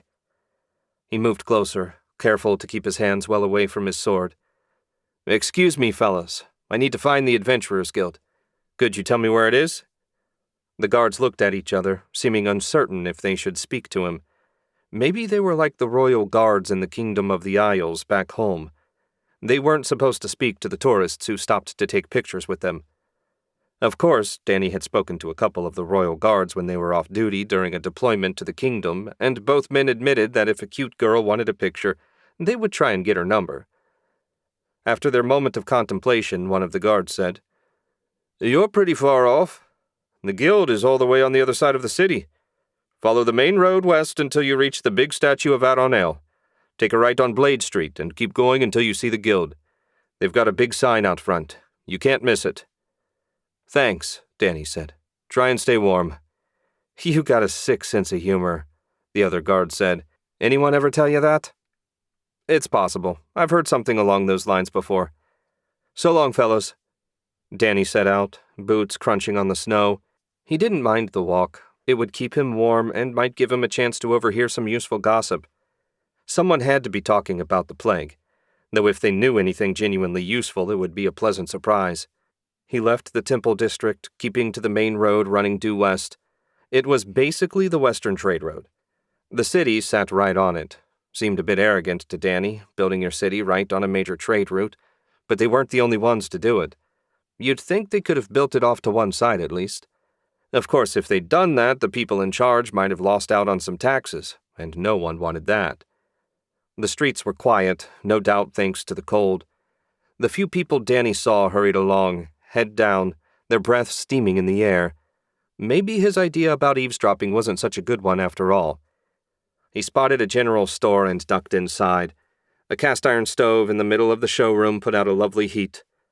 A dozen people were perusing the shelves. Everything you could ever want was on display, from 50-pound bags of corn, to swords, to brooms. Danny eased his way around the room, pausing near a group of 3 middle-aged women near a stack of shirts. "I heard Mother Enki took ill and was in a coma," one of the women said. "Don't know if it's the plague or not." "Can't be the plague," another woman said. "She has the goddess's blessing. There's no way she'd ever end up sick. Poor thing probably overworked herself." The discussion moved on to the price of wool, so Danny continued browsing. Not that he wanted anything other than to eavesdrop. And after a couple more stops, he didn't even want to do that anymore. The sorts of tedious, mundane stuff people discussed never ceased to amaze him. He kept moving steadily west, stopping here and there to listen, seldom hearing anything interesting. Mother Enki's health problems were the primary relevant subject of discussion. No doubt everyone would be quite relieved when word got out that she'd recovered. When he reached the statue of Adonale, Danny would have sworn the thing's eyes watched him as he strode past. He decided to check one more place before the guild. He settled on a blacksmith shop. Inside, there was a little showroom with a mixture of weapons and tools for sale. 2 men dressed in leather armor were standing beside the arrowheads. Danny took them for hunters, though they might have been adventurers. He went to the nearby dagger rack and picked up a straight-bladed dirk that brought back bad memories. "I'm telling you," the nearest hunter said. 2 guys in black armor were dragging off a coughing kid, and I doubt they were taking her to the goddess's temple." "Why would anyone want to get close to someone with the plague, much less touch them? You're nuts. It was probably some rich merchant's kid they were bringing home." "If that was a rich kid, she was the worst-dressed rich kid I've ever seen. I'll bet the Lord Mayor is grabbing up and getting rid of anyone sick. You know he won't want the city locked down." "I don't want the city locked down," the dubious hunter said. "Venison's bringing good money right now, and the price will stay high for a couple more months. Gotta make our coin while the getting is good." "You've got a point. Still, that black armor gave me the creeps. Let's get out of here." The hunters took 10 arrowheads to the counter and paid for them. Danny returned the dagger to its place and continued his walk. The story about the black-armored men gave him Demon King vibes, but the plague didn't seem like the sort of thing Ardent Lily's cult would be interested in. Likely as not, it was just a misunderstanding. Still, wouldn't hurt to mention the story to Barrand. He might be able to confirm the existence of the black-armored soldiers. The Discord Adventurers Guild put every other guild Danny had visited to shame. Not that it was especially fancy, but it was huge.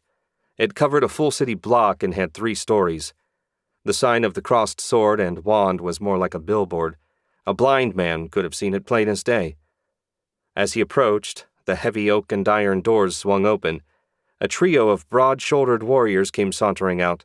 They carried war axes and wore breastplates over heavy woolen winter gear. They barely glanced at him as they ambled past, arguing over who was going to drink whom under the table. Their raucous laughter faded as Danny stepped through the open door. The high-ceilinged waiting room was abuzz with activity. A dozen adventurers were waiting in 3 lines, while other groups sat at tables planning their next job. The place had a totally different vibe than any of the guilds he'd visited before. There was a liveliness that had been missing elsewhere. The threat of war and plague at the other guilds no doubt played a part in the gloomy atmosphere, though you'd think that would apply here since the plague was literally on Discord's doorstep, if not already in the foyer. Well, whatever. He had a job to do, and he'd best get at it. Danny approached the counter and got in line. Since they were all the same length, he chose the rightmost line, mostly because it had the cutest secretary. It also had a speedy line, and 15 minutes later he stepped up to a pretty brunette and offered his best smile. "Are you here to register?" she asked before Danny could even open his mouth. "No, ma'am." Danny put his guild badge on the counter. "I was asked to deliver a letter to someone named Barrand by Guildmaster Reggie at the Redfield Guild." "If it's from a guildmaster, it must be important," she said. "It might be," Danny agreed. "I haven't read it. Is Barrand available?" "As far as I know, he has no more meetings today. Have a seat and I'll make sure." She motioned to the unoccupied tables. "Thanks." Danny settled at a small round table while she hurried to a nearby set of stairs and climbed up. No one approached him, and that suited Danny fine.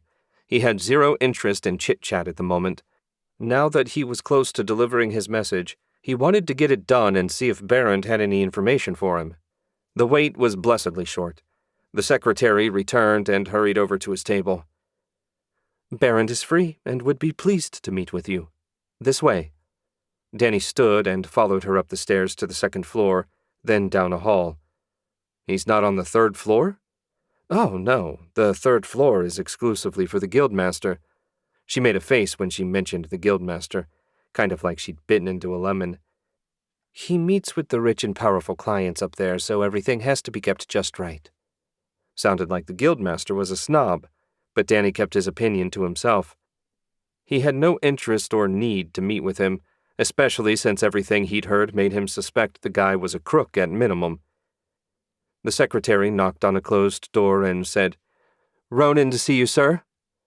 A whip-thin man, without a hair on his face or head, opened the door, looked Danny over, and said, "Welcome.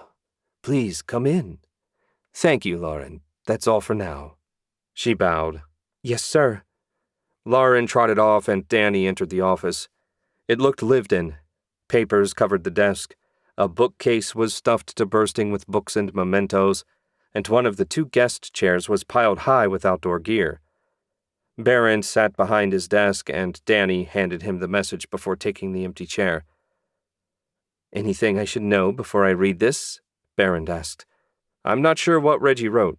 Better if you read it, then we can compare notes and ask our questions." "Fair enough." Barrand fell silent and unrolled the scroll. Danny could almost tell what he was reading by the twitches on his face. Barrand wouldn't make it as a professional poker player, that was certain. At last, he sat the scroll down. "This is something. Did you really defeat a wizard, free a bunch of beast-folk slaves, and find gallons of cure potion?" "Yes. I also tracked the potential source of the plague to this city in the form of a man named Avius. Does that mean anything to you?" Barrand shook his head. "It's not a family name. Not a prominent one, anyway. Where did you hear it?" "The wizard I killed said his master's name was Avius, and that he plucked him out of the Discord School of Magic." Barrand snorted a laugh. "Did I say something funny?" "No, sorry. But saying Discord has a school of magic is being overly generous. The Wizards Guild offers classes to anyone who shows magical potential. It's a fine way to earn the goodwill of future members. Calling it a school is a stretch. I'll wager your dead wizard was one of the advanced students. The guild will take on a few promising students as research assistants." "Seems a trip to the Wizards Guild needs to go on my itinerary." "I wouldn't get your hopes up. They're very tight-lipped about their members." "Even mass murderers?" "Maybe they'll surprise me, but I doubt it. I can write you a letter of introduction. Our guilds work closely together since many adventurers are members of both. It should secure you a meeting at least." "I appreciate it," Danny said. "Reggie was right. You are a good guy. I was warned that Discord wasn't known for its large population of honorable men." Barrand laughed again. "That's one way to put it. Discord is where honor goes to die, sometimes literally. Be careful which hornet's nests you poke." "Thanks for the warning." but I'm not going to figure out where Avius is by keeping quiet. If I have to poke 100 nests, I will. I've seen too many dead people to let it go. That's fair. I won't mention your visit to the Guildmaster. That should help some. Berend took out a blank strip of paper and started writing. Is he one of the less than honorable ones? You could put it that way. Lars would sell his mother for a silver coin. Though having met his mother, I'm not sure I'd blame him. Anyway, the less you have to do with him, the better. I'll make sure the girls know that you can see me whenever you need to. One more question, if you don't mind. Go ahead. Danny told him about the black-armored men he heard about. Is there any truth to the rumor? There might be. Nothing would surprise me after 10 years in Discord. But I don't have any proof they're real. Berend handed him a rolled-up scroll. There. Keep me informed. If I can help, I will. Thanks. They shook hands, and Danny took his leave. He wanted to find a good inn and get some rest. Looked like tomorrow was going to be another busy day. Chapter 22. People thought being the Adventurers Guild Master was a prestigious job, and Lars had to admit his office was nice. It took up the whole top floor of the guild, and everything was done in polished hardwood and shining bronze. He'd worked his way up to this position over 15 years. It had been his goal since he joined the guild as a youthful archer intent on earning his way with his bow. But now that he had his dream job, he found it a nightmare. It was true that he got to meet with the rich and powerful, but they didn't respect him. All they wanted were discounts on the guild's fees or introductions to other rich people that wanted discounts. They never got them, of course. The guild had rules, and even the guildmaster had to follow them. If he didn't, Lars would soon find himself looking for new employment. And the most important rule was that fees could only be waived in an emergency. He sighed, sipped his expensive brandy, and leaned back in his leather chair. No, losing all this, even if it wasn't what he thought it would be during his naive youth, didn't appeal to him at all. A faint murmur reached him. A couple years ago, Lars had drilled a hole in the floor directly above Berend's office. His so-called assistant and a former Alpha Elite adventurer, Berend was the real power in the guild. Everyone respected him, unlike Lars, who most people sucked up to but truly disdained. Ordinarily, that wouldn't have bothered Lars, since it helped reduce his workload. But lately he'd been having doubts about his assistant's loyalty. Berend hadn't done anything overtly disloyal, but he had been meeting with some shady characters. Lars didn't know the whole story, but the bits and pieces he'd heard sounded bad. Maybe his current guest would shine some light on the matter. Lars tiptoed over to the listening hole and lay down beside it. The brief discussion grazed over some details mentioned in a letter Lars hadn't read. That wasn't ideal.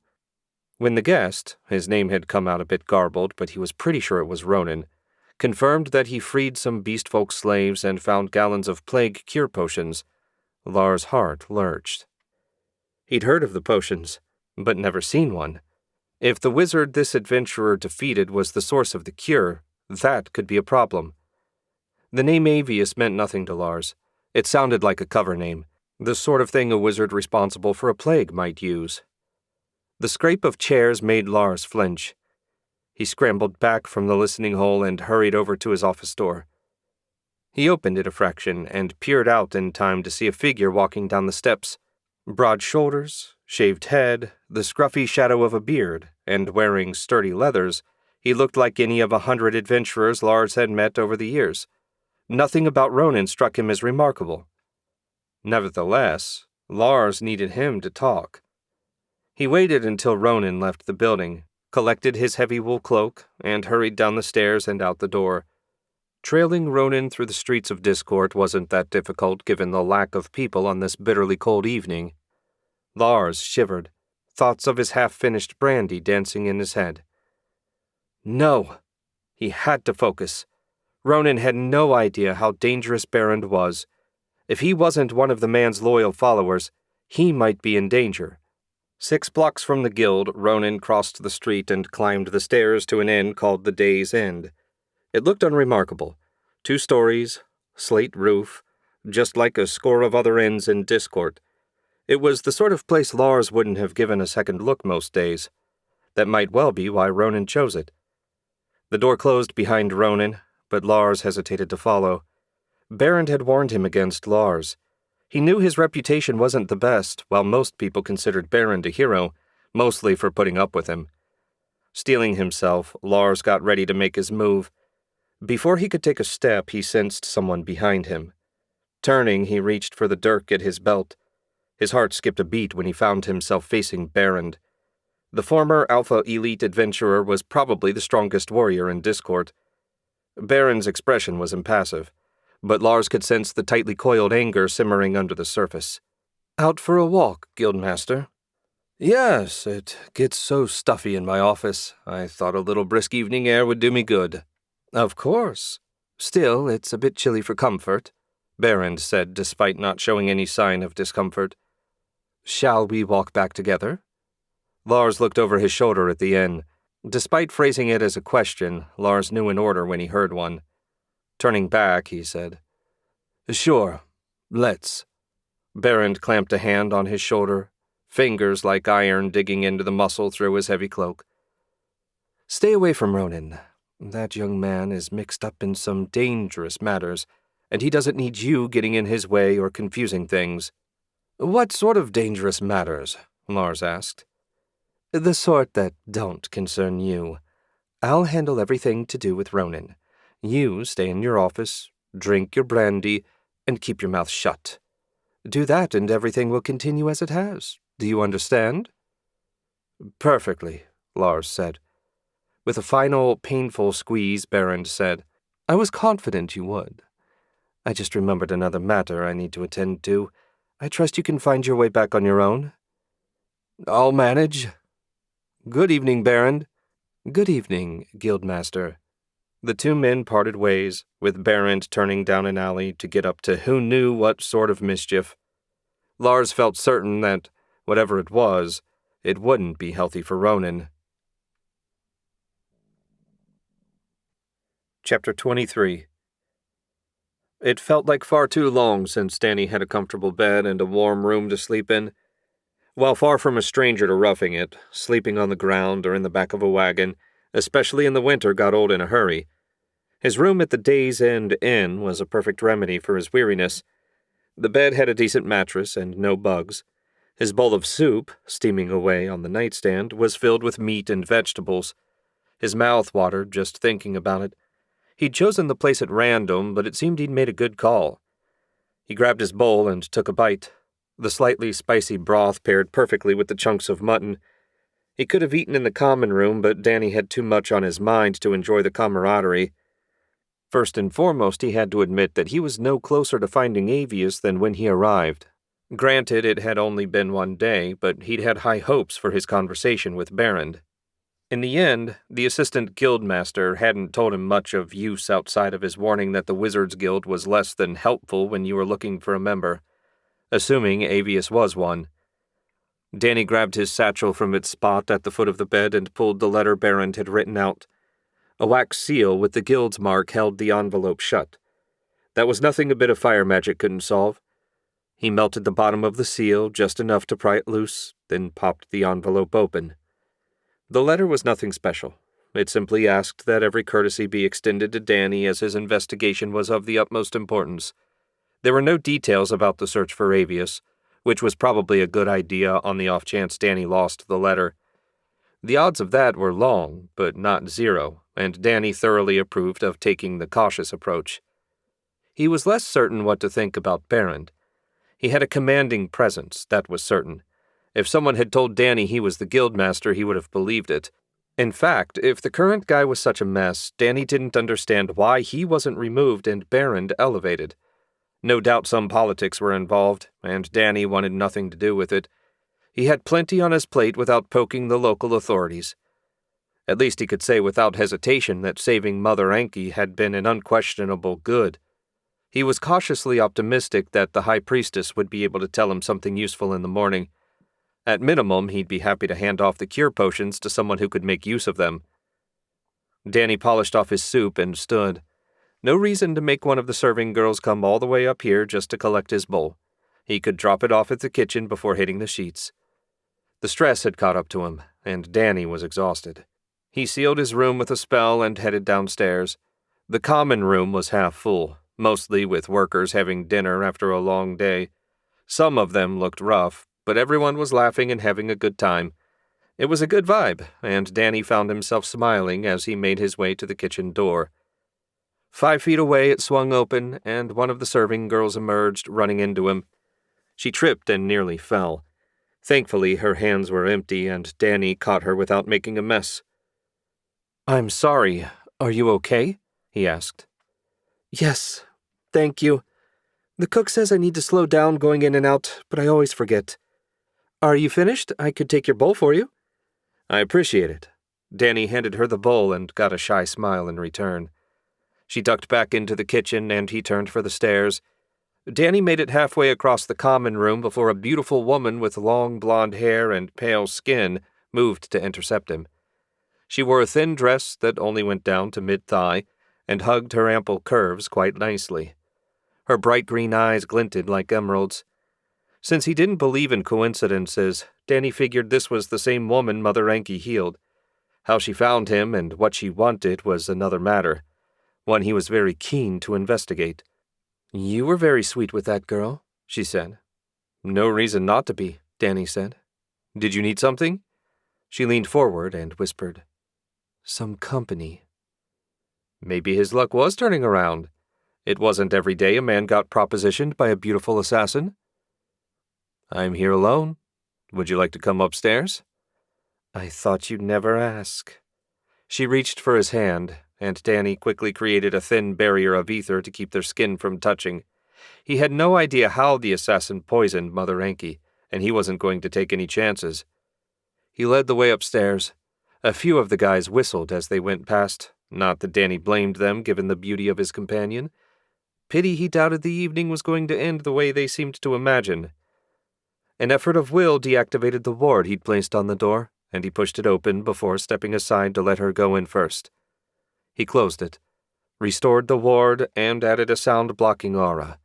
No one would be bothering them now. "So, were you looking for me specifically, or was my treatment of the serving girl what caught your eye?" Danny asked. She sat on the edge of the bed, her skirt riding up in a very distracting way. "Your kindness, of course.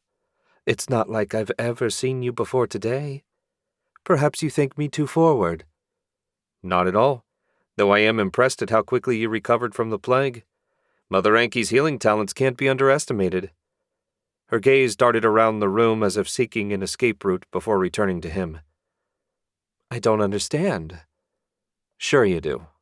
After I eliminated whatever poison you gave her, she described you perfectly. Though I admit you're even more beautiful than I imagined. It's a shame you're a killer. Tonight might have been a lot more fun under different circumstances." She stood. "I think I'd like to go." "I'll bet you would. Unfortunately, until you tell me who sent you to kill Mother Enki and, I assume, me, you're not going anywhere." "Someone help me!" she screamed at the top of her lungs.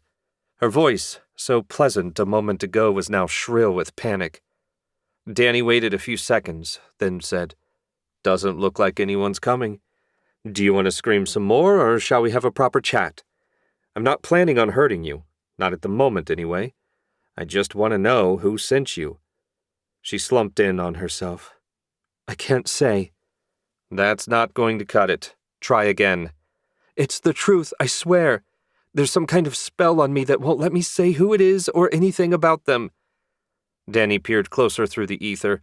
There was no sign of psychic magic in her brain, and he couldn't sense a lie. "Try and say his name." "It won't work." Her voice trembled, and she was on the verge of tears. Ordinarily, that sort of thing would trigger all sorts of protective feelings in him, but he had nothing to offer an assassin. "Humor me." "My master's name is—" She fell silent mid-sentence. A spell of some sort flared to life, blocking a portion of her mind. That confirmed she wasn't lying, which was both good and bad, though mostly bad. He could brute force dispel the magic, but Danny wasn't sure how much damage he might do to her in the process. Why he cared about the fate of a killer was beyond him. "Let's come at this from another direction. Danny said. Your arms, while quite shapely, aren't terribly muscular. How are you planning to kill me? Poison, like I used on Mother Anki. My master conducted an experiment on me, and it made me immune to poison of any sort. She pointed at her bright red lips. My lip paint is toxic. One kiss and you'd be dead in an hour, though I would have made it a final hour to remember.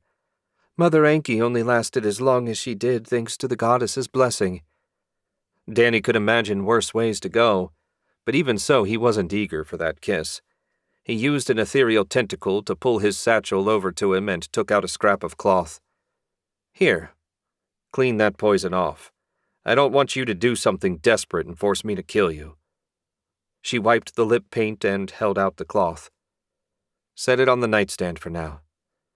She did as he said before hesitantly sitting on the edge of the bed. What happens now? That was a damn good question. Shame he had no idea how to answer her. Now I'm going to sleep. Stand up. She did, and Danny hit her with a full-power paralysis spell. Her body went rigid, and he lowered her to the floor. That spell would hold her until he released it. Sleep tight. So saying, he crawled into bed. Maybe Mother Anki would have an idea how to clear the blocking spell out of her head. If not, Danny might have to risk damaging her to get the information he needed. Chapter 24. Danny rubbed the crust from his eyes and looked down at the figure sprawled on the floor beside his bed. The beautiful assassin appeared to be sound asleep, despite the paralysis spell holding her body rigid. Part of him had hoped the previous night's events had been a bad dream, but it seemed he was doomed to disappointment. Light streamed through the window, which should mean someone was awake and active at the goddess's temple. Mother Anki was the strongest magic user he felt confident was on his side. Hopefully she could help him remove the psychic block that prevented the assassin from talking. Danny got the feeling after their brief chat last night that the woman wouldn't hesitate to turn on her master if she had the ability. There was nothing like being used as a guinea pig in a magical experiment to make you dislike someone. Hey, Danny nudged her with his right foot. She let out a groan and opened her eyes. And that was all she could move without his permission. Danny figured if she could kill him using nothing but her eyelashes, he deserved to die. Time to wake up, Danny said. I'm going to let you move, but I'm adding a death spell that will disintegrate you in an instant should you try anything. I'm not going to try anything, she said. I spent a lot of time thinking last night, and I decided you're my best chance of getting free of my master. I'll do whatever I can within the bounds of my binding. How does he control you? Danny swung his legs off the bed and pulled his socks and boots on. Stopping you from talking is fairly simple, but forcing you to kill someone is a whole other thing.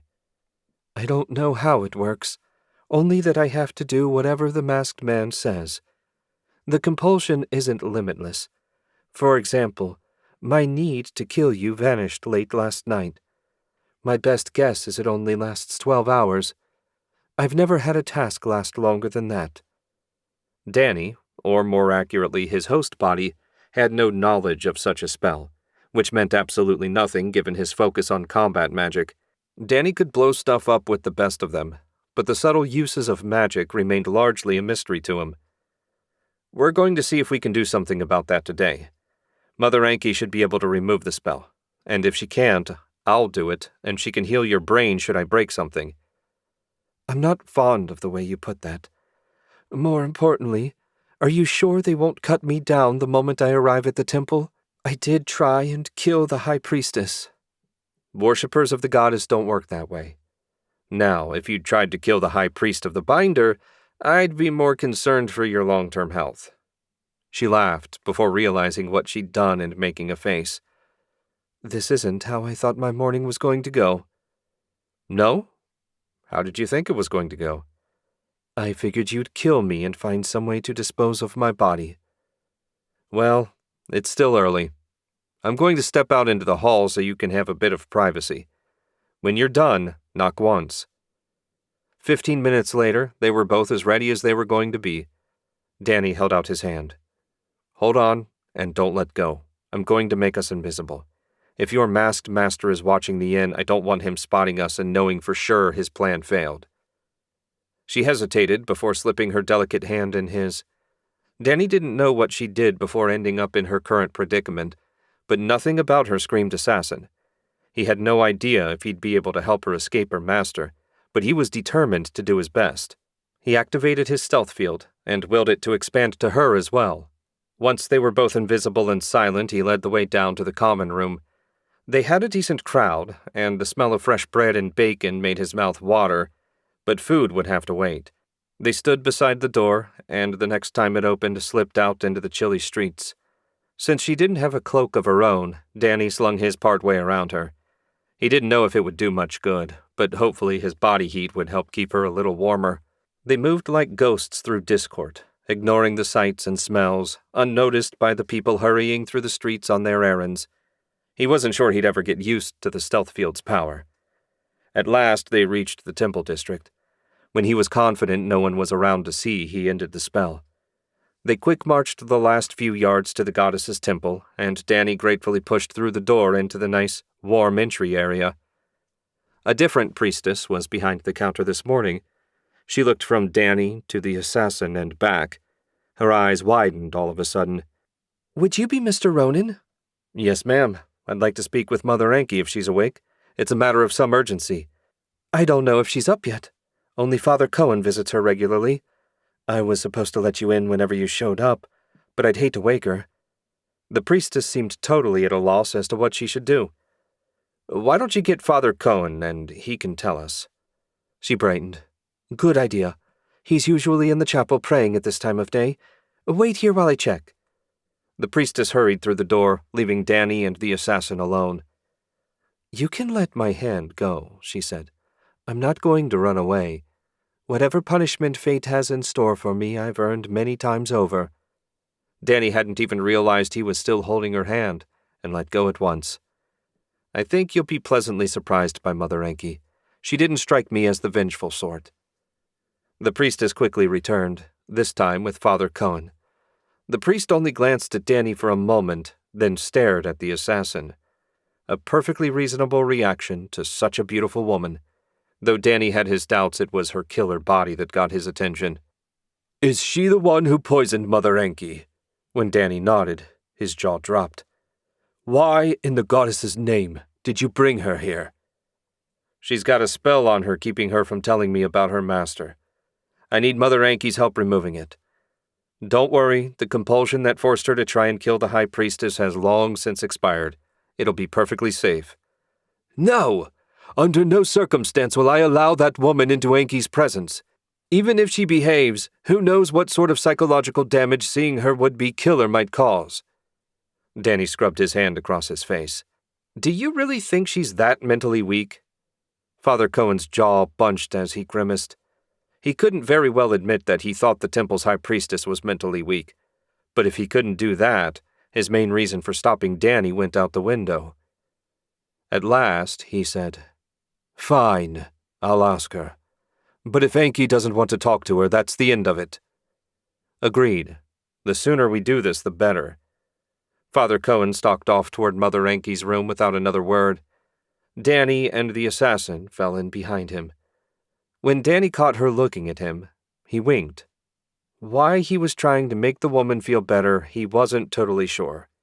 Maybe because she was as much a victim as the people she'd been forced to kill. She didn't strike him as evil. Just sad. A different set of guards was on duty when they arrived, and one of them opened the door for Father Cohen and said, "She finished her breakfast a few minutes ago and mentioned a desire to take a walk later." Father Cohen nodded and went inside. The update sounded like good news to Danny. A hungry patient who wanted to get out of bed meant they were on the mend. The meeting didn't take long, and a couple minutes after he entered, Father Cohen returned, looking even grumpier than when he entered. "Mother Anki has agreed to see you." That explained his bad mood. The priest ushered them in. The high priestess sat propped up by a handful of pillows in her bed, looking much less like a woman on death's doorstep. Her cheeks, while still a bit sunken, had good color, and she favored him with a bright smile. When her gaze shifted to the assassin, the smile faded. "Come closer, young lady." The assassin hesitated, then took a step. She moved as if through water, every stride painfully slow. Danny was ready to activate his slaying spell at the first sign of her trying anything. Beside him, Father Cohn looked on the verge of an aneurysm. Danny didn't know if priests got drunk, but after this he wouldn't be surprised if the good father hit the sauce. "Tell me what happened," Mother Enki said. "She can't," Danny said. "That's why we're here." He filled her in on everything that happened after he left the temple. "I was hoping you could remove the psychic block. I can do it if I have to, but my talents lie in brute force magic. I fear I might hurt her." Father Cohn snorted. "She's an assassin. Who cares if you hurt her?" "Father Cohen," Mother Enki said, her tone as sharp as Danny had heard it. "This poor girl is a victim. Where's your compassion? As a priest of the goddess, you should be ashamed of yourself. I certainly am." "Enki." Father Cohen couldn't have sounded more hurt if Danny had stabbed him with the ether sword. Mother Enki patted the assassin's hand. "Don't worry, dear. We'll get you straightened out by the goddess's grace. Sit beside me." She eased down beside Mother Enki and perched on the edge of the bed as if she were a bird ready to take flight at any moment. The high priestess peered at her head, a little frown creasing her lips. "This is remarkable work. Picking it out will be no easy thing. Ronan, you will have to help me." "I'm happy to do what I can. But as I said, this sort of delicate work isn't my forte." "Don't worry. All I need you to do is disperse the ether as I work the tendrils out of her brain. If you don't, I fear they might embed themselves again elsewhere." "I can handle that. Are you ready?" His question was directed as much at the assassin as Mother Enki. "Let's begin," Mother Enki said. It wasn't a speedy process. Inch by inch, Mother Enki picked the fine threads of ether out of the assassin's mind. As soon as she did, Danny blasted them into sparkling motes. He couldn't have said how long the process took, but eventually the final speck of ether came free, and he blew it away. A shudder ran through the assassin, and she slumped in place. "Is she okay?" Danny asked.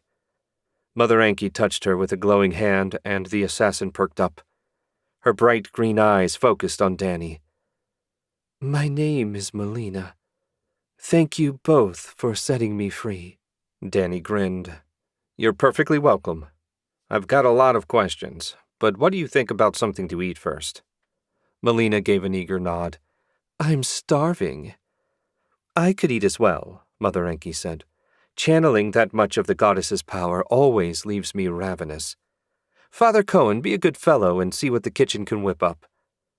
Father Cohen looked pained at being dismissed, though to be fair, he pretty much always looked pained about something. When he'd gone, Melina said, "I don't think he likes me. Not that I blame him." "It's his nature," Mother Enki said. "I'm generally far too easy on people.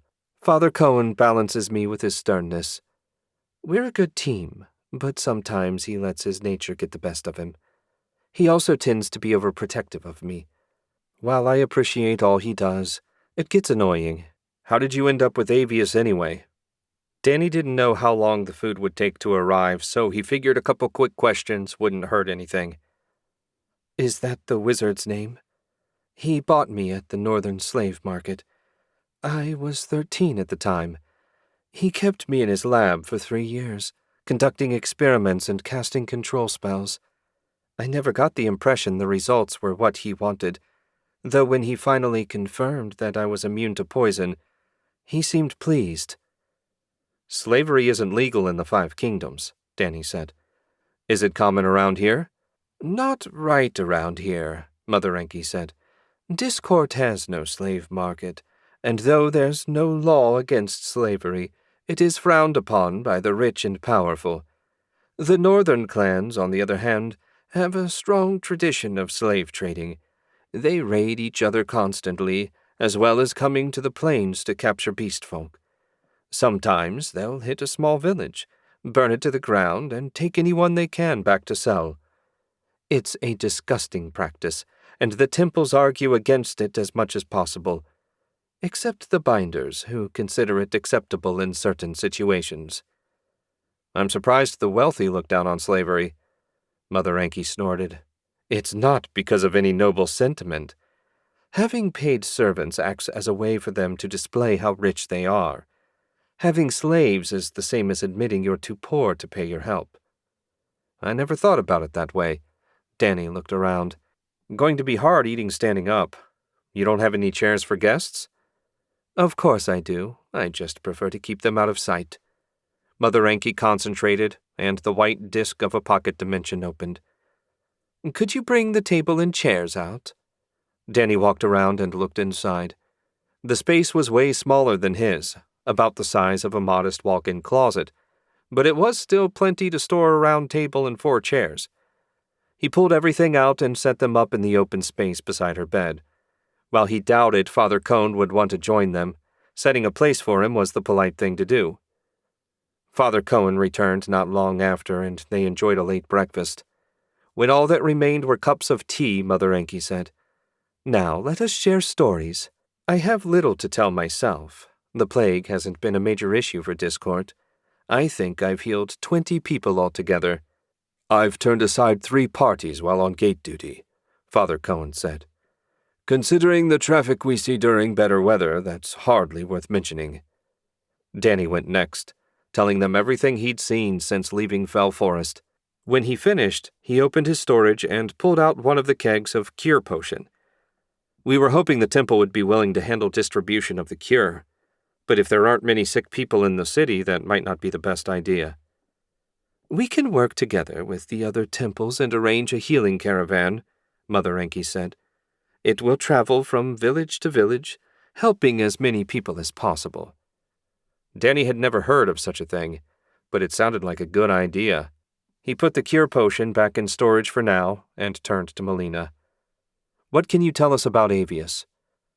"Not a lot, I'm afraid. He didn't really talk to me.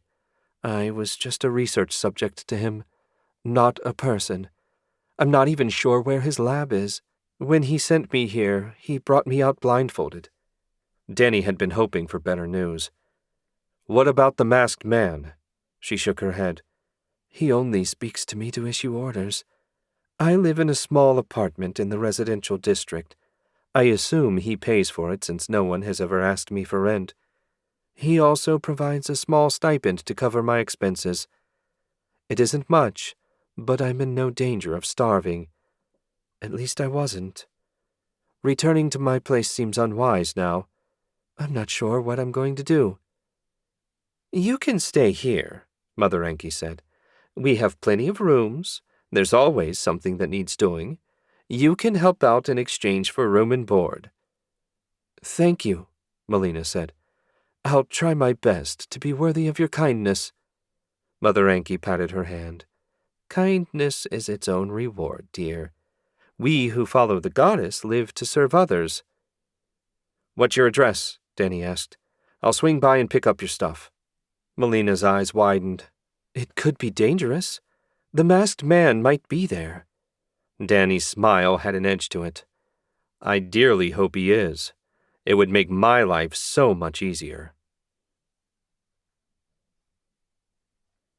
Chapter 25. The walk from the goddess's temple to Discord's low-income residential district took Danny about 20 minutes. The neighborhood didn't look dangerous, so much as worn out. It was a labyrinth of weathered buildings and small shops built practically on top of each other.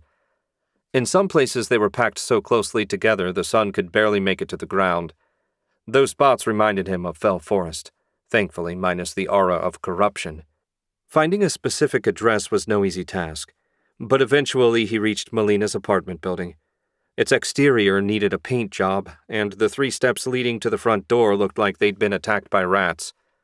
The masked man, whoever he was, didn't keep his assassin in style, that was certain. He took the steps in one stride and pushed through the door. There was an empty foyer with a hall leading deeper into the building. Melina's place was on the 2nd floor, so he headed for the stairs at the end of the hall. They were in better shape than the ones out front and didn't even creak as he climbed them. On the second-floor landing, he paused. The silence was creepy. People lived here. He could sense a few of their life forces. His optimistic theory was they worked nights and were sleeping. Whatever their situation, it was none of his business. Danny had too much on his plate already. He quickly located apartment 23. Of course the door was locked and Melina didn't have a key. Only the masked man did. She said he gave it back to her after she completed her mission and met him at the designated place. So much time had passed, she assured him he'd be long gone. Well, a locked door was no obstacle to Danny, and a little ethereal manipulation soon had the lock undone. He nudged the door open and stepped inside. The only light came from a small window that looked out over an alley. Not the greatest of views. The apartment itself was as empty as Mother Anke's. A bed was shoved against one wall, a nightstand with a single drawer beside it, and a trunk at the foot. No decorations brightened the place up. Just the bare essentials for existence. Looked like a miserable way to live. Not that Danny was one to talk, he didn't even have a home. Right. Focus. He moved to the footlocker and flipped the lid open to reveal its contents. 3 dresses, 1 simple and 2 sexy, like the one she wore to seduce him last night. Those had to be for work. Beside them was a pair of sturdy shoes, the leather scuffed from years of wear. Danny's fingers brushed against a small homemade doll, its yarn hair tangled and the button eyes staring up at him. It was the only thing out of place and he couldn't imagine its purpose. Maybe it didn't have any beyond being something for her to hug at night. He gathered everything and placed them into his storage. One last look around confirmed there was nothing else to take. Satisfied he had everything, and disappointed that the masked man hadn't put in an appearance, Danny left the apartment, locking it up again with his magic. He didn't know why he bothered. There was nothing left to steal. The walk back to the exit was every bit as silent as the walk up, but that ended the moment he stepped out into the street. Someone shouted from his right, and he caught the sound of a scuffle. It was none of his business, but curiosity got the better of him. He ran down the street to a narrow alley where a young man about the same age as Danny's host body was trying to pull away from a pair of black-armored soldiers who were, in turn, trying to drag him out the opposite end of the alley. Looked like Danny's luck was improving. "Hey!" he shouted. "Leave him alone!" One of the soldiers turned Danny's way. His black lacquered helmet had a mask built in that covered the top of his face. "Best mind your own business, stranger. We're taking this one in on the Lord Mayor's order." Danny nodded. "Okay, I'll come along with you.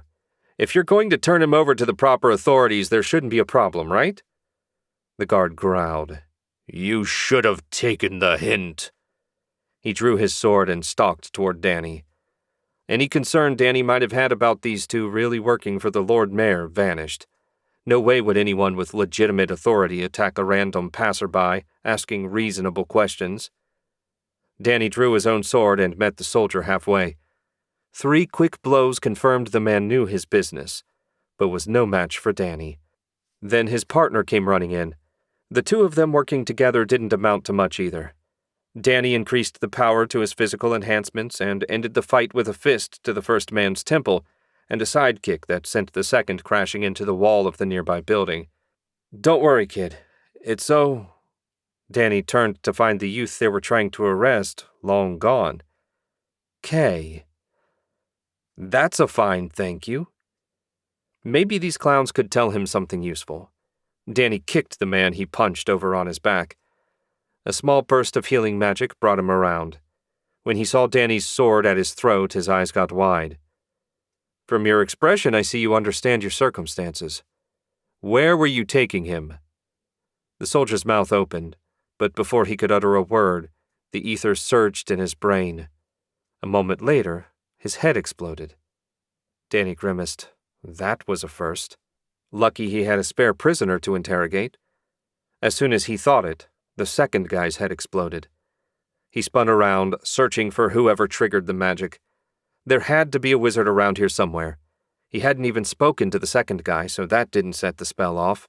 There were life forces all around, but it was impossible to say which, if any, was responsible. The killer could be any of them, or he could be watching through a crystal ball like the one Danny took from Osborne. Well, shit, he muttered. Another dead end. With nothing better to do, he turned back toward the temple. The walk was peaceful, and soon the familiar outline of the goddess's temple appeared ahead. Danny went in, and after a quick nod to the priestess on duty, headed right to Mother Anki's room. Back already? That was quick. The guard on duty knocked on her door. Ronan's here. Let him in, please. The guard opened the door and Danny went in. He found the high priestess still in bed, sitting up with a book in her lap. She looked even more recovered than when he left, and that was only an hour or so ago. It had to be the goddess's blessing at work. Mother Anki, I thought I might find Melina with you. I've got her stuff. Father Cohen is getting her settled. Her eyes crinkled. Did you have trouble? You look anxious. Danny told her about the soldiers. Does the Lord Mayor have his own private troops? Not that I know of. He is rich and powerful, so he might have some private guards that serve him, but the guards answer to the city council as a whole. I can say for sure he's no wizard. Which means he didn't put the spell that killed them in their heads.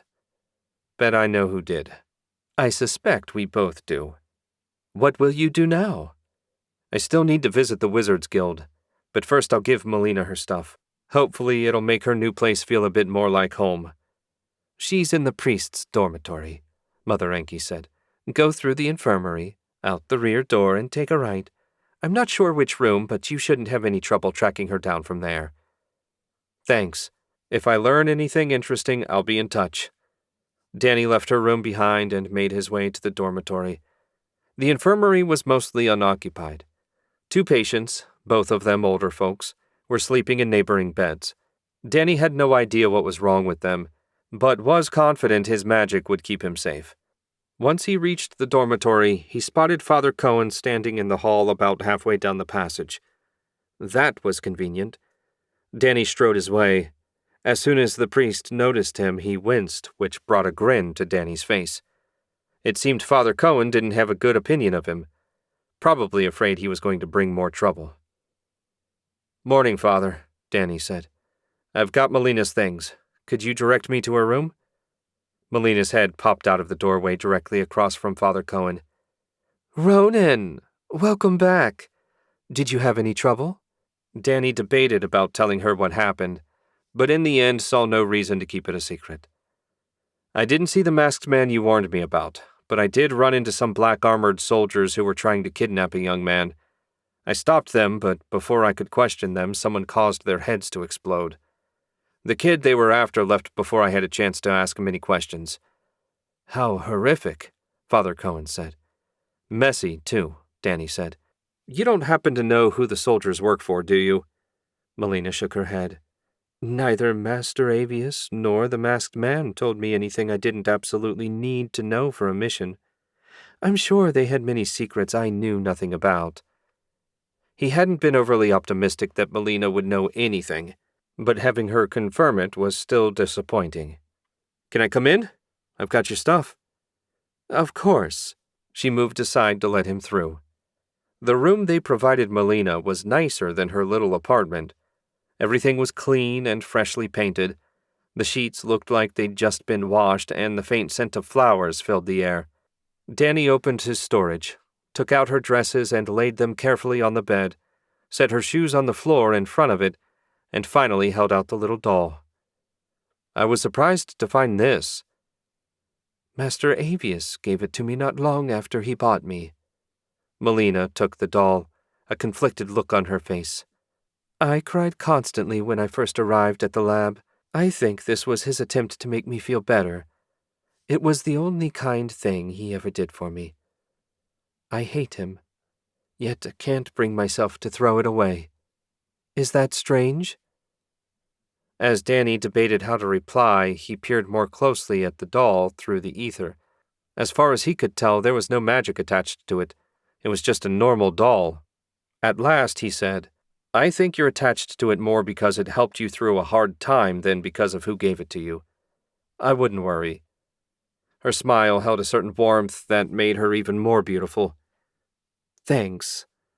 Do you need anything else? No, I'm good. Besides, you've already given me too much as it is. Okay, I'll check in on you again later. Take care. Before he could leave, she darted in and kissed him on the cheek. What was that for? Just because. Danny wasn't sure how to respond, so he just nodded and took his leave.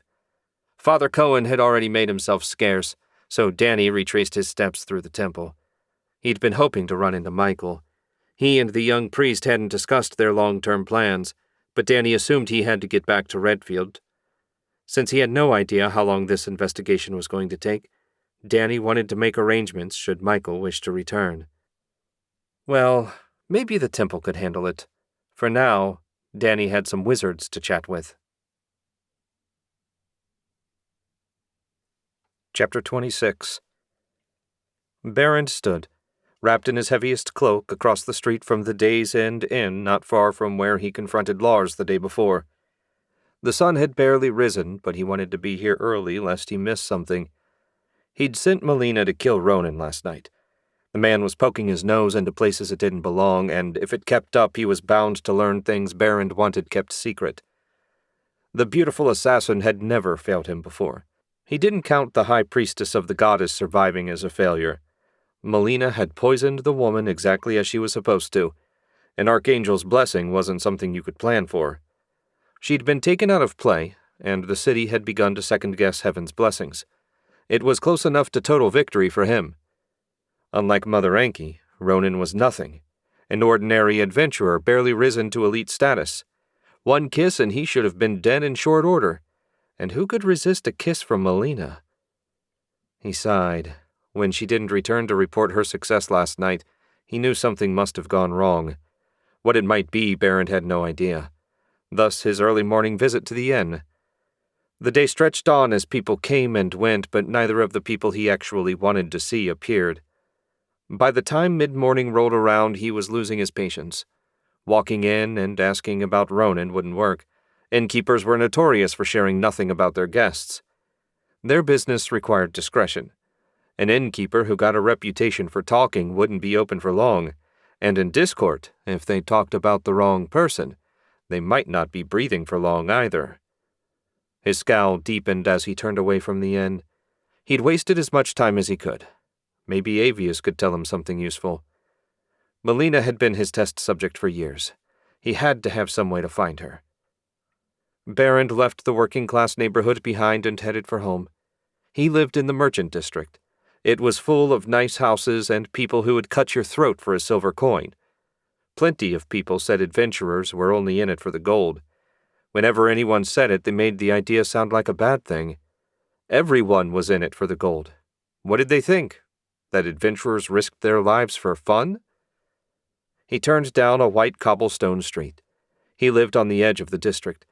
Despite his many successes before he took a job with the guild, Barrand could afford nothing better. His house had 2 stories and a wrought iron fence topped with spikes. He passed through the gate, unlocked the door, and stepped inside. Barrand lived alone, and his bachelor preferences were clear in the lack of decorations and furniture. He had what he needed, and nothing more. Leaving the foyer behind, he turned down a hall to the kitchen. At the back of the larder, he reached under a shelf and unlocked a hidden door. Pushing through, he entered a simple room with a desk, chair, and coat rack. The rack held a dark cloak and mask, the disguise of his alter ego and the only face Melina would recognize. His gaze shifted, settling on the crystal ball sitting atop the desk. Much as he hated talking to the wizard, he needed to know what was going on. Barrand sat in his chair and rested his fingers on the cool crystal. Avius. A vibration ran through the crystal as it sent out a signal to a matching crystal. Now it was a waiting game. If the wizard was busy with something, he might not reply for hours, though such a long delay was rare. Today, he only needed 10 minutes, which was quick for Avius. Darkness filled the crystal, and when it parted, Avius's scarred face appeared. Barrand, to what do I owe this dubious pleasure? Melina's gone missing. I sent her to eliminate the adventurer who's been digging into our business. She didn't return, and now I can't find her. Do you have some magical means of locating her? I could use a scrying spell, Avius said. Did she truly fail to kill this man? I'm not certain, but given what I know so far, I have to say yes. Remarkable. So far, Ronan has defeated a number of my mercenaries, thwarted Osborne's effort to sell the potion in the east, and now he's defeated your assassin. You said he was nothing but an ordinary adventurer. Do you stand by your assessment? I have no information to suggest otherwise. If he's a day over 17, I'll eat one of those stupid wolves your apprentice likes so much. It has to be luck. Lucky or not, he needs to go. Wait a moment while I try to find Melina. The crystal went all black. Barrand clenched his fist until the knuckles turned white. Everything had been going so well. Now this Ronan shows up and it all starts falling apart. Barrand had invested too much time and effort to lose everything now. Half an hour passed in the silent room before Avius finally reappeared in the crystal. She is hidden from me. Wherever Melina's gone, it's powerfully warded against scrying. That means one of the temples or the Wizards Guild most likely. She needs to be recovered and Ronan killed. Surely that's not too great a task for a former Alpha Elite adventurer. No. I will deal with him, Barrand said. Ronan trusts me. He thinks I'm the only honest man at the guild. That will give me an advantage. May I use some of the mercenaries? By all means. The sooner this is dealt with, the better. What about Ronan's whereabouts? Can you find him? No. He's insufficiently familiar to me for scrying. Something caused Avius to look away from the crystal. When he turned back, he said, Something has come up. Deal with this adventurer, Barrand. He could ruin everything. The crystal died, leaving Barrand alone in his hidden room. He stood in the dark, thinking. Melina was likely at one of the temples. Ronan mentioned being on good terms with the goddess's temple. Assuming he captured her, that was the most probable place. The Wizards Guild made no sense given his lack of connections there. Barrand's eyes widened and he snapped his fingers. Ronan said he'd planned to visit the guild today. That would be the perfect place to make contact. He hurried out of the hidden room, a plan already forming as he went. He threw his cloak back on and strode into the cold.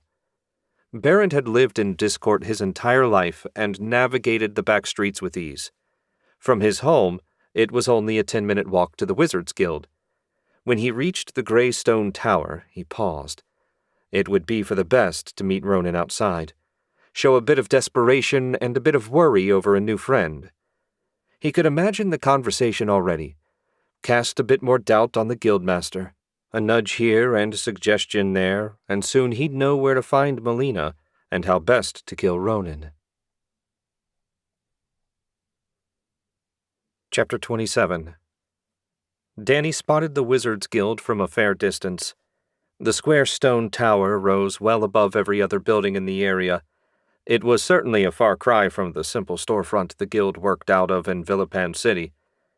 Mother Anki warned him the guild was unlikely to hand out any information about a member, assuming Avius was a member. Danny had no doubt she was right. But on the other hand, pointing out that one of their members was a kidnapper, slave owner, and the cause of the plague might loosen a few tongues. At least he hoped it would. If he struck out here, Danny wasn't sure what his next move might be. He rounded the corner to the front of the building. There were no guards on duty, which didn't surprise him. Most people were nervous around wizards. You'd have to be a little crazy to try and steal from their guild.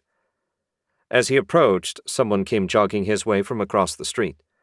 Danny paused and frowned. He knew next to no one in this city, and most of them were at the temple. The stranger's hooded wool cloak cast shadows over his face. A few paces away, he waved. "Ronan! I've been worried about you."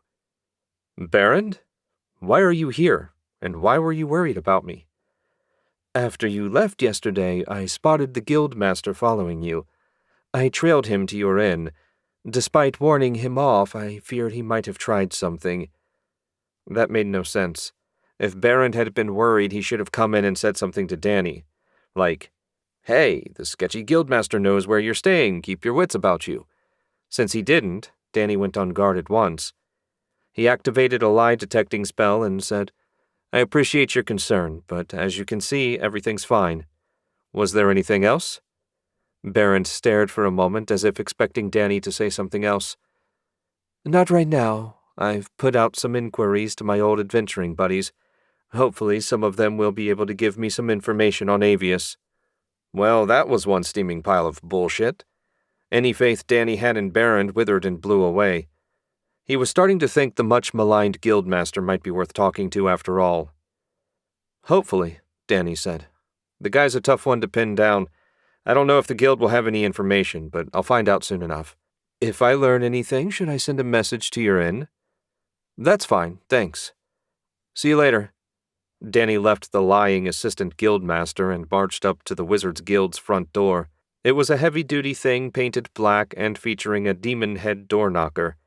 Subtle was not the word Danny would have used to describe it. Well, whatever.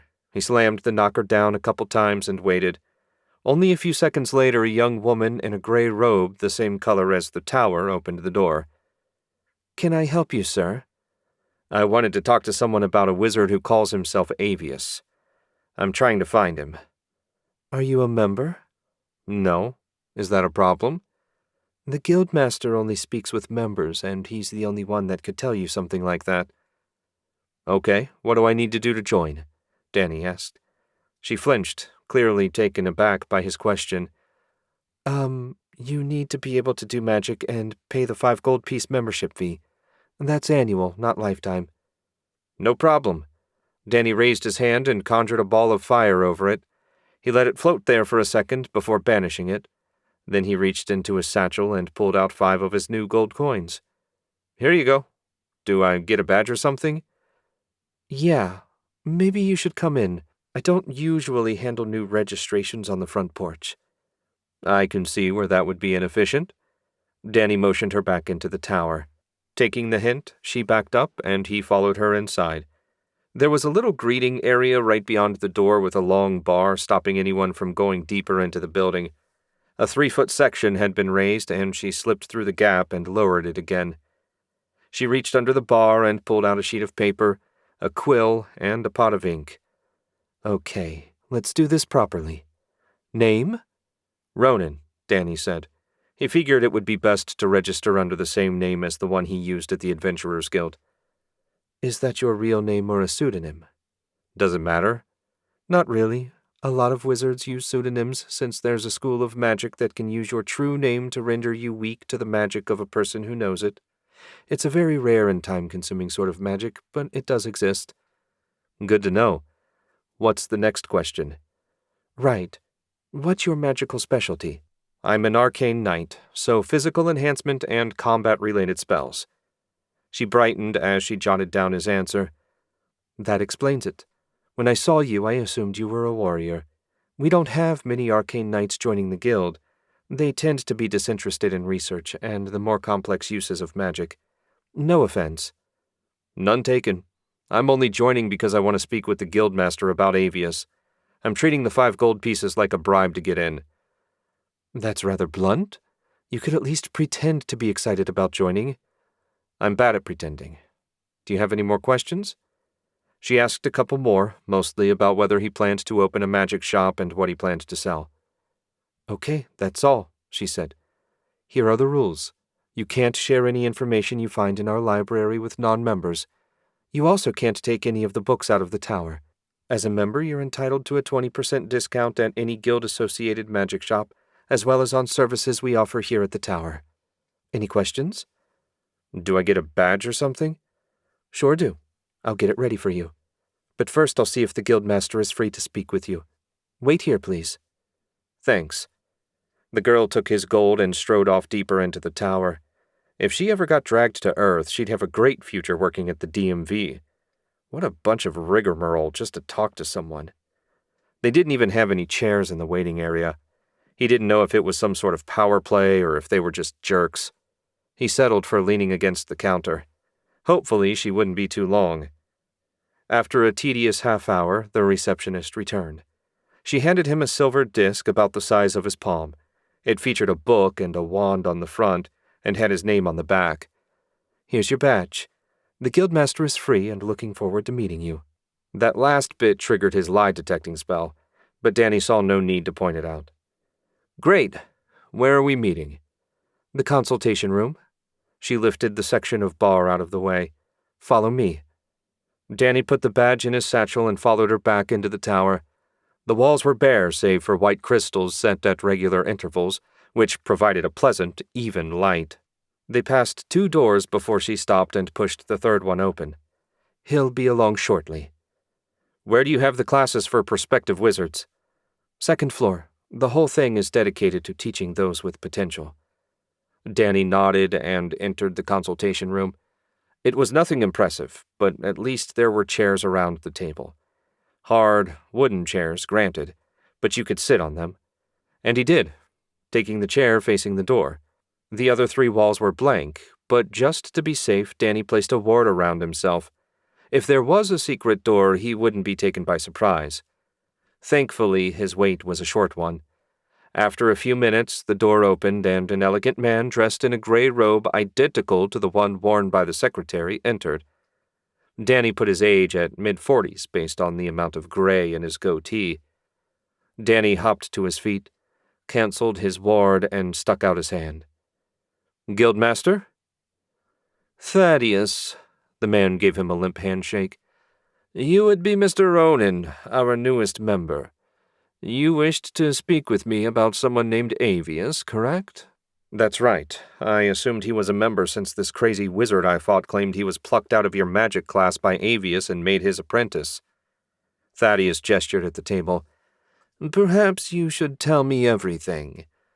Danny sat back down and laid out an edited version of the last few weeks.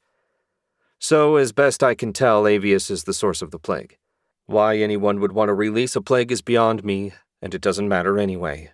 I just need to find him and stop him."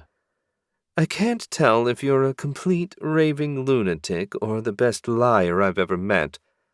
Are you using anti-psychic magic? Something is blocking my lie detection spell." "I keep an anti-psychic magic spell active at all times. I had the misfortune to run into a succubus this summer, and her magic gave me all sorts of problems. As for the story, I assure you it's the truth. Feel free to confirm it with Mother Anki at the goddess's temple." "I've never gotten along with priests. Assuming you're telling me the truth, not a fact I'm willing to accept yet, there are a few problems. The first and most obvious being the plague is already out in the population.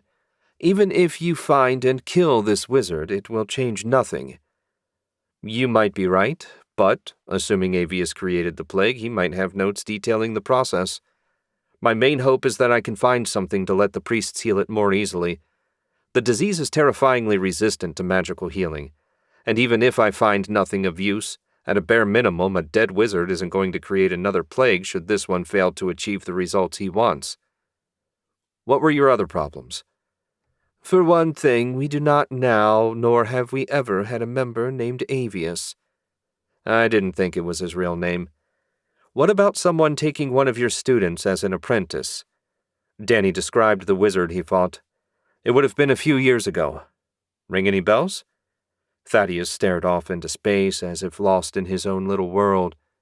Danny was tempted to wave his hand in front of the man's face, but resisted. After a couple minutes of silence, he said, "In fact, one of our students was hired by a man by the name of Lord Carby. He said his house wizard needed an assistant and asked for our most promising student." Thaddeus hadn't told a single lie so far, but there was a lot wrong with what he just said. "I didn't think this area had nobles." "We don't call them nobles, but we do have a number of exceedingly wealthy families that control large tracts of land and employ soldiers. They have no authority to make laws or levy taxes, but in every other way they'd pass for nobility." "Interesting. So how did this nobleman who isn't a noble get into the guild without being a member?" "He made a very generous donation to the guild to help pay for our school." Danny was shocked. shocked to discover a sufficient quantity of money was all it took for someone to overlook their rules. More importantly, it sounded like this guy's house wizard was Avius. "Where can I find him?" Danny asked. Thaddeus looked pained. The first emotion other than contempt Danny had seen flit across his features. "I would ask that you not trouble our wealthiest patron. It'll cause trouble for the guild." Danny stood. "Your patron may be harboring a mass murderer. How's that going to make the guild look? Listen, if this house wizard isn't Avius, I'll apologize for bothering him and move on. But if it is, Lord Carby might be in trouble. Think how generous he'd be if I rescued him from a crazed wizard." Fear and greed warred on Thaddeus's face. At last he said, "You wouldn't drop this even if I ordered you to, right?" "No chance," Danny agreed. "Fine. I've told you all I intend to. However you go about finding Lord Carby's estate, it won't be from me." "Fair enough. Thanks for the information. It was helpful. If you'll excuse me, I have an estate to visit." Danny brushed past the guildmaster and made his way out of the tower. If this guy was as rich as it sounded, finding him shouldn't be an issue. And once he did, Danny would be quick to learn the truth. Chapter 28. Danny left the Wizards Guild behind and turned toward the Adventurers Guild. Thaddeus hadn't been as helpful as Danny had hoped, but he did provide some useful information. Grudgingly granted, but still useful. Finding Lord Carby shouldn't be difficult, assuming he was as prominent as Thaddeus said. Given his reputation, Guildmaster Lars should be able to point Danny in the right direction. Since Danny wanted to have a chat with the man anyway, this was the perfect chance to kill two birds with one stone. A couple blocks from the Wizards Guild, Danny activated his stealth field. At least for now, he didn't want word of his visit to Lars getting back to Barrand. That would likely lead to a confrontation Danny preferred to avoid for the moment. Noon was fast approaching, but the streets remained quiet. It would doubtless stay that way until the weather improved. Regardless, the lack of people made it easy for Danny. Even the stealth field wouldn't keep someone from noticing if he bumped into them. He reached the Adventurers Guild and paused a few feet from the door. This was the tricky bit. He needed someone to open the door so he could slip in unnoticed. Lucky for Danny, adventurers were frequently on the move regardless of the weather, and after 15 minutes the door finally swung open as a party of 4 heavily bundled people emerged. Danny darted past them a step ahead of the closing door. The waiting room had a decent crowd. Most of the people were eating their lunch. The sight of so many tasty-looking dishes combined with the savory scent of roasted meat and fresh bread made Danny's mouth water. He shook his head. Business before food. He wove his way toward the stairwell, slipping past tables and being careful not to bump into anyone. Silently, he made his way to the third-floor landing where he found the closed door to Lars's office. He gave it a couple soft knocks before stepping aside. A few seconds passed before the door opened, and Lars stepped out, looking all around as he chewed his lower lip. Danny hadn't met the man yet, and he wasn't terribly impressed. Adventurers tended to be hard, physically imposing people. Lars was many things, but none of them were imposing. He was a soft, slightly pudgy man dressed in pale silk. He reminded Danny a bit of the potion merchant Osborne. Not the most favorable comparison. Danny slipped into the office and strode over to a huge wooden desk. There was nothing on it that resembled work, only a half-full glass of dark liquor sitting on a wooden coaster, some blank papers, and a quill and ink pot. The rest of the room was beautifully done in polished hardwoods, while gold and silver decorations glittered here and there, and all the furniture was leather and well-cushioned. At a minimum, this should be a physically comfortable conversation. Lars should share the name of his decorator with Thaddeus. The door shut, and Lars, frowning, took a step toward a still invisible Danny. An effort of will conjured a sound barrier around the room. Best for everyone if this discussion stayed private. Precautions in place, Danny let the stealth field drop, revealing himself to the room's owner. Lars's eyes widened and the blood drained from his face when he saw Danny. "Please, don't kill me. I haven't done anything to cross Barrand, I swear." His words tumbled together in frantic haste. It was kind of pathetic for a guildmaster. "Relax," Danny said. "I'm not here to hurt you. And I apologize for the abruptness of my appearance, but I thought it best if no one find out we had this chat." The pounding pulse in Lars's neck slowed to something approaching normal. "You're not part of Baron's group?" he said like he didn't really believe it. "I'm not part of anyone's group. My only interest is in finding a wizard named Avius who I'm pretty sure is responsible for the plague. The only reason I spoke to Baron was a man I trust said he was reliable. Since he's already lied to me once, I'm thinking I was misled." Lars let out a shaky little laugh. "That's putting it mildly. What do you want from me?" "Information. Let's start with Baron. What's his story?" "He was part of a team of Alpha Elite adventurers. They were regarded as the best in Discord. Everyone knew their names, and they had a reputation for getting things done. And they did. But for every good thing they did for the city and the surrounding area, they did two things in secret that made things worse, and them richer. Eventually, rumors started to spread. Baron seized the moment and turned his own team into the guards. He made himself look like a hero, then helped his friends escape to continue their dirty work." "Is that how he got his job with the guild?" Danny asked. "Exactly right. He feeds his former associates intel and arranges jobs for them.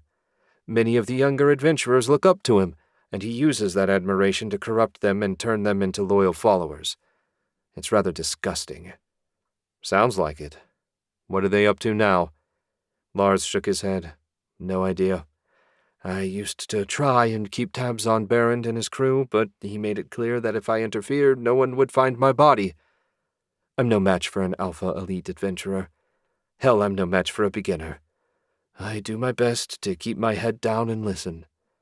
If I can warn any potential targets, I try to, but I'm unwilling to die for strangers." Not terribly brave, but Danny admired his honesty if nothing else.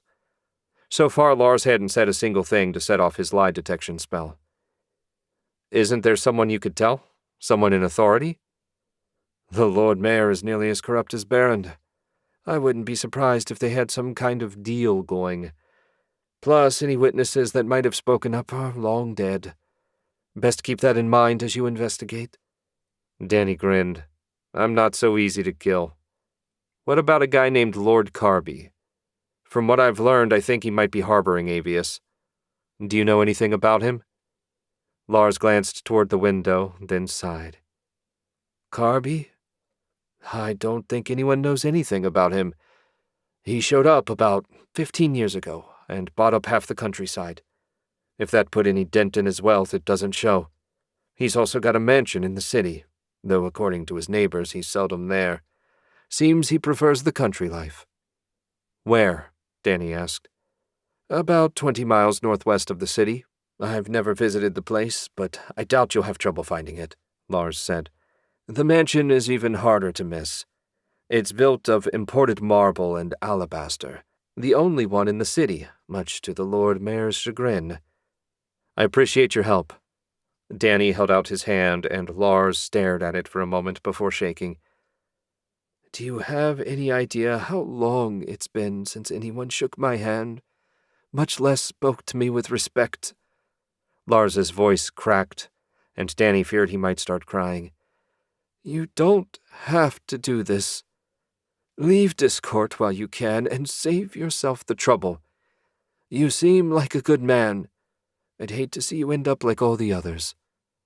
"Your concern is much appreciated," Danny said, "but I mean to see this to the end. If Baron or Carby or anyone else gets in my way, they'll wish they hadn't." Danny left the Adventurers Guild and turned toward the Merchants District. In Villipan City, it would have been called the Noble District, but for some reason the people around here had problems with calling the rich and powerful nobles. Not that the name changed anything. People like Carby were powerful regardless of what you called them. He paused a block from the guild and bought a sandwich from a food stand. Much like on Earth, easily eaten foods at a good price were popular. Skewers, grilled sausages on sticks that reminded him of corn dogs without the pancake on the outside, and meat sandwiches of all sorts seemed to be the most popular. Danny ate as he walked, his mind busy sorting the many bits of information he'd picked up. That Carby and Avius were connected was undeniable at this point, but there was no evidence. Danny had no idea what he might find at the mansion, but figured a quick walk around the place might not be the worst idea. If nothing else, showing his face might convince someone else to make a move. Of course, the move was apt to be trying to kill Danny. Attempts on his life no longer bothered him the way they used to. He'd been nearly killed more times than he'd taken a proper bath on this world. As for Berend, Danny wasn't sure what to think about the man. Everything Lars said about him rang true, and Berend had already proven himself a liar. Prudence suggested it would be best to assume he was an enemy until he knew for sure otherwise. He shook his head and popped the last bite of sandwich into his mouth. He was getting close, both to his destination and the truth. A little more digging, a bit of pushing, and he felt certain something would give. All around him, the houses were getting nicer and nicer. It was time to focus on the matter at hand. The Merchants District was an interesting place. It sat in the center of the city, and the deeper you went, the nicer the places. Carby's mansion was only a block from the Lord Mayor's residence, and was by far the finer of the two buildings. It gleamed in the cold afternoon sun. Made of white stone and topped with a red tile roof, it was nearly as big as the temple of the goddess. A garden planted with evergreen topiary surrounded it, and a high fence made of black iron, the regular kind, not hell-forged, topped with ornate spikes, made it clear visitors were unwelcome. Danny made a casual stroll around the perimeter. Guards patrolled the garden in groups of 4. Their armor looked nearly identical to what the mercenaries at the elf outpost were wearing. He seriously doubted it was a coincidence. Only one way to find out for sure. Danny approached the front gate with calm but determined strides. 4 guards armed with halberds were on duty. They eyed Danny the way he would a cockroach running across the dinner table. "Good afternoon, gentlemen," he said. "I've got a message for Captain Coke from Assistant Guildmaster Berend. It's about the beast folk. I was hoping I could find him here." One of the younger guards, a fresh-faced kid who'd probably never swung his sword in anger, said, "Captain Coke is out at the Out of the city," an older guard said, silencing the younger man with a glare. "You can leave a message for him at the Mercenaries Guild. He'll pick it up when he gets back." I should have thought of that. Thanks. Danny meant it, too. These two had kindly confirmed that Coke was working for Carby, which made one more link to Avius. He left the guards and marched away from Carby's estate in the direction of the Mercenaries Guild. He had no intention of visiting the place, but if anyone asked the guards where he went, they'd think he was actually a messenger completing his task. Tonight, Danny would make another visit to the mansion. He'd seen no magical defenses, and a fence guarded by some mercenaries wasn't nearly enough to keep him out. Whatever secrets were hiding in there, he'd find them. Chapter 29. Danny stood, invisible, across the street from the wrought iron gate of Carby's mansion.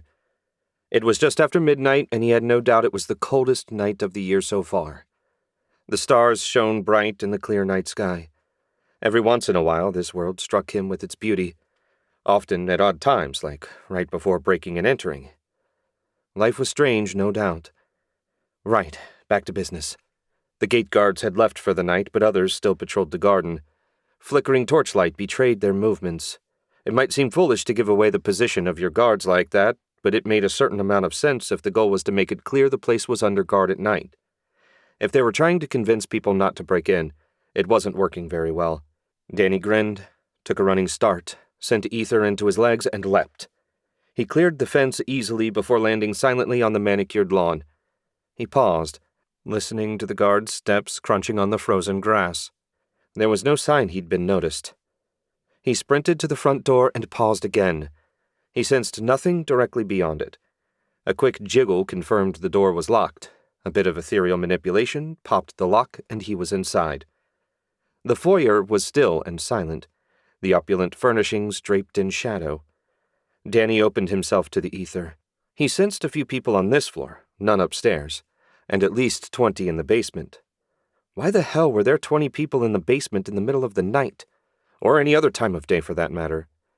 Frowning, he made his way to a sweeping, grand staircase. Best to check the second floor first, just to be sure. Danny took the steps 2 at a time. The second floor was every bit as well decorated as the first. There were paintings of all sorts, vases of fine porcelain, a couple suits of armor trimmed in gold, basically anything you could imagine someone with too much money in a fantasy world buying. Danny methodically cleared each darkened room, confirming the absence of servants or guards. He found nothing save cloth-draped furniture. It was like no one lived here. He found another staircase, this one way less fancy than the one he climbed, and started back down. 3/4 of the way to the ground level, a faint scuffing caught Danny's attention. Sounded like someone was still up. When he reached the floor, a flicker of movement from his left caught his eye. Danny hurried to catch up to whoever it was. A few strides later, he heard voices. I never thought we were going to catch up to this one, a gruff male voice said. Right? A different guy replied. Hard to believe he took out Team 5. Must have gotten lucky. He rounded a corner and found 2 black-armored soldiers carrying the limp form of a young man between them. He looked like the same kid Danny saved from being snatched off the streets just that morning.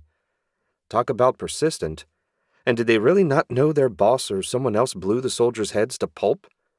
Actually, they probably didn't. That wasn't the sort of thing you mentioned to your mercenaries. Danny followed along behind them until the hall ended at a heavy oak door. The lead soldier held the kid's legs with one hand and yanked the door open with a grunt. Danny slipped through behind them. A stone staircase led down to the basement. The stink of waste and unwashed bodies did nothing to increase his optimism. They stomped down the steps, and at the bottom Danny stopped and stared. Whatever he'd been expecting, it wasn't this. Cages, packed with exhausted, gaunt prisoners lined the walls. There were men, women, even a couple of kids younger than the new guy. Opposite the cages, a figure in black robes hunched over a complex, bubbling alchemy setup. He was muttering something under his breath, but Danny couldn't make out what. Where would you like this one, sir? The lead mercenary asked. The wizard finally looked up. He had a handsome, lean face with a hawkish nose and hard, dark eyes. Danny assumed this was Avius, or he hoped it was anyway. He'd dealt with all the flunkies he cared to. There's an empty cage in the back. Put him in there for now. No. Danny dropped his stealth field as he stepped forward. You can just set him down gently. The soldiers looked from Danny to their employer as if uncertain what to do. You would be Ronan, the wizard said, the adventurer who has been causing me so much trouble. I had hoped it would take you longer to find this place. Your arrival is inconvenient. Just to confirm, you're Avius, right? Indeed. Now, if you'll run along, I need to return to my work. I'm so close to figuring out what went wrong. If you think I'm going to leave so you can create some new plague to let loose on the world, you're nuts. I'm ending you. Right now. Idiot. I didn't create the plague. I only altered it to make divine healing less effective. Do you know what's wrong with the world? Crazy wizards messing with diseases seems to be right up at the top of the list. Avius shook his head, not reacting to Danny's taunt. No. The problem is divine healing. Priests who think they're doing good are actually letting people who are meant to die survive. It's making humanity weak. Each generation, flawed, defective people succeed in breeding, spreading their inferior lines and polluting the species. You really are nuts. Danny drew his sword. As soon as he did, the soldiers dropped their burden and scrambled to put themselves between him and Avius. Do you know why beast folk are stronger than humans? Avius asked. Because their shamans can't heal. For whatever reason, they have no true priests. The weak die and make the overall species stronger. Savage as they may be, at least their bloodlines are superior to humanity's. The plague was meant to remedy that by killing the weak and inferior. Weak and inferior? Danny said. I passed through a village a few weeks ago and your precious plague had killed everyone. I doubt they were all weaklings. Avius sighed. I'm sure they weren't. At some point, the plague mutated. It originally had a 90% survival rate. Now the survival rate has flipped and only 10% live through it without magical intervention. I'm trying to determine what went wrong so I can stop it. Danny's lie detection spell wasn't going off. Was this prick telling the truth? He couldn't decide if that was a good thing or a bad thing. Whatever you're trying to do, you can do it in public with the priests of the goddess making sure you don't screw up again. If you really want to make things better, come along quietly. I can't do that. Avius threw out a hand, and an invisible force picked Danny up and hurled him into the wall. The impact drove the air out of his lungs, and the soldiers were moving in fast. Not bothering with his sword, Danny hurled lightning at both men, piercing their hearts and stopping them cold. He glared at Avius. Let's try that again. You're stronger than I expected. Avius's hands crackled with lightning of his own. But not nearly strong enough. Danny raised a shield an instant before a bolt of lightning came arcing in. The spells clashed, filling the air with blinding white light. At the rate they were going, some of the prisoners were going to end up caught in the crossfire. Gritting his teeth, Danny pushed, sending Avius's own lightning into his face. The wizard flew backwards, bounced off the floor and rolled to his feet 10 yards deeper into the basement. We'll finish this another day, boy. A flash of light brighter than the sun forced Danny to look away. When his vision cleared, Avius was gone. Damn the man! He sprinted down the hall past the cages. At the end of the passage, he reached a blank wall where the sparkling, slowly fading remains of a spell circle told the tale. A teleportation circle. Figures.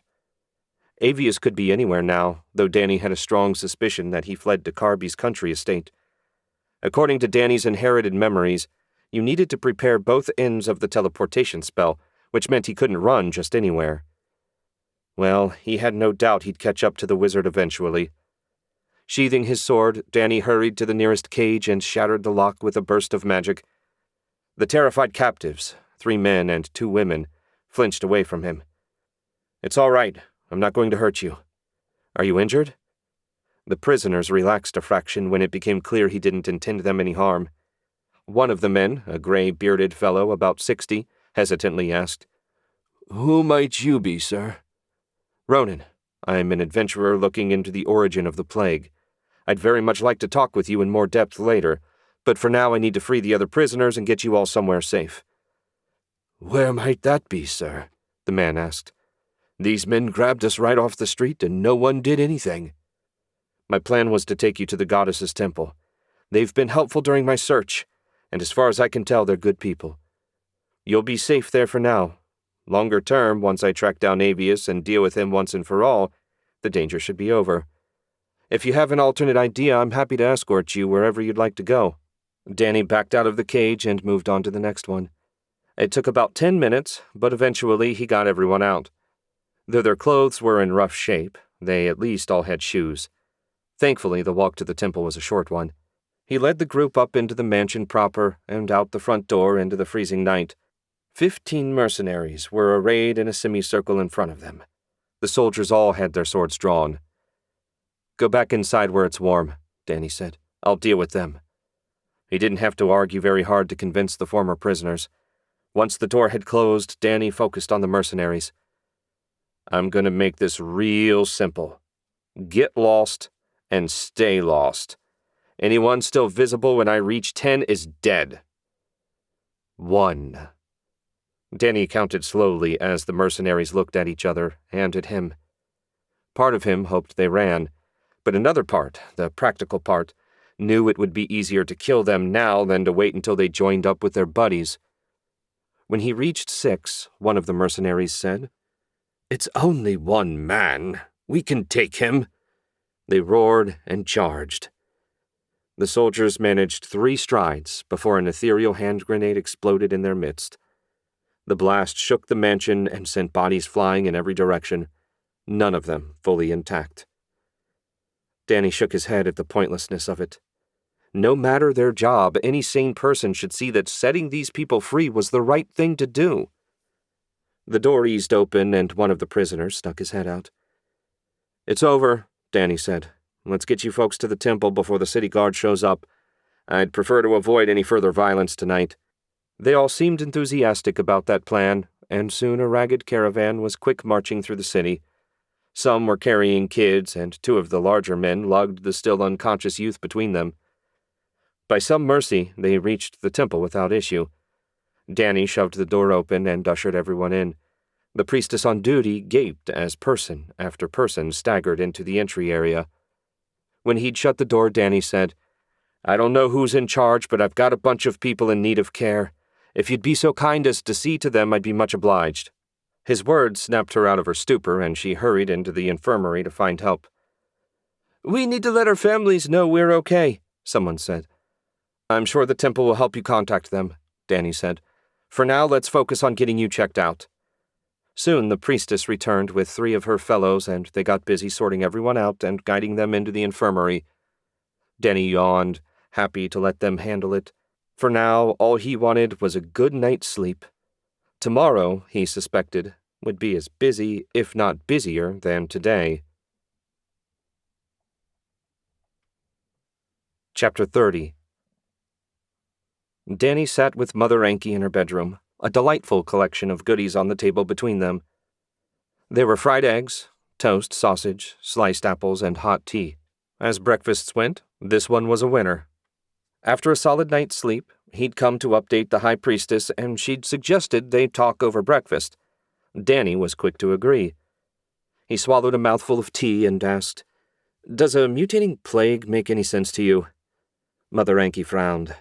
"I'm not familiar with the theory, but diseases do change over time, getting more or less severe. Why this should be, I have no idea. The idea that anyone would be so foolish, or perhaps arrogant, to make a disease more resistant to magical healing is insane. Comparing us to beast folk is also mad. We're different species, for heaven's sake. Naturally, there would be differences." Makes you wonder what made him think that way. Danny made a fist, then forced himself to relax. "I can't believe I let the son of a bitch escape. Pardon my language." Her frown turned into a smile. "I'm not the easily offended sort, despite what Father Cohen might have you think. And don't beat yourself up. Freeing those people and driving Avius out of the city can only be a good thing."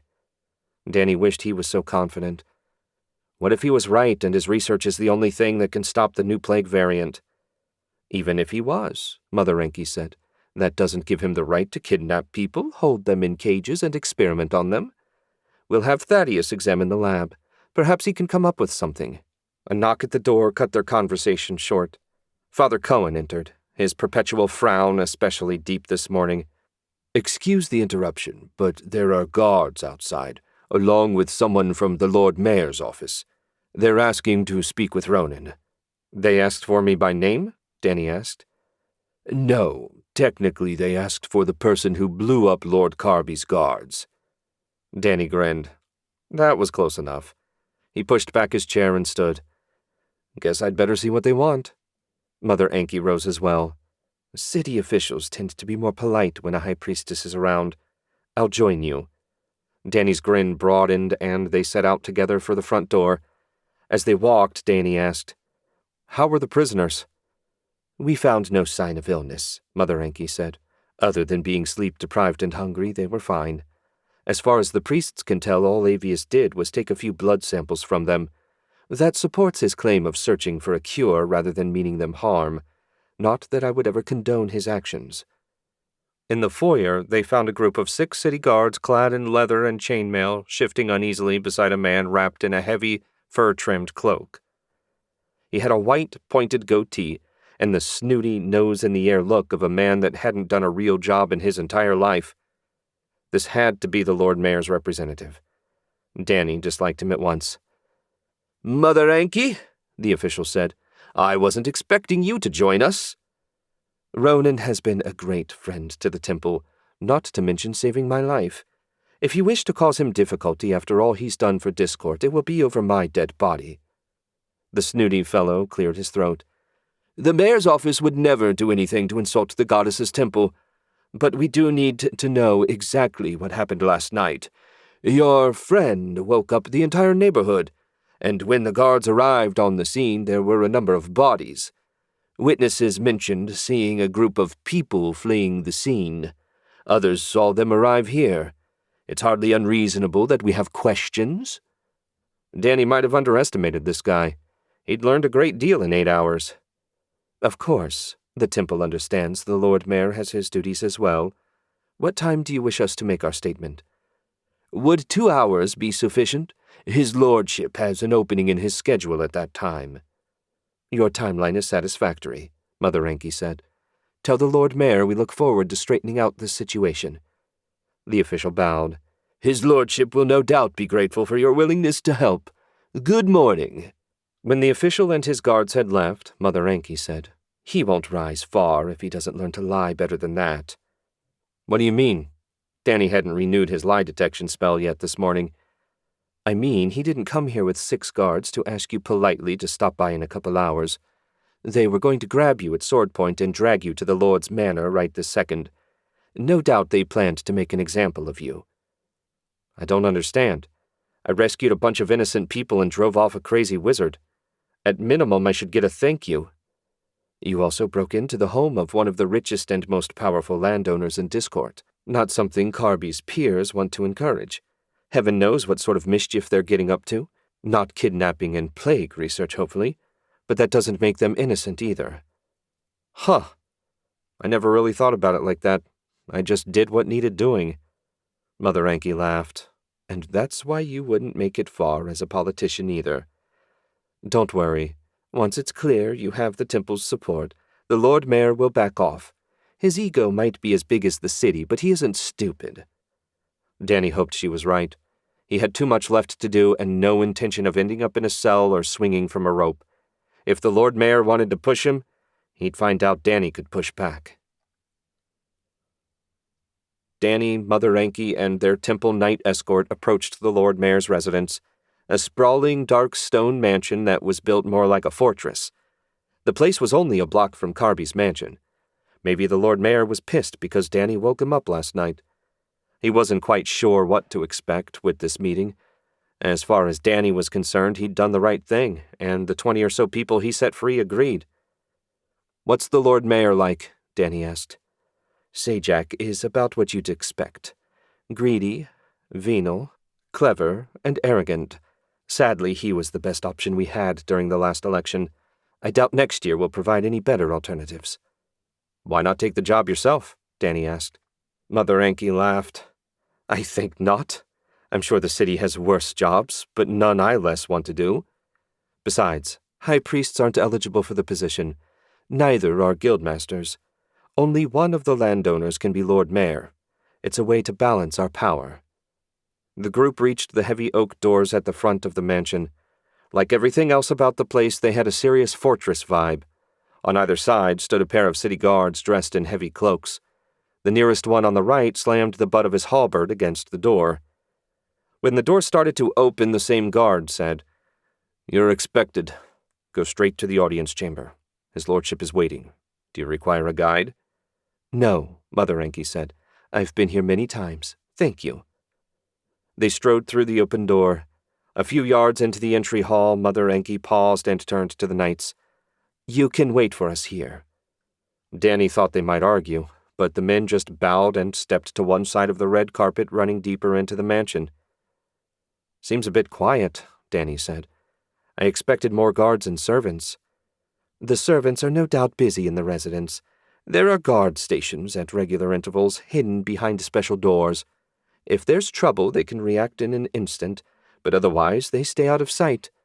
It makes the public area feel more welcoming. In theory, at least. Danny concentrated and immediately sensed the hidden guards, about 20 of them in 2 groups of 10. That still seemed like too few, but whatever. He wasn't in charge of security, and if someone did something stupid, like try and arrest him, at least Danny knew how many soldiers he'd have to defeat. The carpet ended at an archway beyond which was a large, open room. At the far end of the space, a single figure sat on an ornate throne.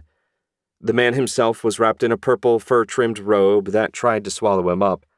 The only thing missing was a crown. "The Lord Mayor, I take it?" Danny asked. "Indeed," Mother Enki said.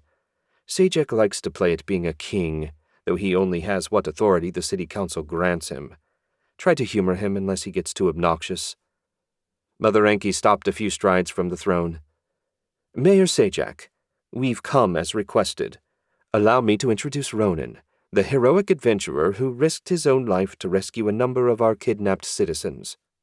Danny bowed. "Pleasure to meet you, sir." Sajak's gaunt face twisted into something ugly.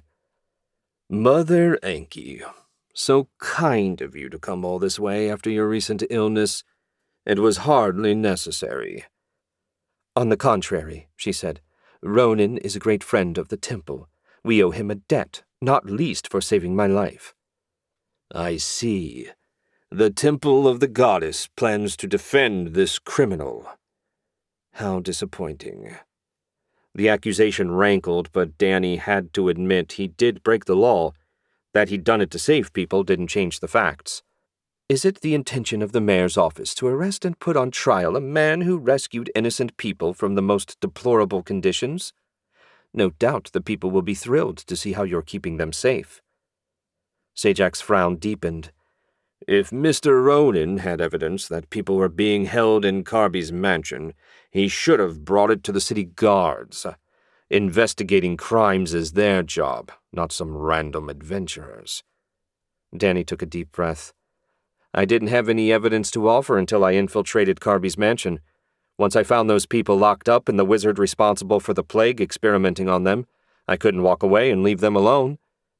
Sajak's brows furrowed as he listened. Breaking into a citizen's home, no matter the reason, is a crime. How would it look if the law looked away because the outcome of the crime ended up being good? "It would look like the law recognized a good deed when it saw one," Mother Enki said. "You know people already think the wealthy and powerful can get away with murder. If you punish the man that stood up to one of them when they tried, you might have a riot on your hands.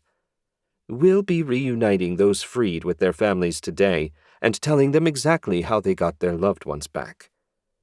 Sajak steepled his fingers, eyes narrow.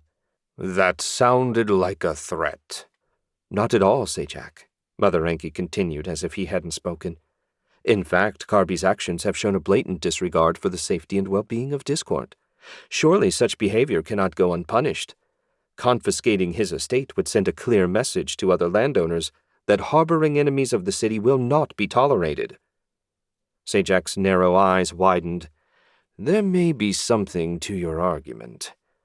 Very well, I'm willing to overlook Ronan's illegal actions since they were for the good of the city. However, I must warn you, Ronan, that taking matters into your own hands a second time will not be tolerated."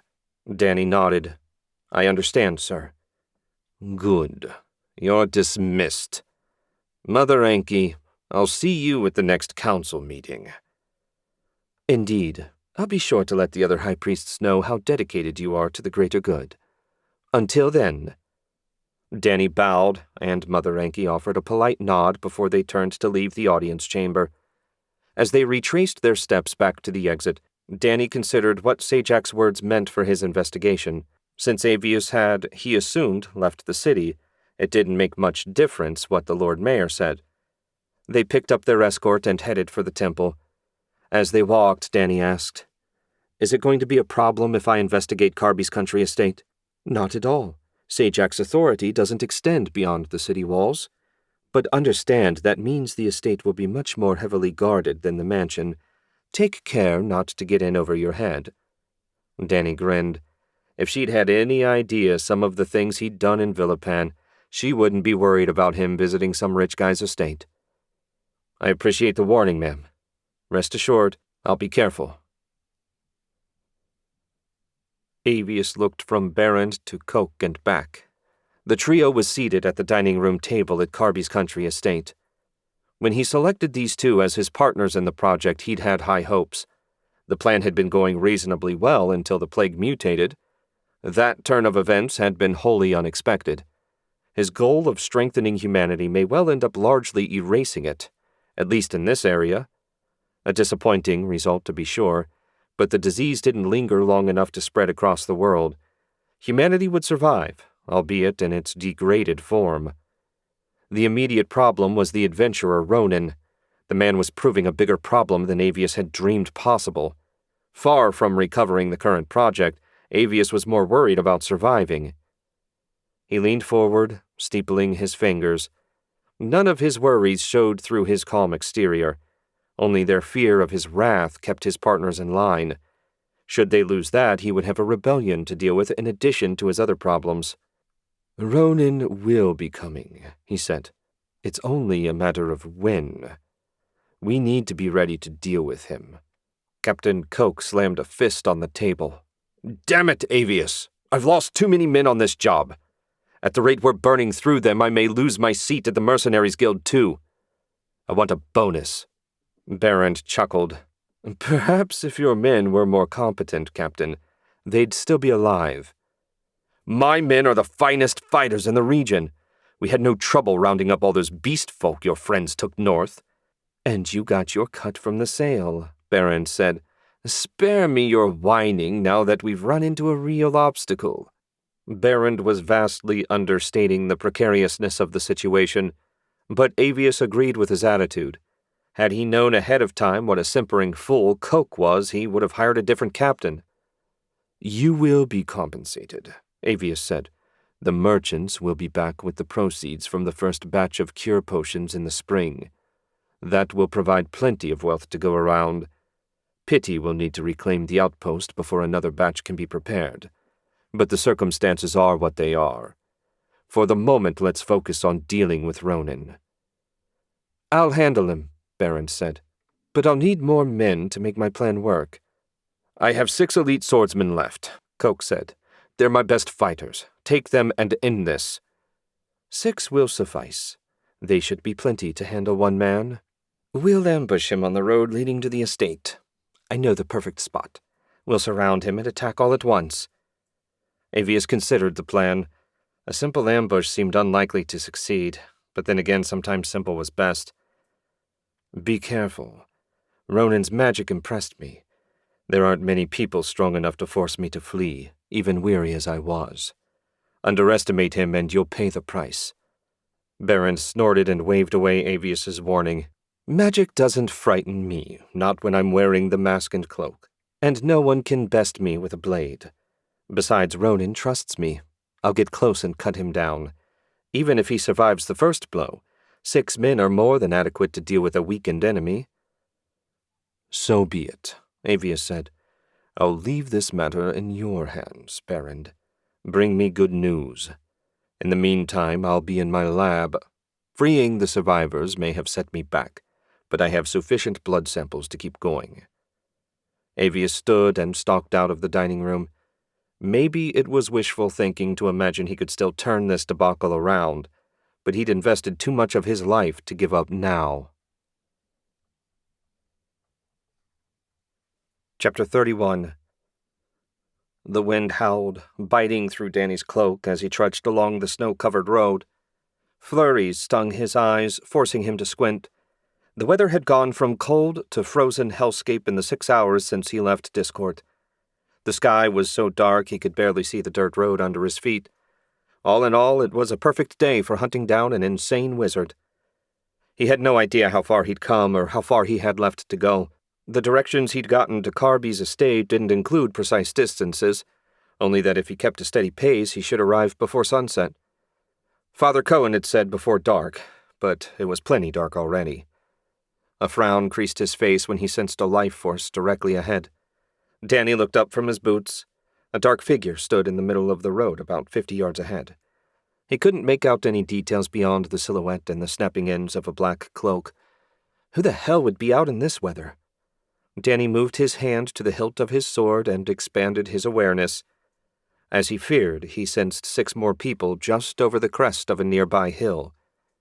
They were at the very edge of his range and would likely be undetectable to anyone else. Someone, it seemed, was setting a trap. They were also directly in his path. Seeing no way to avoid the fight, Danny trudged onward.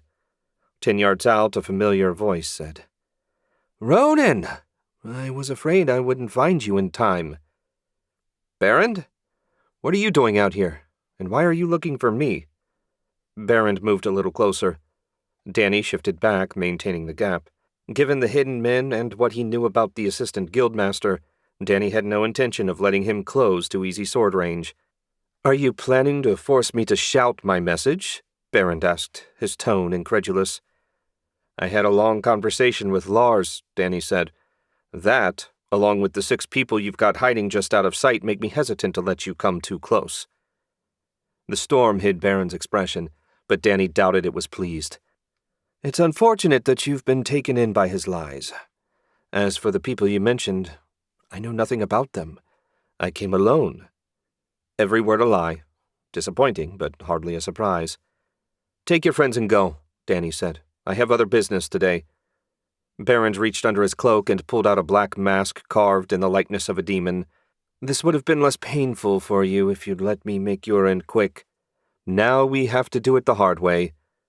He put the mask in place and drew a slim, slightly curved sword. Danny's sword cleared its sheath an instant later. Ether crackled around his free hand, and he hurled a bolt of lightning at Barrand. The blast hit his black cloak and fizzled, a few sparks floating out into the darkness.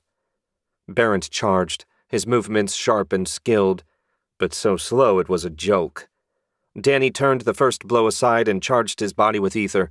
A hard slash sent Barrand flying 10 yards back. His cloak might turn aside spells, but it did nothing to lessen the power of Danny's physical enhancement, and that was all he needed to deal with an ordinary man, no matter how skilled. Barrand skidded to a halt, loosed a piercing whistle, then came charging back in. He had guts. Danny had to give him credit for that. A moment later, he sensed the hidden force come charging their way. Pointless, unless they were all immune to magic.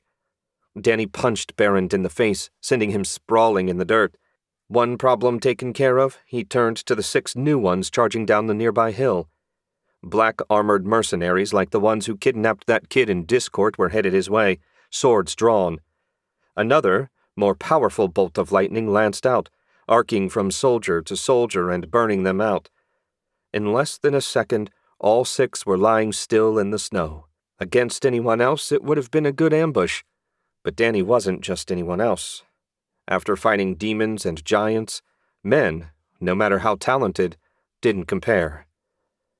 "Who are you?" Barrand stared up at him through the holes in his mask. "No first-year adventurer has that kind of power." Danny flicked the man's mask off with the tip of his sword.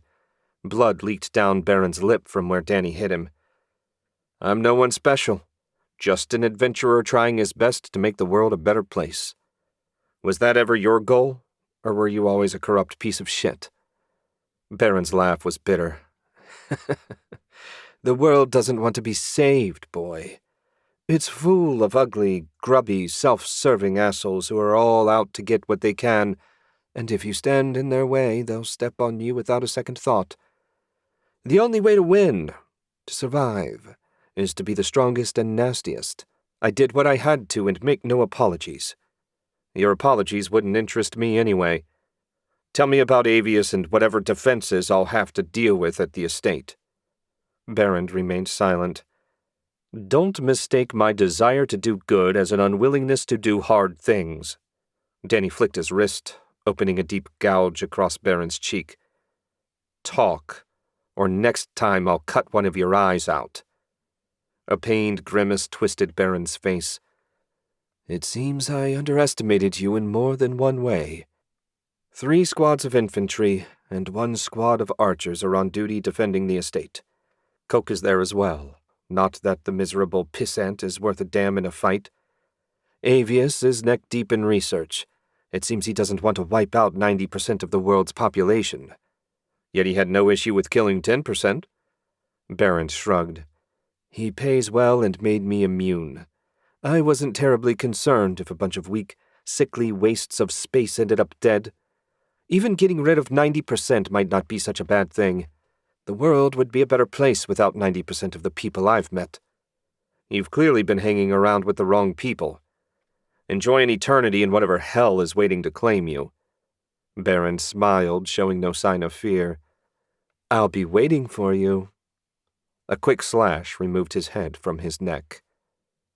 Danny sighed, cleaned the blood off his sword, and sheathed it. It was a shame Berend was such a lunatic. With his skill, he could have helped a lot of people. But that was the way it went sometimes. Danny collected his mask and cloak, folded them into a neat bundle, and hid them under a tree near the edge of the road. No way was he putting something resistant to magic in his storage. For all he knew, it might collapse the whole thing. No, he'd collect both items on his way back. Next, he took Baron's sword and gave it a few swings. The balance and heft were exquisite, far nicer than the bandit sword Danny was still using. It was plain, if high-quality steel, and he could detect no magical properties. Should be safe to upgrade. He put his own sword and baldric in storage and belted on Baron's. Business concluded, Danny started walking. The fight had warmed him up a bit, but the cold was already seeping back in. It couldn't be far to the estate, and he wanted to get there before he froze, or someone else tried to kill him. Chapter 32. Danny had thought Carby's mansion and Discord was huge, but his country estate put the mansion to shame. The main house was easily half again as big. There were 6 outbuildings scattered around, each of them bigger than most people's homes. The whole compound was surrounded by a 20-foot-tall steel fence with a single entrance guarded by 10 soldiers. Drifting magical lights illuminated the area, revealing the rest of the patrolling soldiers. It was an impressive setup, no doubt. At least, it would have been to anyone besides Danny. He went to the west side of the fence where no patrols were visible, took the ether sword out of storage, and sliced an opening out of the bars. He could have used his stealth field and snuck in, but saw no particular point. He was going to end up fighting everyone inside anyway, so he might as well get on with it. He strode across the frozen grass, lit sword in hand, and waited for one of the patrols to spot him. That took less than a minute. "Halt!" a soldier shouted. "You're trespassing on private property. Surrender at once!" At this point, the 3 patrolling squads had converged and surrounded Danny. That was handy. He channeled ether through the mithril hilt, then blasted it outward in every direction. A wave of power picked the men up and hurled them across the yard, scattering them like bowling pins. When the spell faded, he was pleased to see all of them had survived, albeit with lots of broken bones. These soldiers, at least, wouldn't be troubling him any time soon. He continued on to the main house. It had a pair of massive oak doors that would have looked more at home on a castle than a gentleman's mansion. Danny checked them for wards and found a basic locking spell, as well as an alarm set to alert the caster. Unless Avius was unconscious or dead, there was no way he hadn't sensed Danny's earlier spell. That made the alarm irrelevant. 3 slashes turned the no doubt expensive door into firewood. Danny marched through the opening and focused. Only one life force in the place. He had a pretty good idea who that was. Avius was on the first floor, rather than in the basement. Weird, but then again everything about this place was weird, especially the lack of people. What was the point of having all this space if you were going to keep it empty? Whatever, none of it mattered. Homing in on Avius's position, Danny strode through empty rooms untroubled by guards or magic. A dozen yards away, the ether began to stir. Avius was doing something magical, though Danny wasn't nearly skilled enough to say exactly what. He strode through another door, and something slammed into his back, staggering him a step. Snarling, he spun and found a Weasley-looking little man holding a dagger with a bent blade. Giving a silent word of thanks to his personal shield, Danny closed in on the man. "Please don't kill me! Please don't kill me! Please don't kill me!" Tears and snot ran down his face as he waved the bent dagger in front of Danny. "You must be Coke," Danny said. "For a mercenary captain, you're not terribly impressive." Coke let out a hysterical giggle. "You're not the first to say so, but there's more to being a good captain than fighting ability. My specialty is organization. Very important, you know." As a former Marine, Danny knew that very well. "Is there any reason I shouldn't just cut your head off and move on to your employer?" "I wish you wouldn't say that so casually." Coke wiped the sleeve of his no doubt expensive tunic across his face. At least the threat of imminent death had focused him a bit. "Spare me, and I'll do whatever you want. It's going to take me years to rebuild after this debacle. I know everything. I can tell you everything. At least everything not directly relating to the magic. That I don't understand at all." I like your attitude. You'll wait here while I deal with Avius. Of course, Danny's left fist hit him like a sledgehammer, dropping Coke to the floor. He towed him over on his back. His breathing was steady, and it looked like no major damage was done. Good. The powers that be would no doubt be eager to hear what this clown had to say. Now for the headman himself. Danny worked his way deeper into the house, homing in on the final life force. There were no further attacks, and eventually he reached an open door with bright light pouring out. Beyond was an alchemy lab and Avius, standing in front of a large table covered with bubbling flasks and dripping alembics. Talk about déjà vu. The wizard turned slowly towards him, his face a weary mask of resignation. Not exactly the expression you expected to see on someone about to fight to the death. Will nothing I say convince you to let me finish my work? It may be the world's only hope. Danny lowered the ether sword a fraction, but didn't deactivate it. I doubt you really care about the world. If you did, you never would have changed the plague in the first place. Avius shook his head. Something had to change. Humanity was growing weaker all the time. This world is dangerous. There are threats everywhere. Monsters, demons, other men, plague, famine, you name it. The weakest members of our species could drag us all down, and heaven does its best to help them do it. The priests claim the archangels love us. If that's true, why do they want us weak? That's some seriously screwed up reasoning. Being physically weak doesn't make you useless.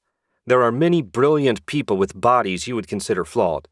Their contributions to society can't be overlooked. What if your plague kills the next genius wizard who will advance magical knowledge 100 years? You can't know that, Avius said.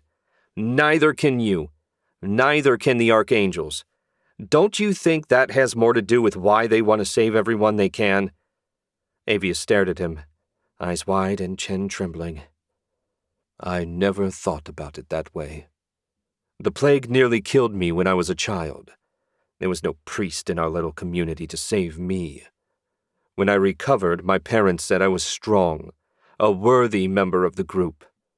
It was only later, when I traveled, that I learned about healing magic and how others didn't have to suffer as I did.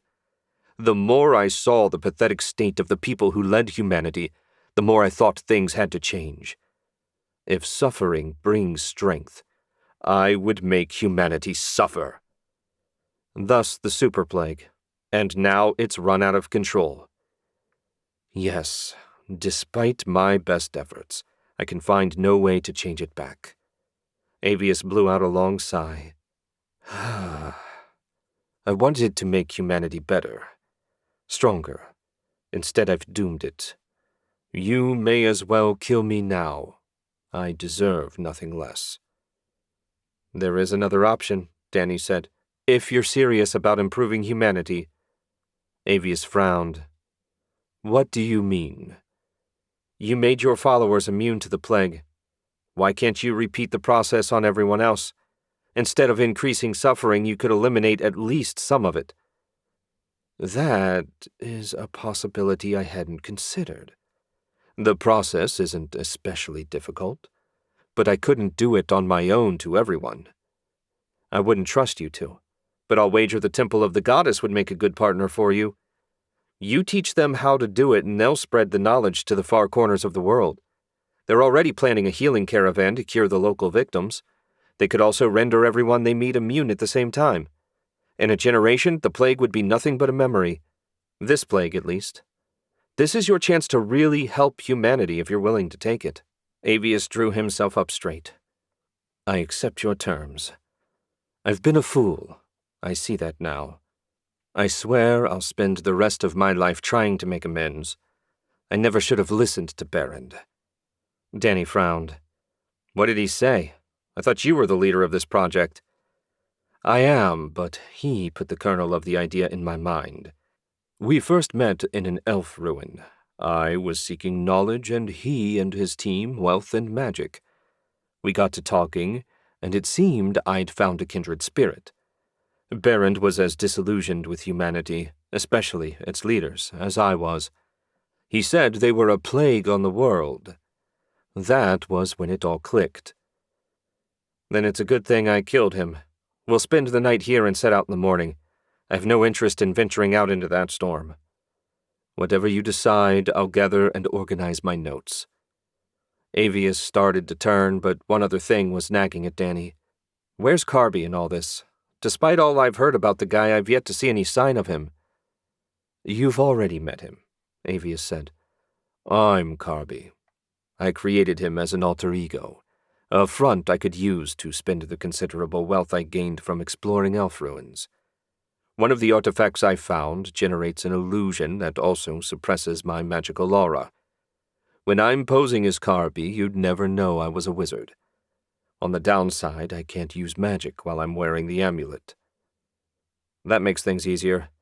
When we leave in the morning, you'll do so as Carby. I assume there's a carriage and some horses somewhere on this estate. It'll save a lot of trouble when we reach Discord. That reminds me. Danny stepped closer and touched Avius's arm. A surge of ether burned a mark into it, drawing a flinch and pained hiss from the wizard. There. Now I can find you wherever you might run to. I have no intention of running, Avius said. Good. I have no desire to hunt you down again. See you in the morning. Danny left Avius to his work. He needed to drag the soldiers inside before they froze to death, then find somewhere to rest. While he knew the plague wasn't completely dealt with, at least now it felt like they had a path to victory. He couldn't say exactly what he'd expected when he finally ran the wizard down, but a depressed old man with twisted, if vaguely positive intentions hadn't made the list. Hopefully, Mother Enki and the other priests would be able to make use of his knowledge to quickly spread immunity across the world. At a minimum, Danny felt confident he could move on to Elfholm.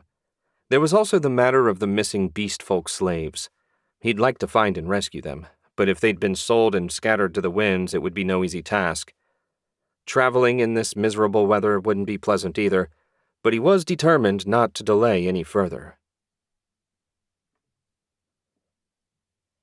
Chapter 33.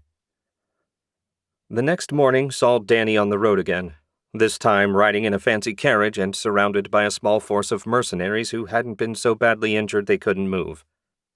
Avius and Coke were seated across from him, the latter rubbing his jaw now and then. The most remarkable thing, aside from the soft cushions, was Avius's transformation into Carby. He'd put the amulet on before they left the mansion, and the illusion settled over him like a second skin. Danny had never seen anything like it. There was no sign in the ether that the man was a wizard. On a related note, all of Avius's magical gear and research was safely locked up in Danny's storage. Though he'd shown no sign of trying to escape, Danny felt better now that he had the information they needed secured. "What will we do when we reach Discord?" Coke asked. "We'll go straight to the temple," Danny said. "Mother Enki knows the ins and outs of city politics, and I'm content to let her figure out the right move. As far as I'm concerned, once I drop you two off, my job is done. I plan to be on my way to Elfholm tomorrow." Avius cocked his head. "I wouldn't recommend it." "Why?" "I tried to visit the city years ago and found it guarded by a demon. A very powerful demon. I barely escaped with my life." "What sort of demon was it?" Danny had fought plenty of demons, and his idea of a really strong one and Avius's might be different. "I don't know her technical name. She looked nearly human, dressed all in black and had wings like a raven. I've fought and defeated minor demons before, but this creature was on an entirely different level. I appreciate the warning, but I still have to go. Some information I need can only be found there." Danny wasn't sure that was true, but Elfholm was the only place he could think of to find what he sought. Avius shrugged. "It's your life. Spend it as you wish." The conversation ebbed after that, and an hour later Danny spotted the tree where he left Baron's cloak and mask. What he didn't see was 7 bodies by the side of the road. He saw 6. That couldn't be good. "Tell the driver to stop. I need to check something." Avius pulled the curtain aside and poked his head out. "Pull over, driver." They clattered to a stop and Danny jumped out. He trotted over to the bodies, and as he feared, there was no sign of Baron's.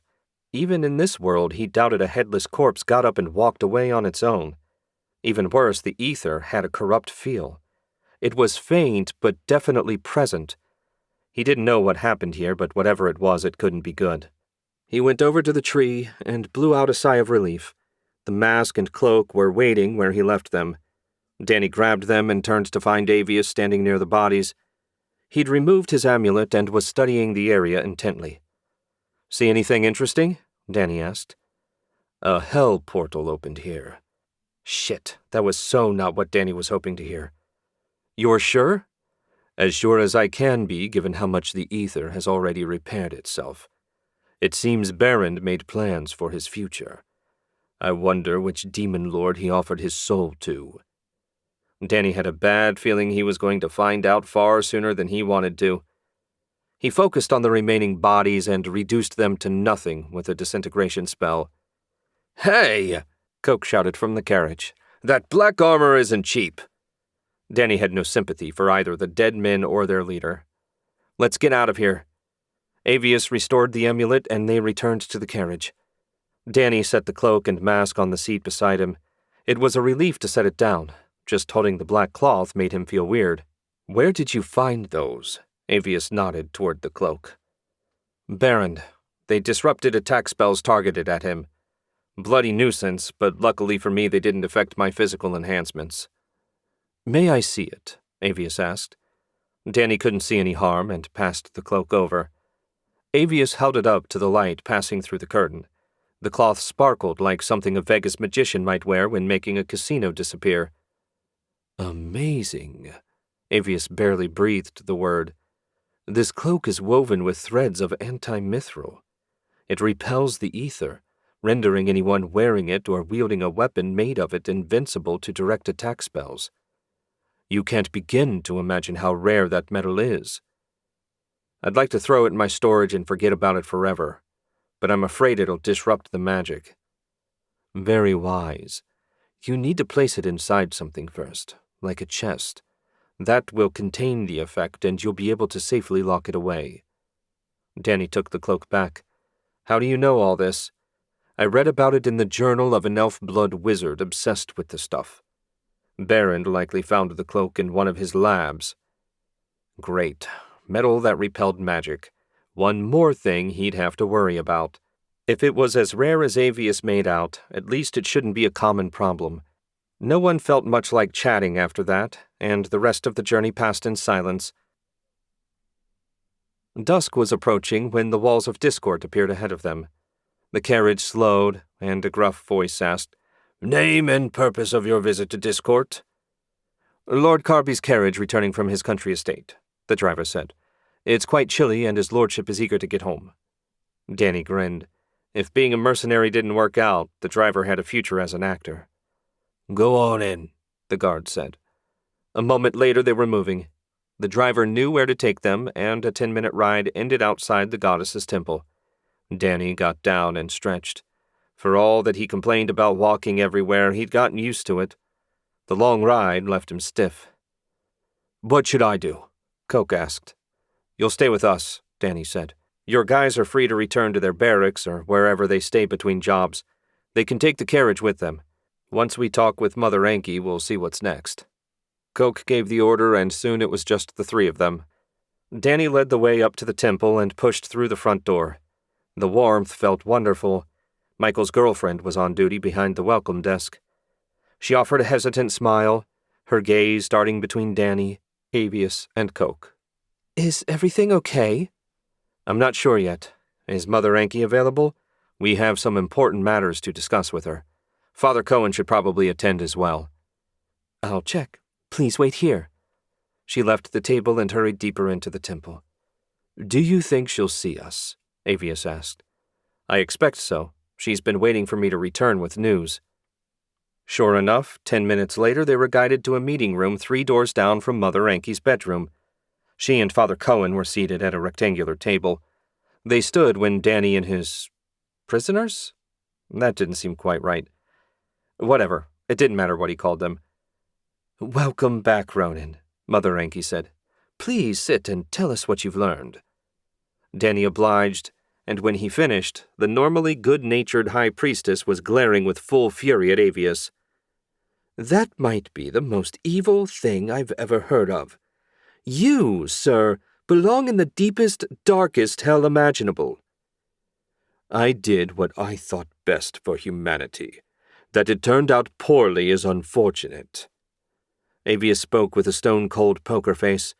If Mother Anki's wrath troubled him in the least, he gave no sign. For now, we need to focus on setting things right. Ronin's suggestion is ambitious, but if the temple is willing to work with me, it should be possible. Mother Anki turned to Danny. Do you trust him? Not especially, but I do think he wants to keep the bulk of humanity from dying. As long as you keep an eye on him, it should be okay. I've got all his research, so you can confirm what he says. And as long as he keeps the amulet on, he can't use magic. I think the gains are worth the risks. As for Coke, I thought he could speak to the Lord Mayor and explain that Barrand was really responsible for everything, and that Avius died in the battle. Lord Carby is deeply saddened that he was so badly deceived by his retainer and would like to donate his country estate to make amends. I suspect that will end any official concerns. Mother Enki's stern expression cracked into a faint smile. You're a quick learner. Very well.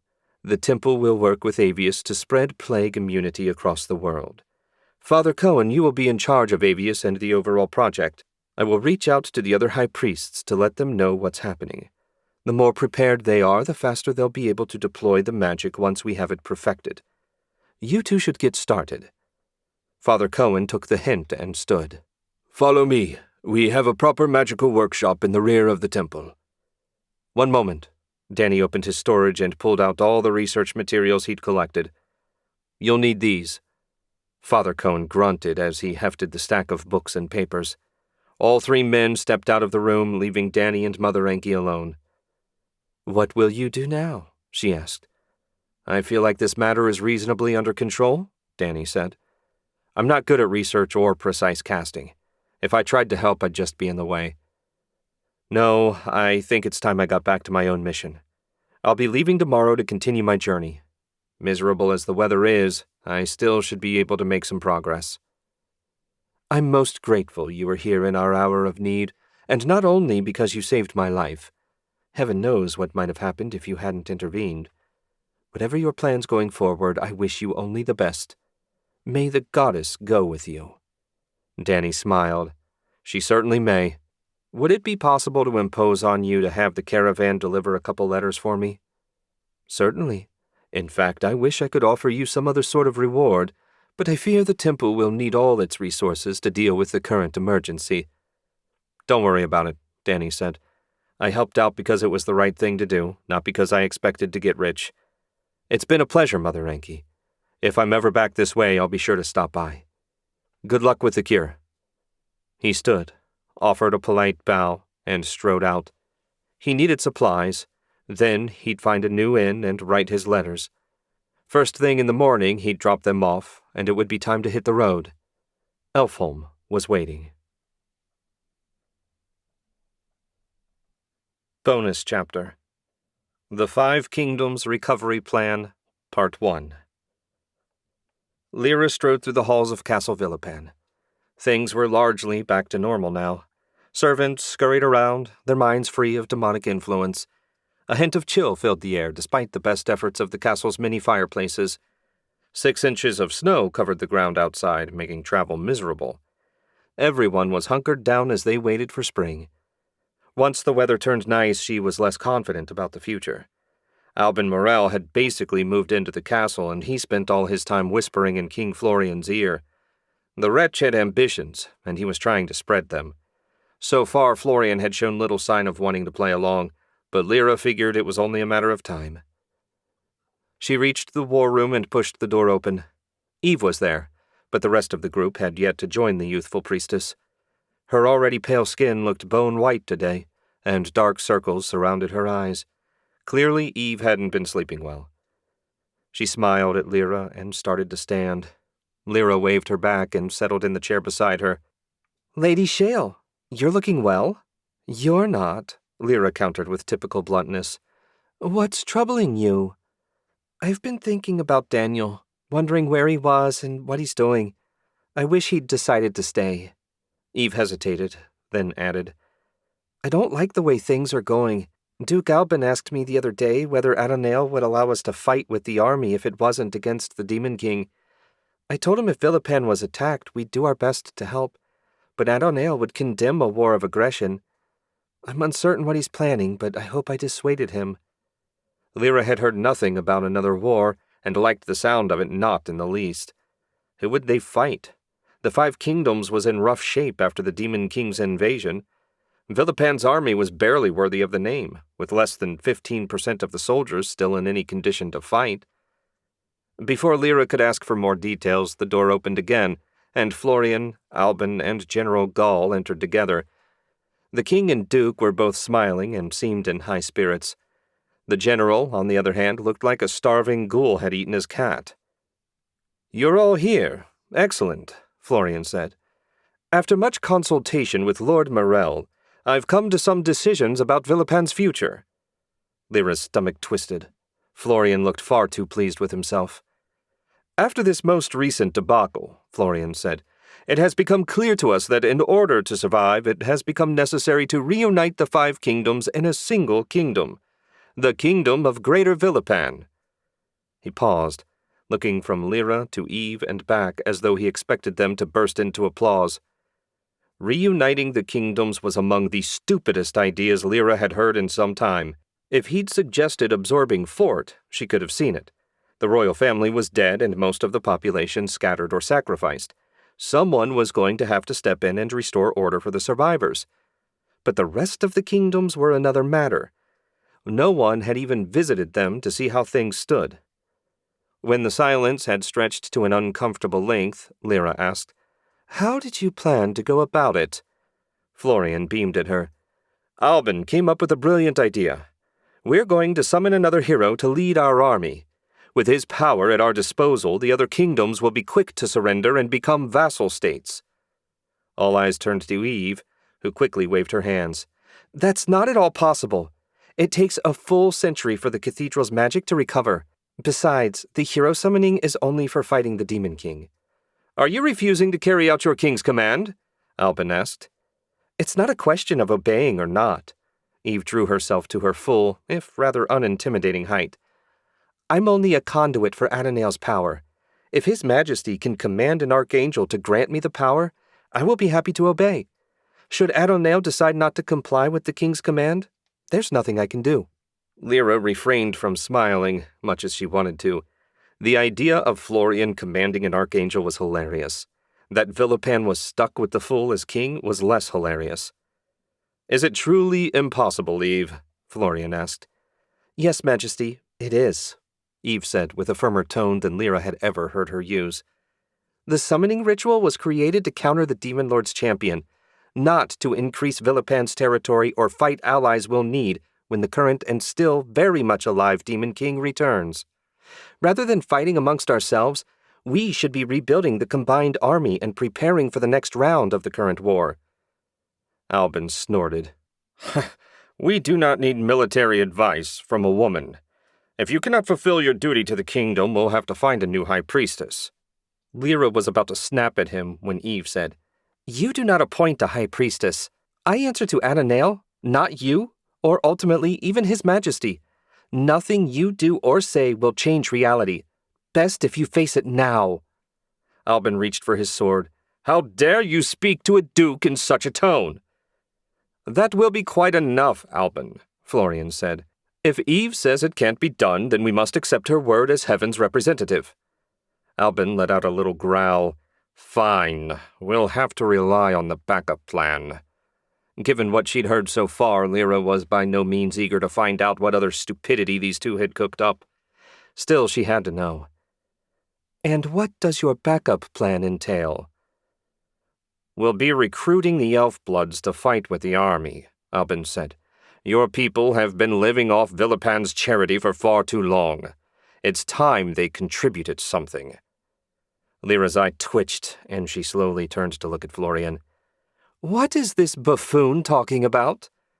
Albin's sword made it halfway out of his sheath before an invisible, ethereal hand grabbed him, lifted him off the floor, and slammed him into the far wall. Lyra never took her eyes off of Florian. Is it your wish to end the Crown's relationship with me?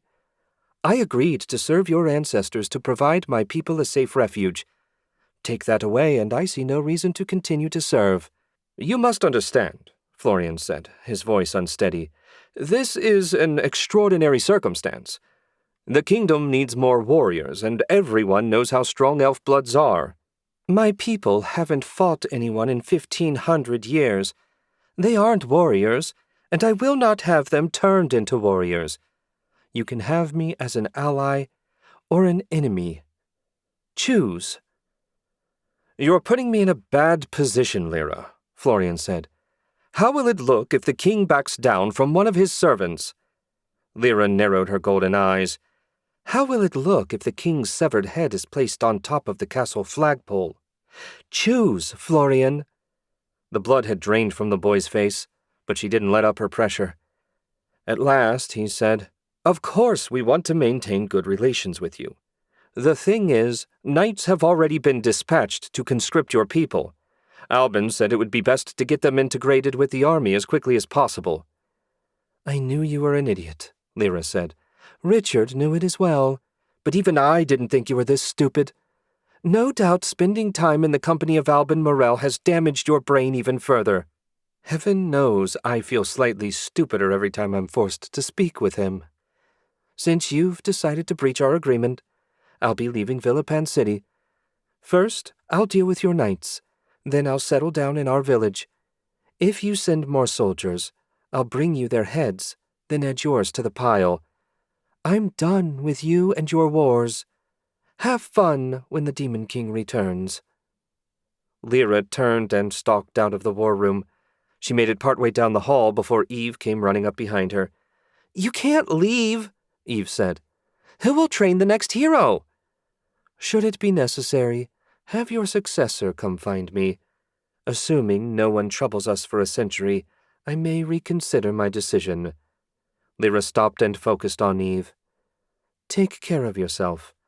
I don't trust those two fools as far as I can throw a mountain. Warning given, she marched on. Lyra needed to catch those knights before they could trouble her people. I hope you enjoyed The Plaguelands. Be sure to subscribe so you don't miss any of my uploads. Thanks for listening, and I'll see you next time.